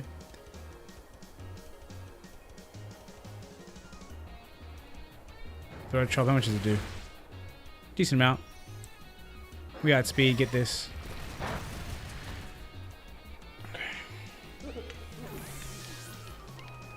I won't lie, I clicked Rock Slide forgetting this thing isn't actually a flying type.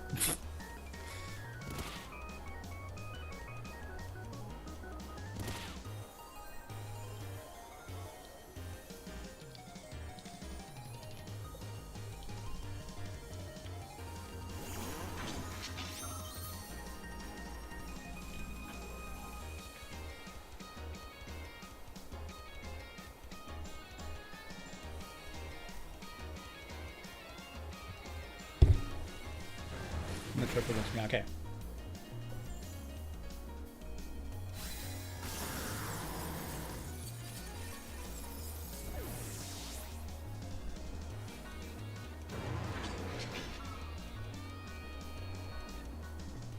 Try to think what my options are, my lead options are.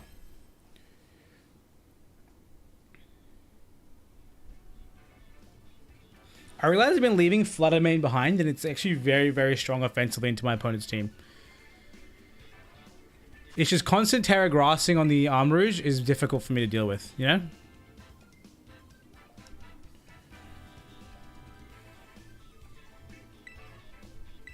I think I know my lead here.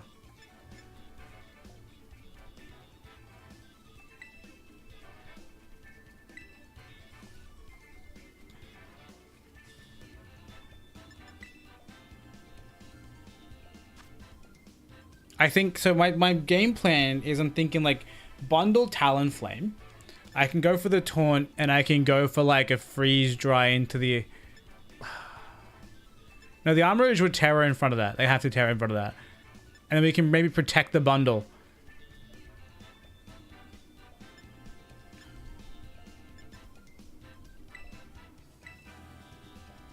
Is it Gothitelle instead of Talonflame?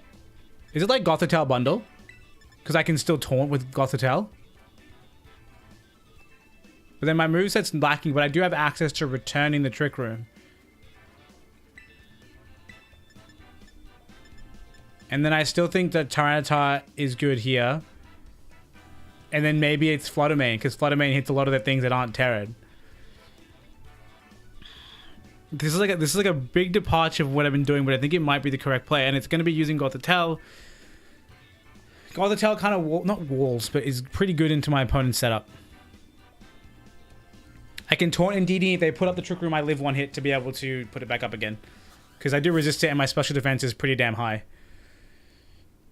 And so if I put it back up, I mean put it back down again. Wait, okay. Things have changed.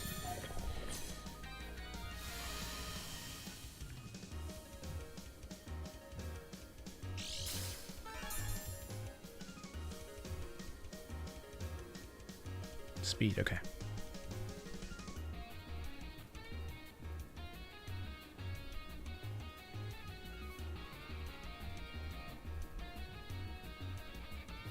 I don't know if he one-shots me. I do have defense. I do have a defense stat.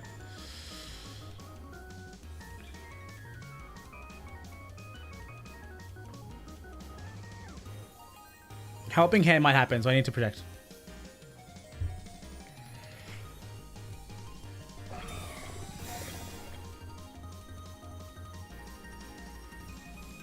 Do I live one? I do. Nice. Very cool.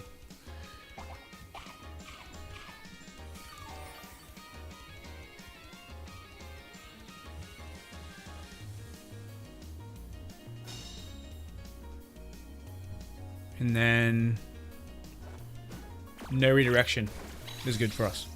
Huge for us.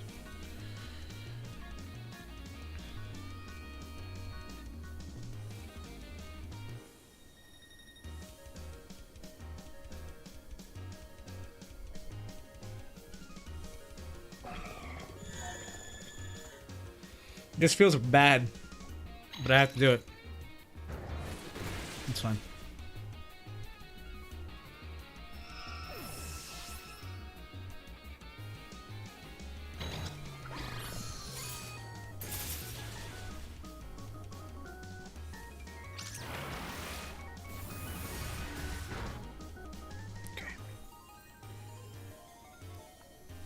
Bring in Tyranitar.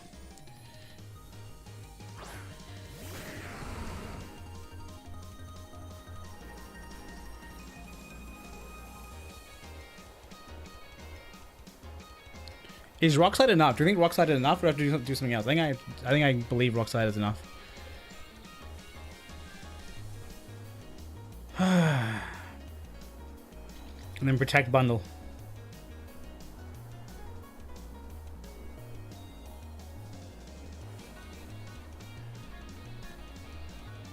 I think after Sand Tick, Rock Slide is enough. They Terrestrialize here. The Indeedee into Fairy. Interesting. What for? Oh, probably trying to avoid a Dark type hit the one-shot, but I'm not going for that. Roaming protects.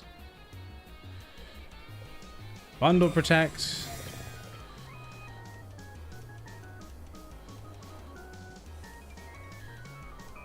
Bundle protects.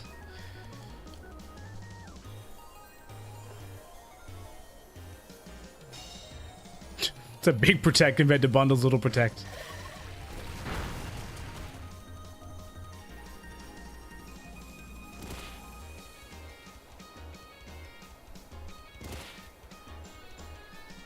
It being speed Warring Moon makes it difficult. Is my win condition double protect here? Do I literally need to do this to win the game? I don't think it is. I think I can switch here. I think I can switch into to Flutter Mane. Because I think he targets the T-Tart with Thingo. Otherwise, he's just letting T-Tart go crazy. He might have been switch out Roaring Moon, which then Bundle wins in the end game because I do naturally outspeed it. And then repositioning for someone like, because we've seen that all it wants to do is Indeedee wants to Psychic into Flutter Mane, into Bundle. That's definitely what they're going to do. And they're not. They do withdraw. Okay, good. That means Bundle beats Roaring Moon in the end game. Great Tusk comes out. Great Tusk is Focus Sash, so hopefully we land our hit and we will break that Sash. And I send out Chris Magius. I might have to take a single Psychic here, but that should be fine. Our Special Defense and our HP is a little bit invested. Sorry, our Special Defense is high and that's why HP is invested.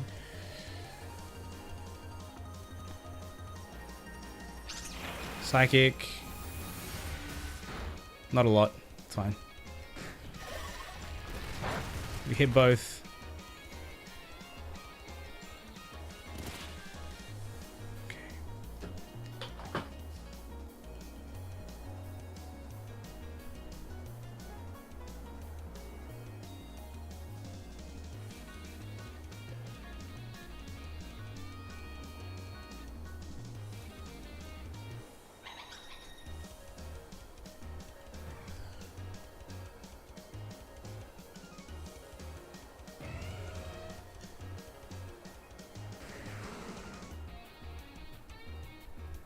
I'm gonna Terra Flying, Terra Blast this. I actually do not want to knock out Indeedee if I don't kill Great Tusk. Who comes out here? Okay, so Roaring Moon gets knocked out here.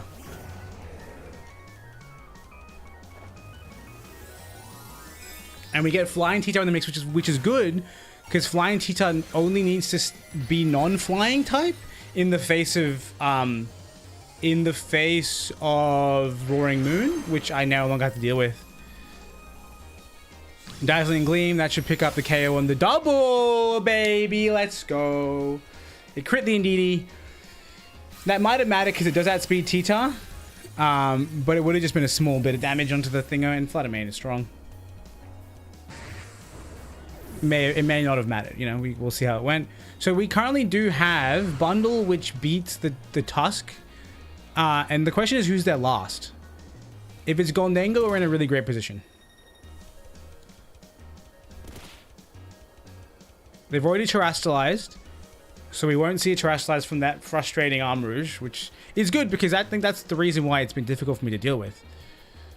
So it is Armarouge, and it is Great Tusk. Okay.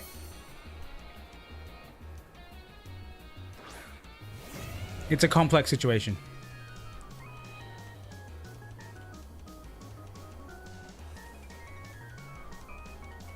I leave the Roaring Moon. It's a Great Tusk because it can't really hurt Tita very hard. And then I think we protect this turn just because I'm worried that I might get one-shot by Armarouge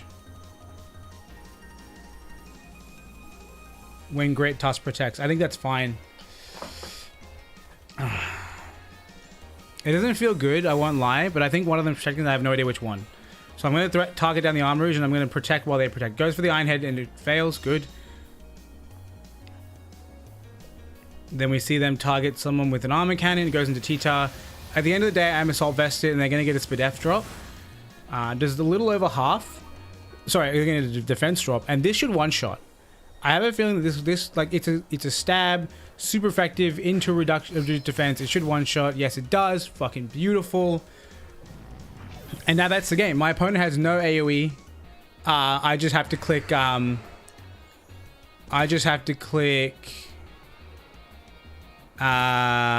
there we go. He's gonna surrender the stage. Just reported the loss in Thingo, and then we just click the buttons, baby.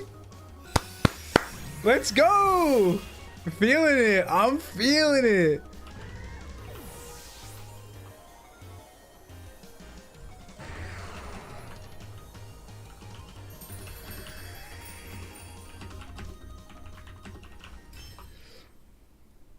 I'm actually lucky that he did what he did. Like, him reading that I wanted to get rid of Indeedee was like a mistake. Because, like, Indeedee is a problem, don't get me wrong. But while it's taunted, I don't need to get rid of it. Right? And once it taunt ended, I positioned it to not need to get rid of it. Because I have all this AoE. Like, me not bringing Flutter Mane basically...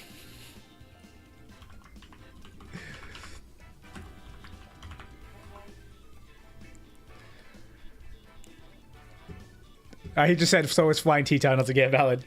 Oh, man. Let's go, dude. I may not have played all my games, but I am currently 5-0 in this comp, and 3 of those are real wins. Oh, dude, let's go. Top cut, baby. Not even top cut. Am I top seed? Hang on. I might be top seed.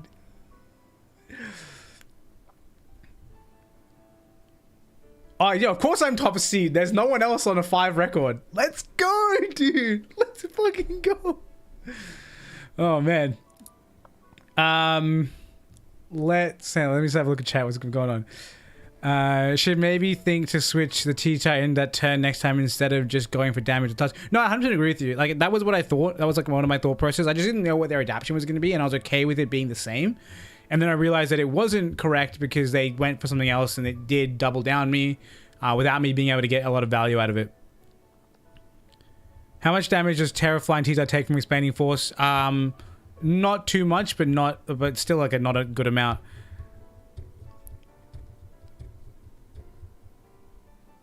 Yeah, Nathan, Crunch is still stab when Terra. Only your defensive typing changes. Your offensive typings stay the same, apart from you add on the new Terra type. Yeah, no, I agree. I think that his mistake there was overvaluing the Indeedee. Because I think the thing was that he didn't see the spread damage as that valuable. Because didn't he Terra the turn I switched in? He Terra'd the turn I switched in Fluttermane, right? Oh no, the turn I protected. So he didn't know Fluttermane existed, and he was like, as long as I can keep Indeedee redirecting attacks, then I can win. He's like, I think he's going to crunch Indeedee to kill it. If I go Fairy, it's going to, what do you call it? If I go Fairy, it's going to do no damage. But I was so honed in on the other slot because I made the recognition that, hey, Indeedee will always lose to Tyranitar because it can't damage it. I can leave Indeedee there as long as I want, as long as I can avoid hitting it, i.e. with stuff like the Rock Slides and the Dazzling Gleam that covered every option, right? So it fucking worked. I think there was like it was reasonable to think that maybe my freeze dry into the thinger was a misplay because it did put me in a position where I didn't have the capacity to what do you call it? Also, can we address that Gothitelle came in like clutch, dude? Shout out to Gothitelle. Love to see it. But yeah, there was this whole potential like, oh, maybe I should Icy Wind so I can outspeed next turn. But then I took the question of that out of the equation entirely. What do you call it? I took the question out of that entirely. And just said, hey, cool, I'm still slow, I'll just get the fuck out of here. Like I still recognize that they were like, okay, cool, just one more Psychic into the bundle slot and I get the kill. So they're not going to double commit into that slot, especially because they're going to lose a lot if I double protect, right? So they're going to keep trying to go for either damage on T-Tar or repositioning because they realize they can't damage T-Tar. And they did reposition. And obviously I broke the sash with that Rock Slide. And like I had spread move options, so indeed didn't bother me. But they maybe misplayed in a little bit overvaluing that. Also, while we're here, let's have a look and see how much Dazzling Gleam from a standard Indeedee, not Indeedee, what the fuck, Fluttermane. How much would we need to have to live that? Let's say it's a Sash set, and we're going for, what are we, Great Tusk? Great Tusk, Life Orb, it's probably close. It's probably livable. Dazzling Gleam does 91 to 107. So I think it's within reason to add the special defense to get that out of there. It's only 52 SPDEF, which means you're going to be running 208 attack, right? Wait, hang on, I can do this.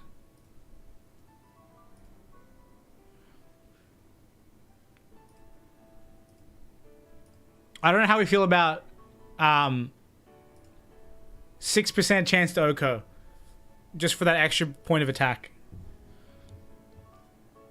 But that means, yeah, like you put yourself in a position where your opponent thinks that you're going to one-shot, because look, it's like, oh, look, it's just the Focus Sash set. I can definitely one-shot it with this move. And then you can just go live it and then Unga Bunga something, right? The downside is you need to make sure that that thing is not going to protect because you will die to Life Orb.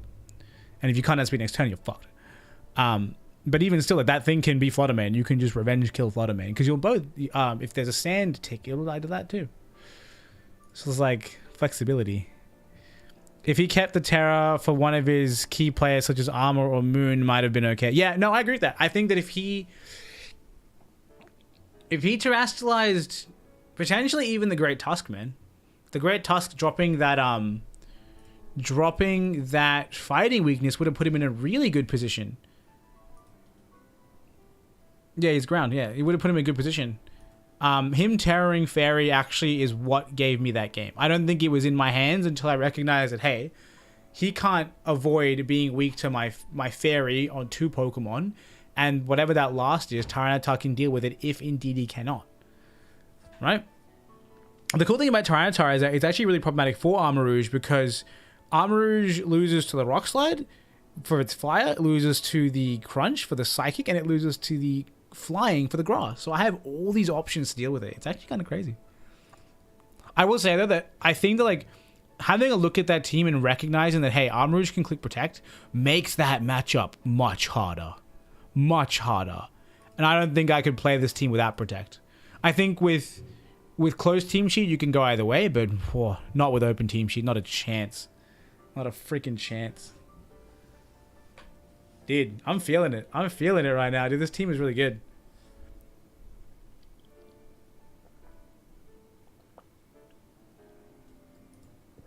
I'll definitely go back and recalculate my offensive numbers on Roaring Great Tusk and see how much attack I need to get important KOs.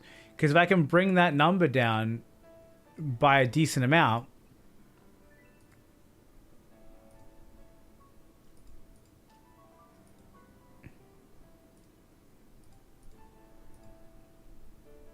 why is the math bad here?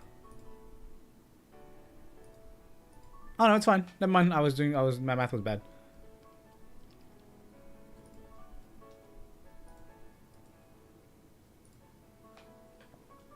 Now this is so strange, right? If I have 80 SPDF, like literally the number 80 as my SPDF value, I take less than 99%. I take 89.9. If I have one less point and go to 79, I take 101. That 1 point changes the calc by 2%. What the fuck?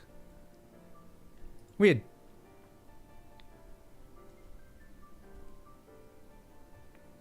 Also, okay, hand. I don't like revealing these calcs live, right? No one's watching, it's fine. No one that's versing me in Worlds, apart from apart from potentially Jeremy, is paying attention, and he's gonna know this information anyway, so it doesn't matter. But I find it mighty convenient that if I spec myself with the attack value required, by making the sacrifices on the attack stat, to have the SPDF stat to live a Dazzling Gleam from a Sash Flutter main, my Earthquake does minimum 100% exactly. Like, that's not an accident. They made a choice there. They made a freaking choice there. And I respect it. That being said, though, I'm also paying attention to the fact that I can just click Terra and it's not a problem. So maybe that's what I do. I think there's round 1 of Top Cut. If you play, your support means, well, Top Cut is now live. Where do I see Top Cut? Do I just go to the standings? The pairings, maybe? Okay, I have to go up against the opponent that I... Dude, what the hell? I swear that I versed one of the guys in Top Cut is not here. But he would have won a game. I'm so confused. Can I go to my game? How do I go to my game?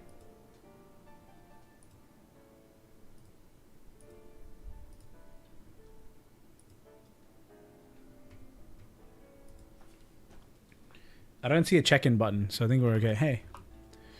It's another Indeed Armory. It's literally the other team I was looking at before. I'm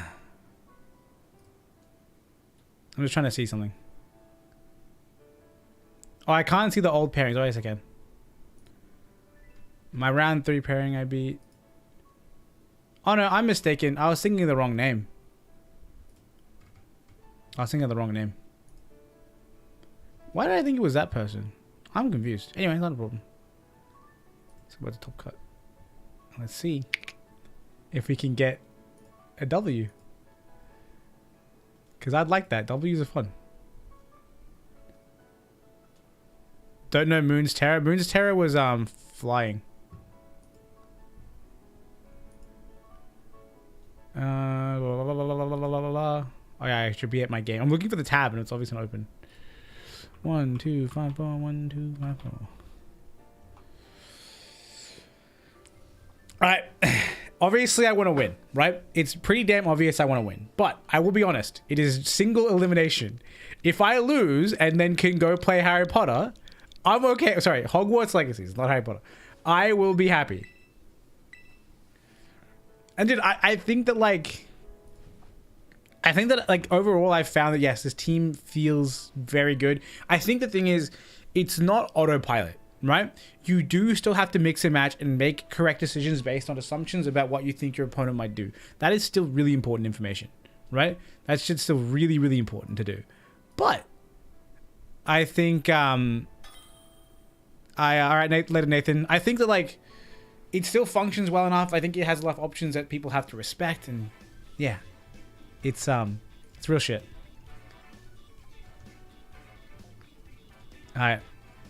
It is, I think, 3 games to win top 8. So I have to win top 8, top 4, and then top 2, obviously.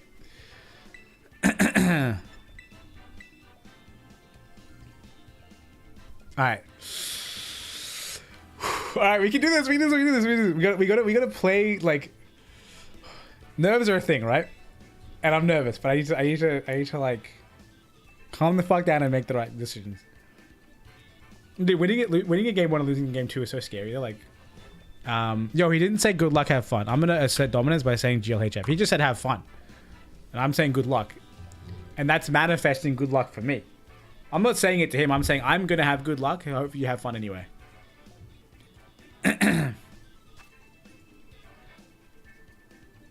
Do people buy B/Master Balls? I farm them, wondering if they're valuable. I don't think so. I don't think people are that interested. I mean, Beast Balls are obviously really good.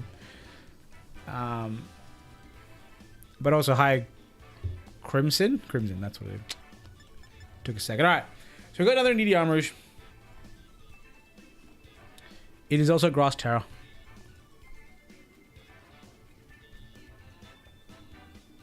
I think it is Tusk, Talonflame, T-Tail switching to the back. Tyranitar can't really be hurt by Hydreigon, which is good. Looking at the rest of the team, I think that Fluttermane feels strong, but so does Bundle. Bundle at speeding opposing Fluttermane feels good. But Steel Terror Fluttermane feels good.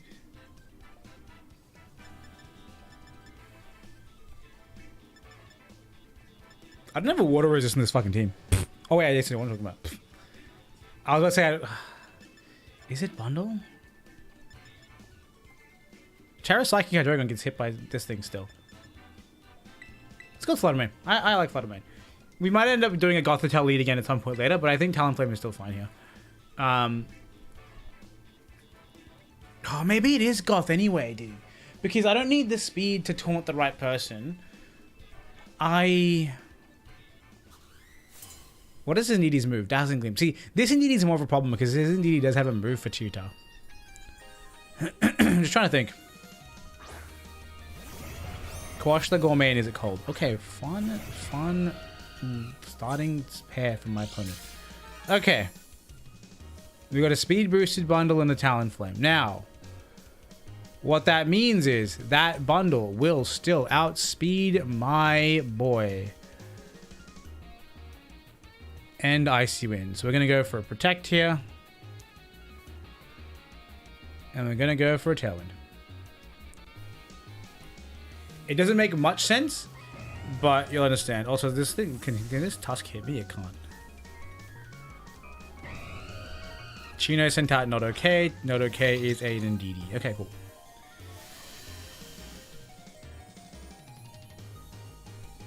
And Bundle's going for a... This makes me think the Arm Rouge in the back, so I gotta play to that thing. Is it gonna be a Pump or a Freeze Dry? It's probably gonna be a Icy Wind. Get the Tailwind off.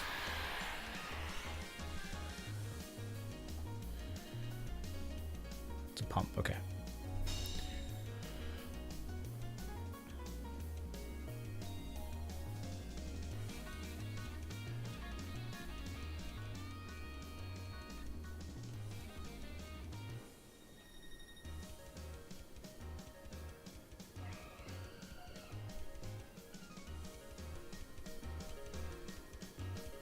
I can't really switch. I think I just have to click Earthquake. I think I have to die. I think I have to go down here.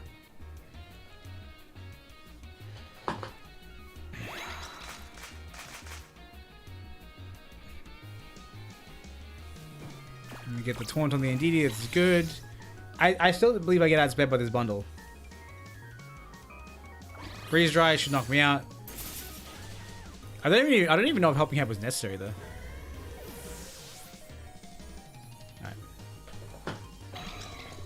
I bring in Tyranitar. Yeah, bundle makes Tusk feel really bad. I might not even bring it next round.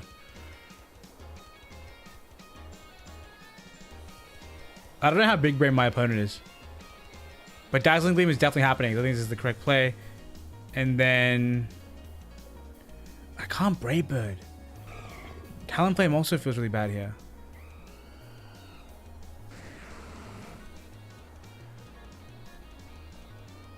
Switch in Flutter Mane.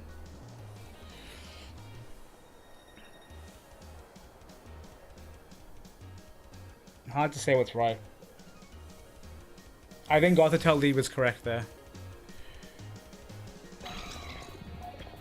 I just don't want to take too much damage from Bundle this turn.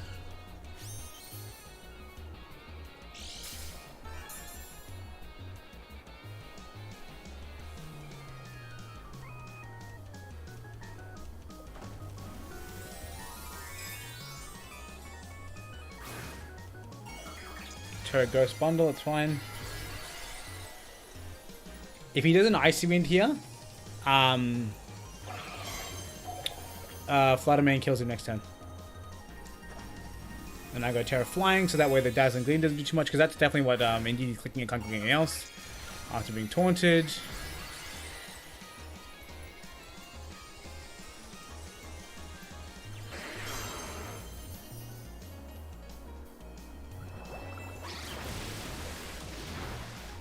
Ooh, okay.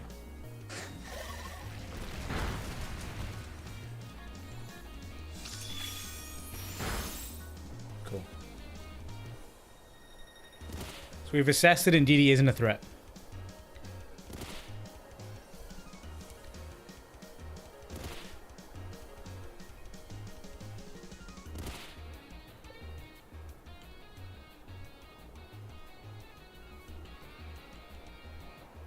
Okay, so here's what we're going to do. Indeedee can't hurt us. Their bundle will probably protect here knowing it gets outsped and will die to a Shadow Ball. So, I'm going to bring in Talonflame to reset up the Tailwind next turn. And then I'm going to click the Shadow Ball anyway, or do I click Dazzling Gleam?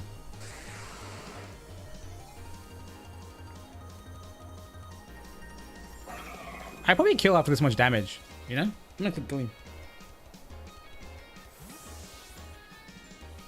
Because if this Gleam kills the Indeedee for some strange reason, I want to not die this turn to its weak ass little attack.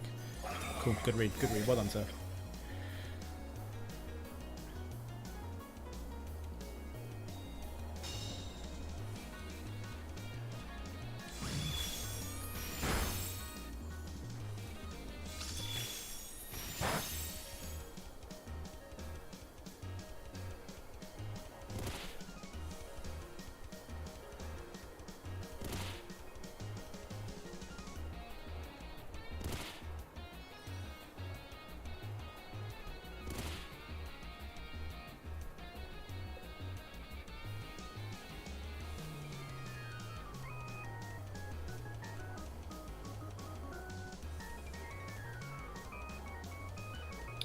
This is hard.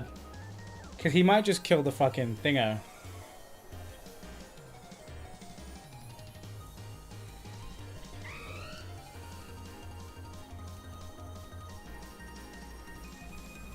Yep.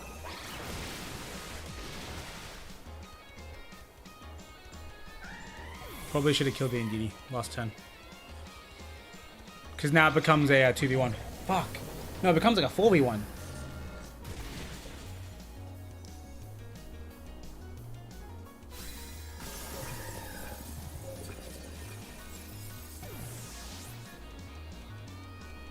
Yeah, I misplayed. I valued outspeeding the bundle too much. What the correct play there was to Shadow Ball. Oh no, the Dazzling Gleam was fine. I should have crunched the Indeedee. I could have got it off the board, right? And then with it off the board, I mean, T-Tart doesn't have like a 0% chance of winning this, but like, I don't think so. Opposing Flutter Mane comes out. It is Specs, and it has access to nothing too scary.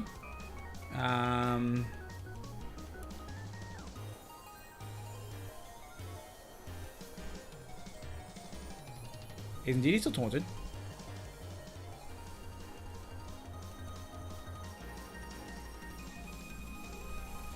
Defense drop, I guess. Helping hand, okay. Also, it wasn't taunted. I looked at it and I assumed it was taunted even though it clearly wasn't taunted. Jesus Christ. Damn, the natural focus sash. Who was even first? Why have I forgotten that? Oh, it was Great Tusk. I just lose to Great Tusk. It's fine. Okay.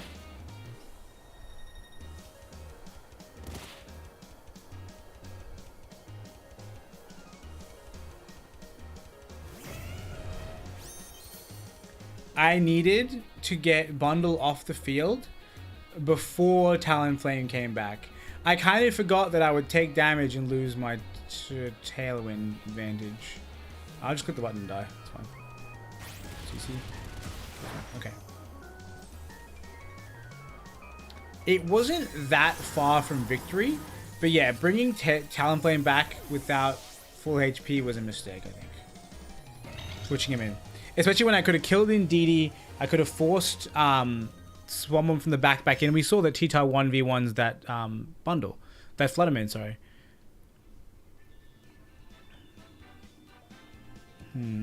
Okay. I think I know what I want to do. I think I see the value of different Pokemon in my team.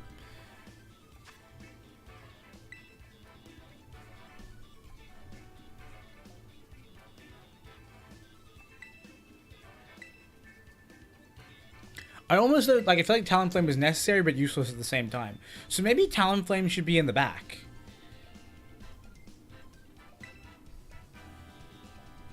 Why'd I do that?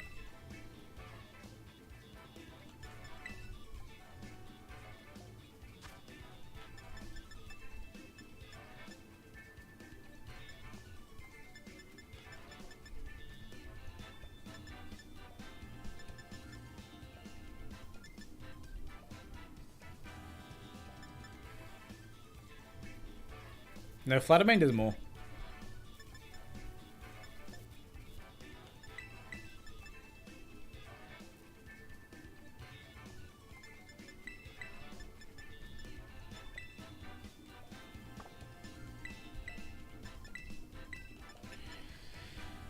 Does that feel wrong? It feels wrong.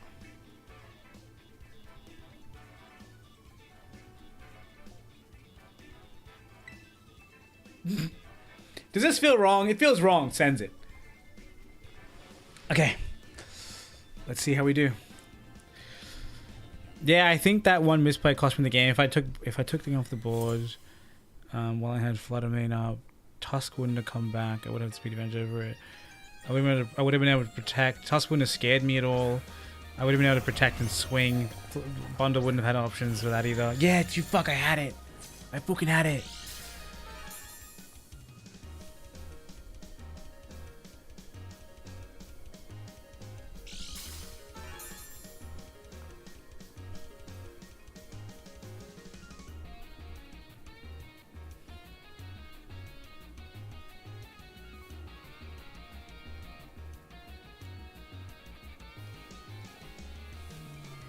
They don't have a switch into this, right?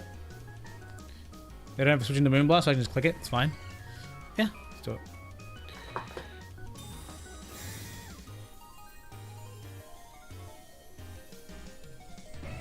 Double. Okay.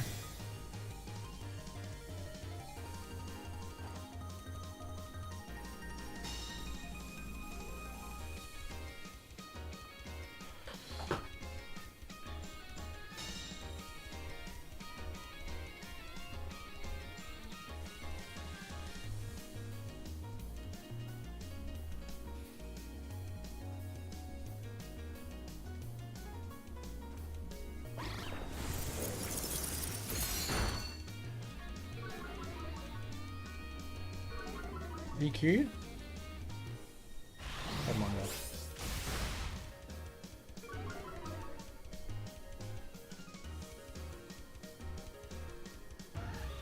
I thought about the Protect on Fluttermane there, but it wouldn't have made sense. Okay.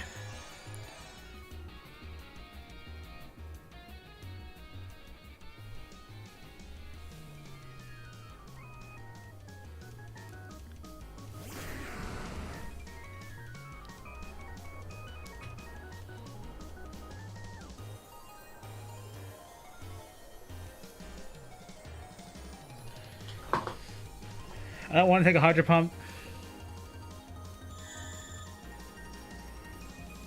No one else terrors this game. I think I'd rather be weak to Hydro Pump. Well, no, I need, okay, just in case. Just in fucking case. I need to do this. Because if I miss, I'm dead as sin. It's not unrecoverable, but holy fuck, it's bad. And I have T-Tar fast on the field, able to flinch things, which is really cool. Really, really good for me. Protect there.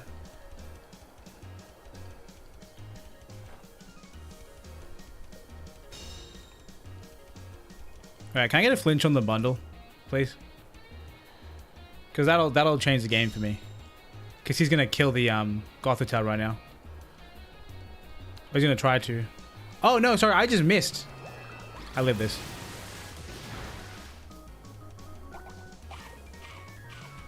That's unfortunate, the miss.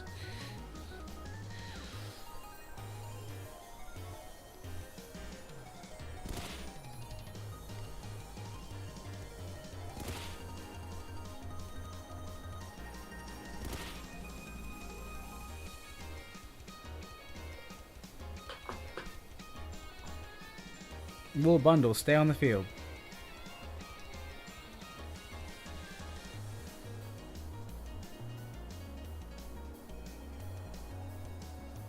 It's really unfortunate because if I hit last turn, I would kill bundle this turn. I think we're going to see a terrestrialized, probably ground from the dusk actually. Yeah, fuck, I didn't think of that.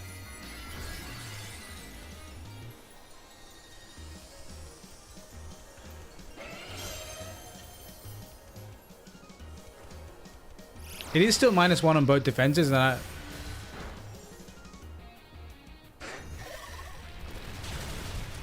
that's a lot of damage. Headlong rush. We got the tail. And then what's this going to be? A freeze dry into me?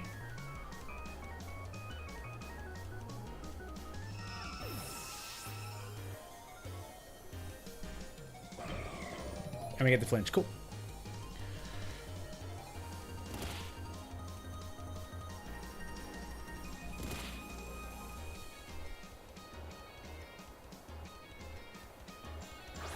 Please be one turn of Trick Room left.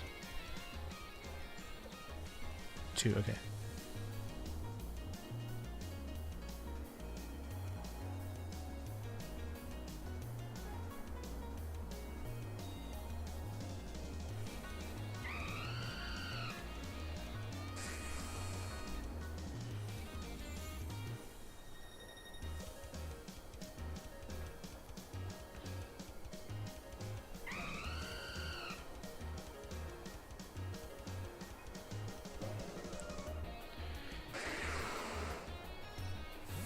I was gonna say potentially preserving bundle is how they win.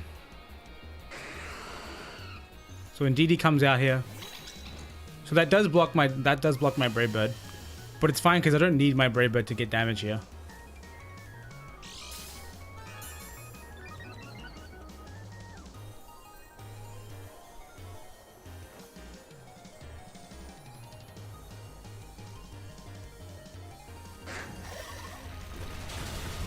I had other ideas in my head, but none of them are meaningful, so it is what it is.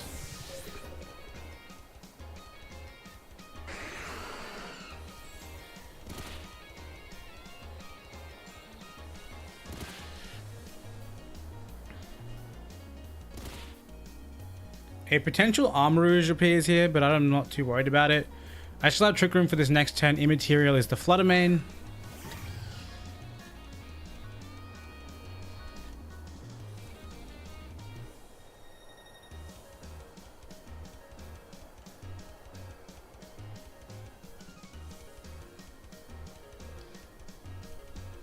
Go for Rock Slide again.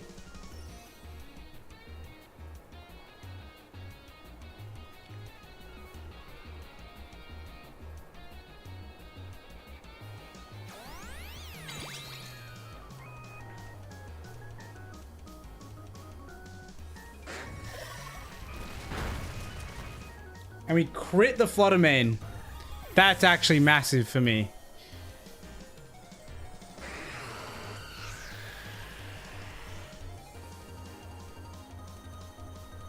But I guess you can say that is what happens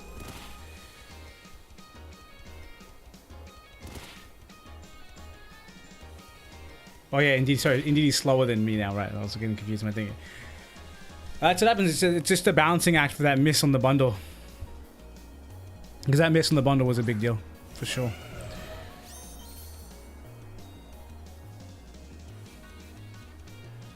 Now we just keep clicking Brave Bird into...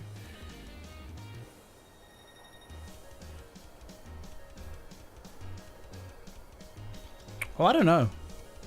Yeah, I think he might have forfeited. He just reported the match as a loss. Yep, he cancelled. Cool. Okay. So now we go into game 3, which I honestly didn't think I was winning that game too. But we did get there in the end. And I think I'm not relying on my own bundle has been a bit of a downfall for me. So maybe I'll bring that. He is one of the few Pokemon that's good into both Armarouge and is good into both forms of Armarouge. They haven't bought Hydreigon once, so I don't have to worry about it too much.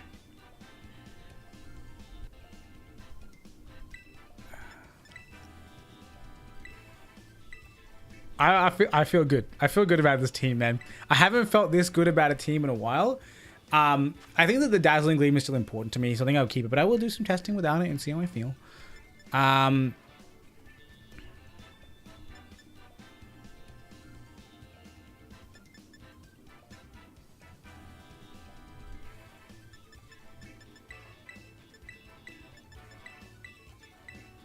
Is that right? Like, Talonflame has been on and off for me.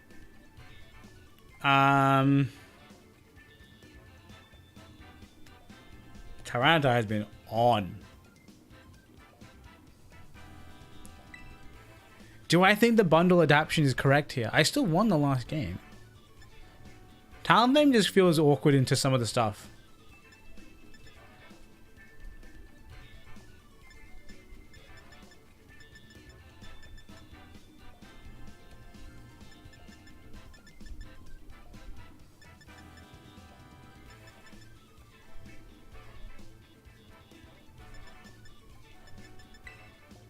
I don't know, man.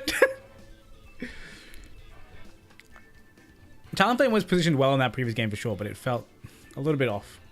Again, I don't mind if I lose here. In fact, I kind of would like to be free of this tournament. That sounds wrong, right? But it's currently 4 p.m. I've been playing this since morning. It's been my entire morning. So I kind of want to call it at 4 rather than playing through to 6 and trying to get first place.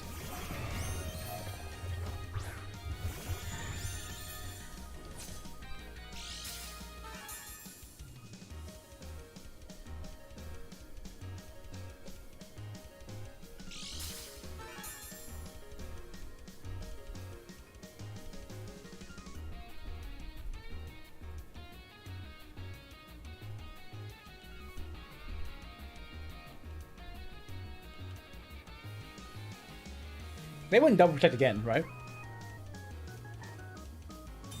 Would they?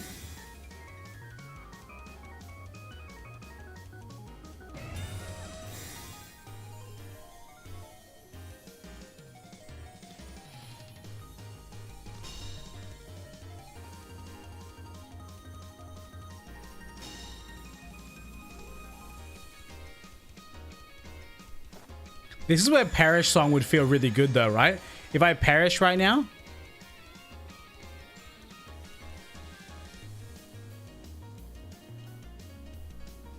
I think they're probably going to expect the Tyranitar switch in, which I'm obviously not going to do.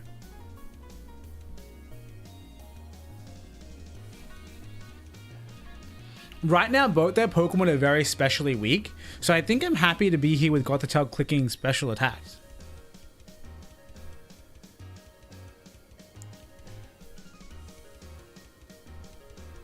And they can't switch out.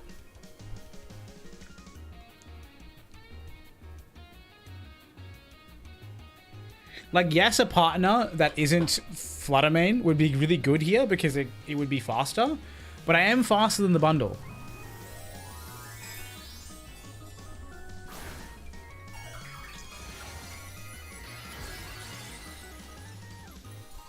We may or may not see them be assessing the Gothitelle as a threat this time, realizing that it is the one that caused the problems with its lengthy survival. We go with the Protect. Psychic comes out and it does, I think it did about half last time. About half, yeah. Headlong Rush into the Protect. And then what's Bundle doing? Maybe a Hydro Pump? Hydro Pump.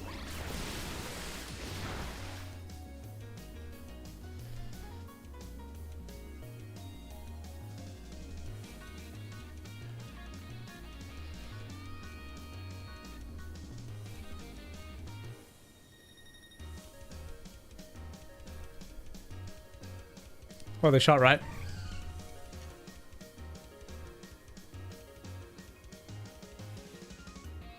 I'm playing stall and Trick Room on my own mon. Feels silly, but I think it works.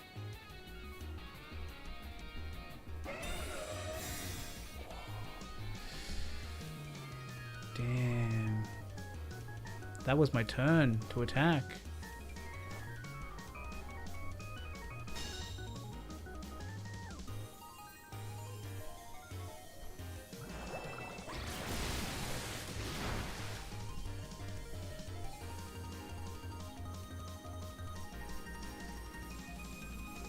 I got Bundle has just been clicking Hydro Pump, not even caring in the world.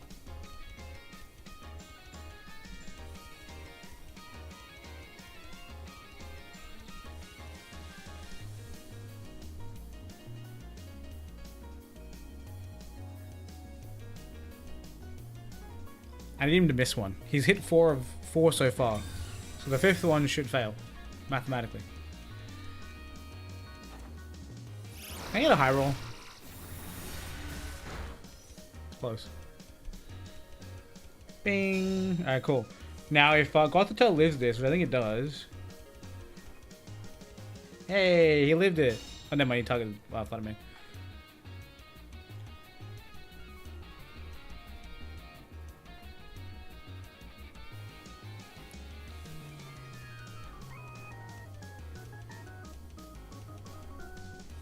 Yeah, I didn't want to click that, but I had to. I had to click Psycho on that just to confirm, otherwise I was screwed. Double protect, cool, to stall the trigger, nice.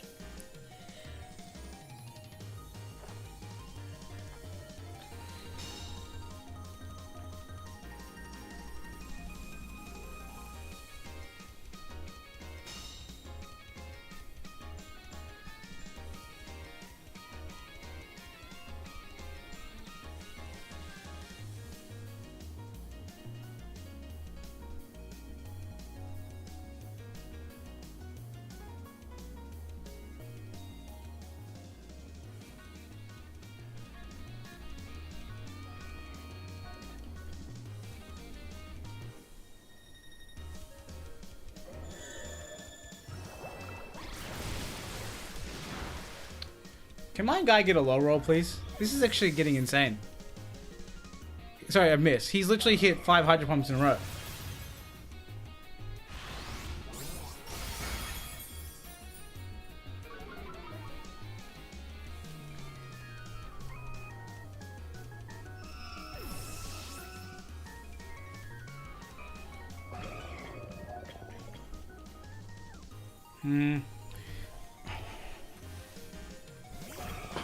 It's unfortunate. Dude, my bundle looks so shiny on my side of the field. As in, like, so white.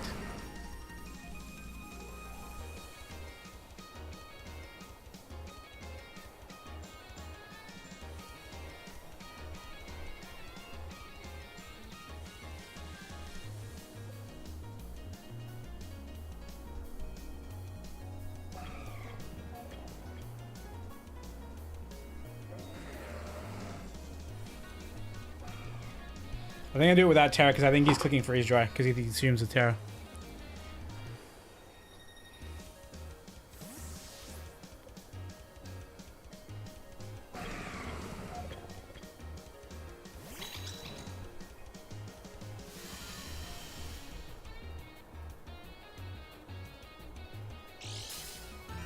Okay.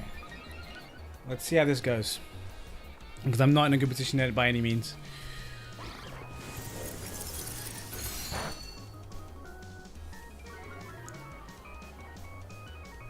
I'm actually so curious how much this low kick is going to do.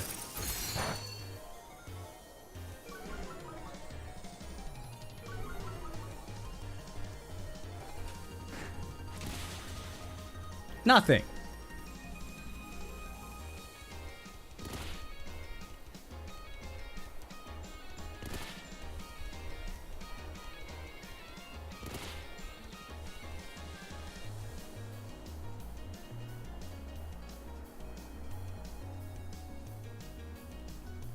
No, I can. If he can land Hydro Pump, so can I.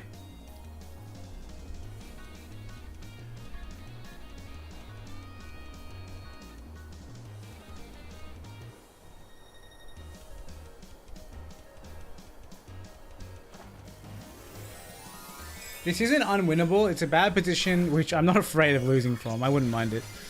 I shouldn't get my chance to switch into the bloody thinger. If he missed a single one of the 5 Hydro Pumps he's landed so far, I would be in much better shape. But he hasn't, unfortunately. Okay, so that does protect. That's fine. We didn't target it down.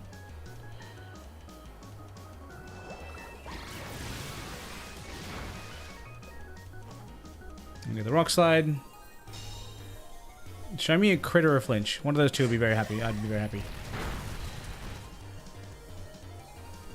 And there is the Gleam. No luck on my end, only on my opponent's end. Unfortunate.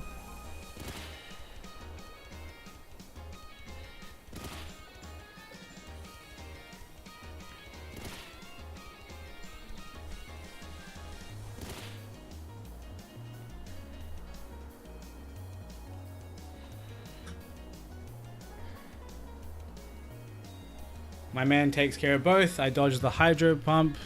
Sorry, it's going to be a Freeze Dry. I have to live a Freeze Dry. Fuck, that's a lot.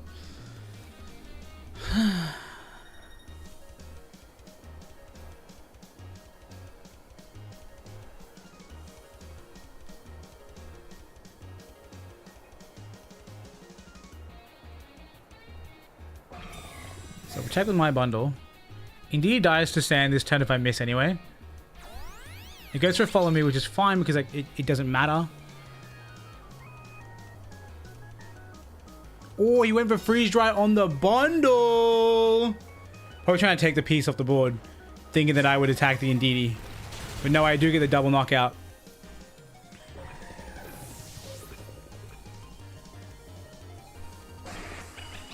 Now the game is much more in my favor. I'm surprised they're not assessing the T-Tar threat, which must mean they have an answer for it in the background. But I don't know what the fuck that is. Is it Flutter Mane? Because it's never been before. It's never been the answer before, should I say. So here comes the Tusk, which I can one-shot with a spread. And face shopping is new, probably the Arm Rouge. Let's go for a Rock Slide and an Icy Wind. Or do we just go for the knockout with the Hydro Pump? We go for the knockout with the Hydro Pump. Oh no, we need to Icy Wind. We can't. We don't want to take damage from the Quatch first. Yeah, the protect is expected.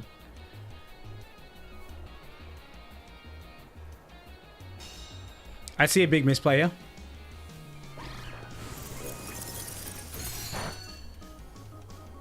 I should have crunched.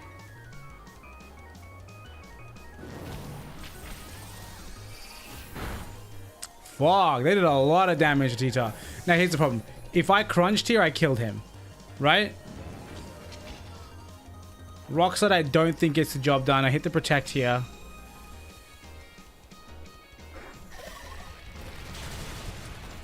Fucking hit. Yeah, I threw that game by not clicking crunch there. Crunch there wins the game because then it comes... Oh no, you know what? I think I still lose to the... I still lose to this thing. It's a GG. Let's see how much damage I take from this. Yep, GG. I don't mind. We had a good run. We were 3-1 total with the team. And I think that there were 2 misplays each game that I could have adapted to. But I think that for me, I was like, cool, I've got what I wanted out of the competition and I'm happy to lose here. Which is obviously not the mindset I'll ever have at any point during the thinger. But I got more than enough practice. But yeah, I think the strategy to win that game there was double protect the bundles. A 25% chance. If I get the knockout onto the Arm Rouge, then I basically have that game. In fact, funnily enough, I do better in that end game if I don't tear a T-Tar. Because then he can't do that. He can't do spread damage. I think I win that end game were it not Arm Rouge. So well played. My opponent brought the adaptions it required to win. But yeah, he definitely got the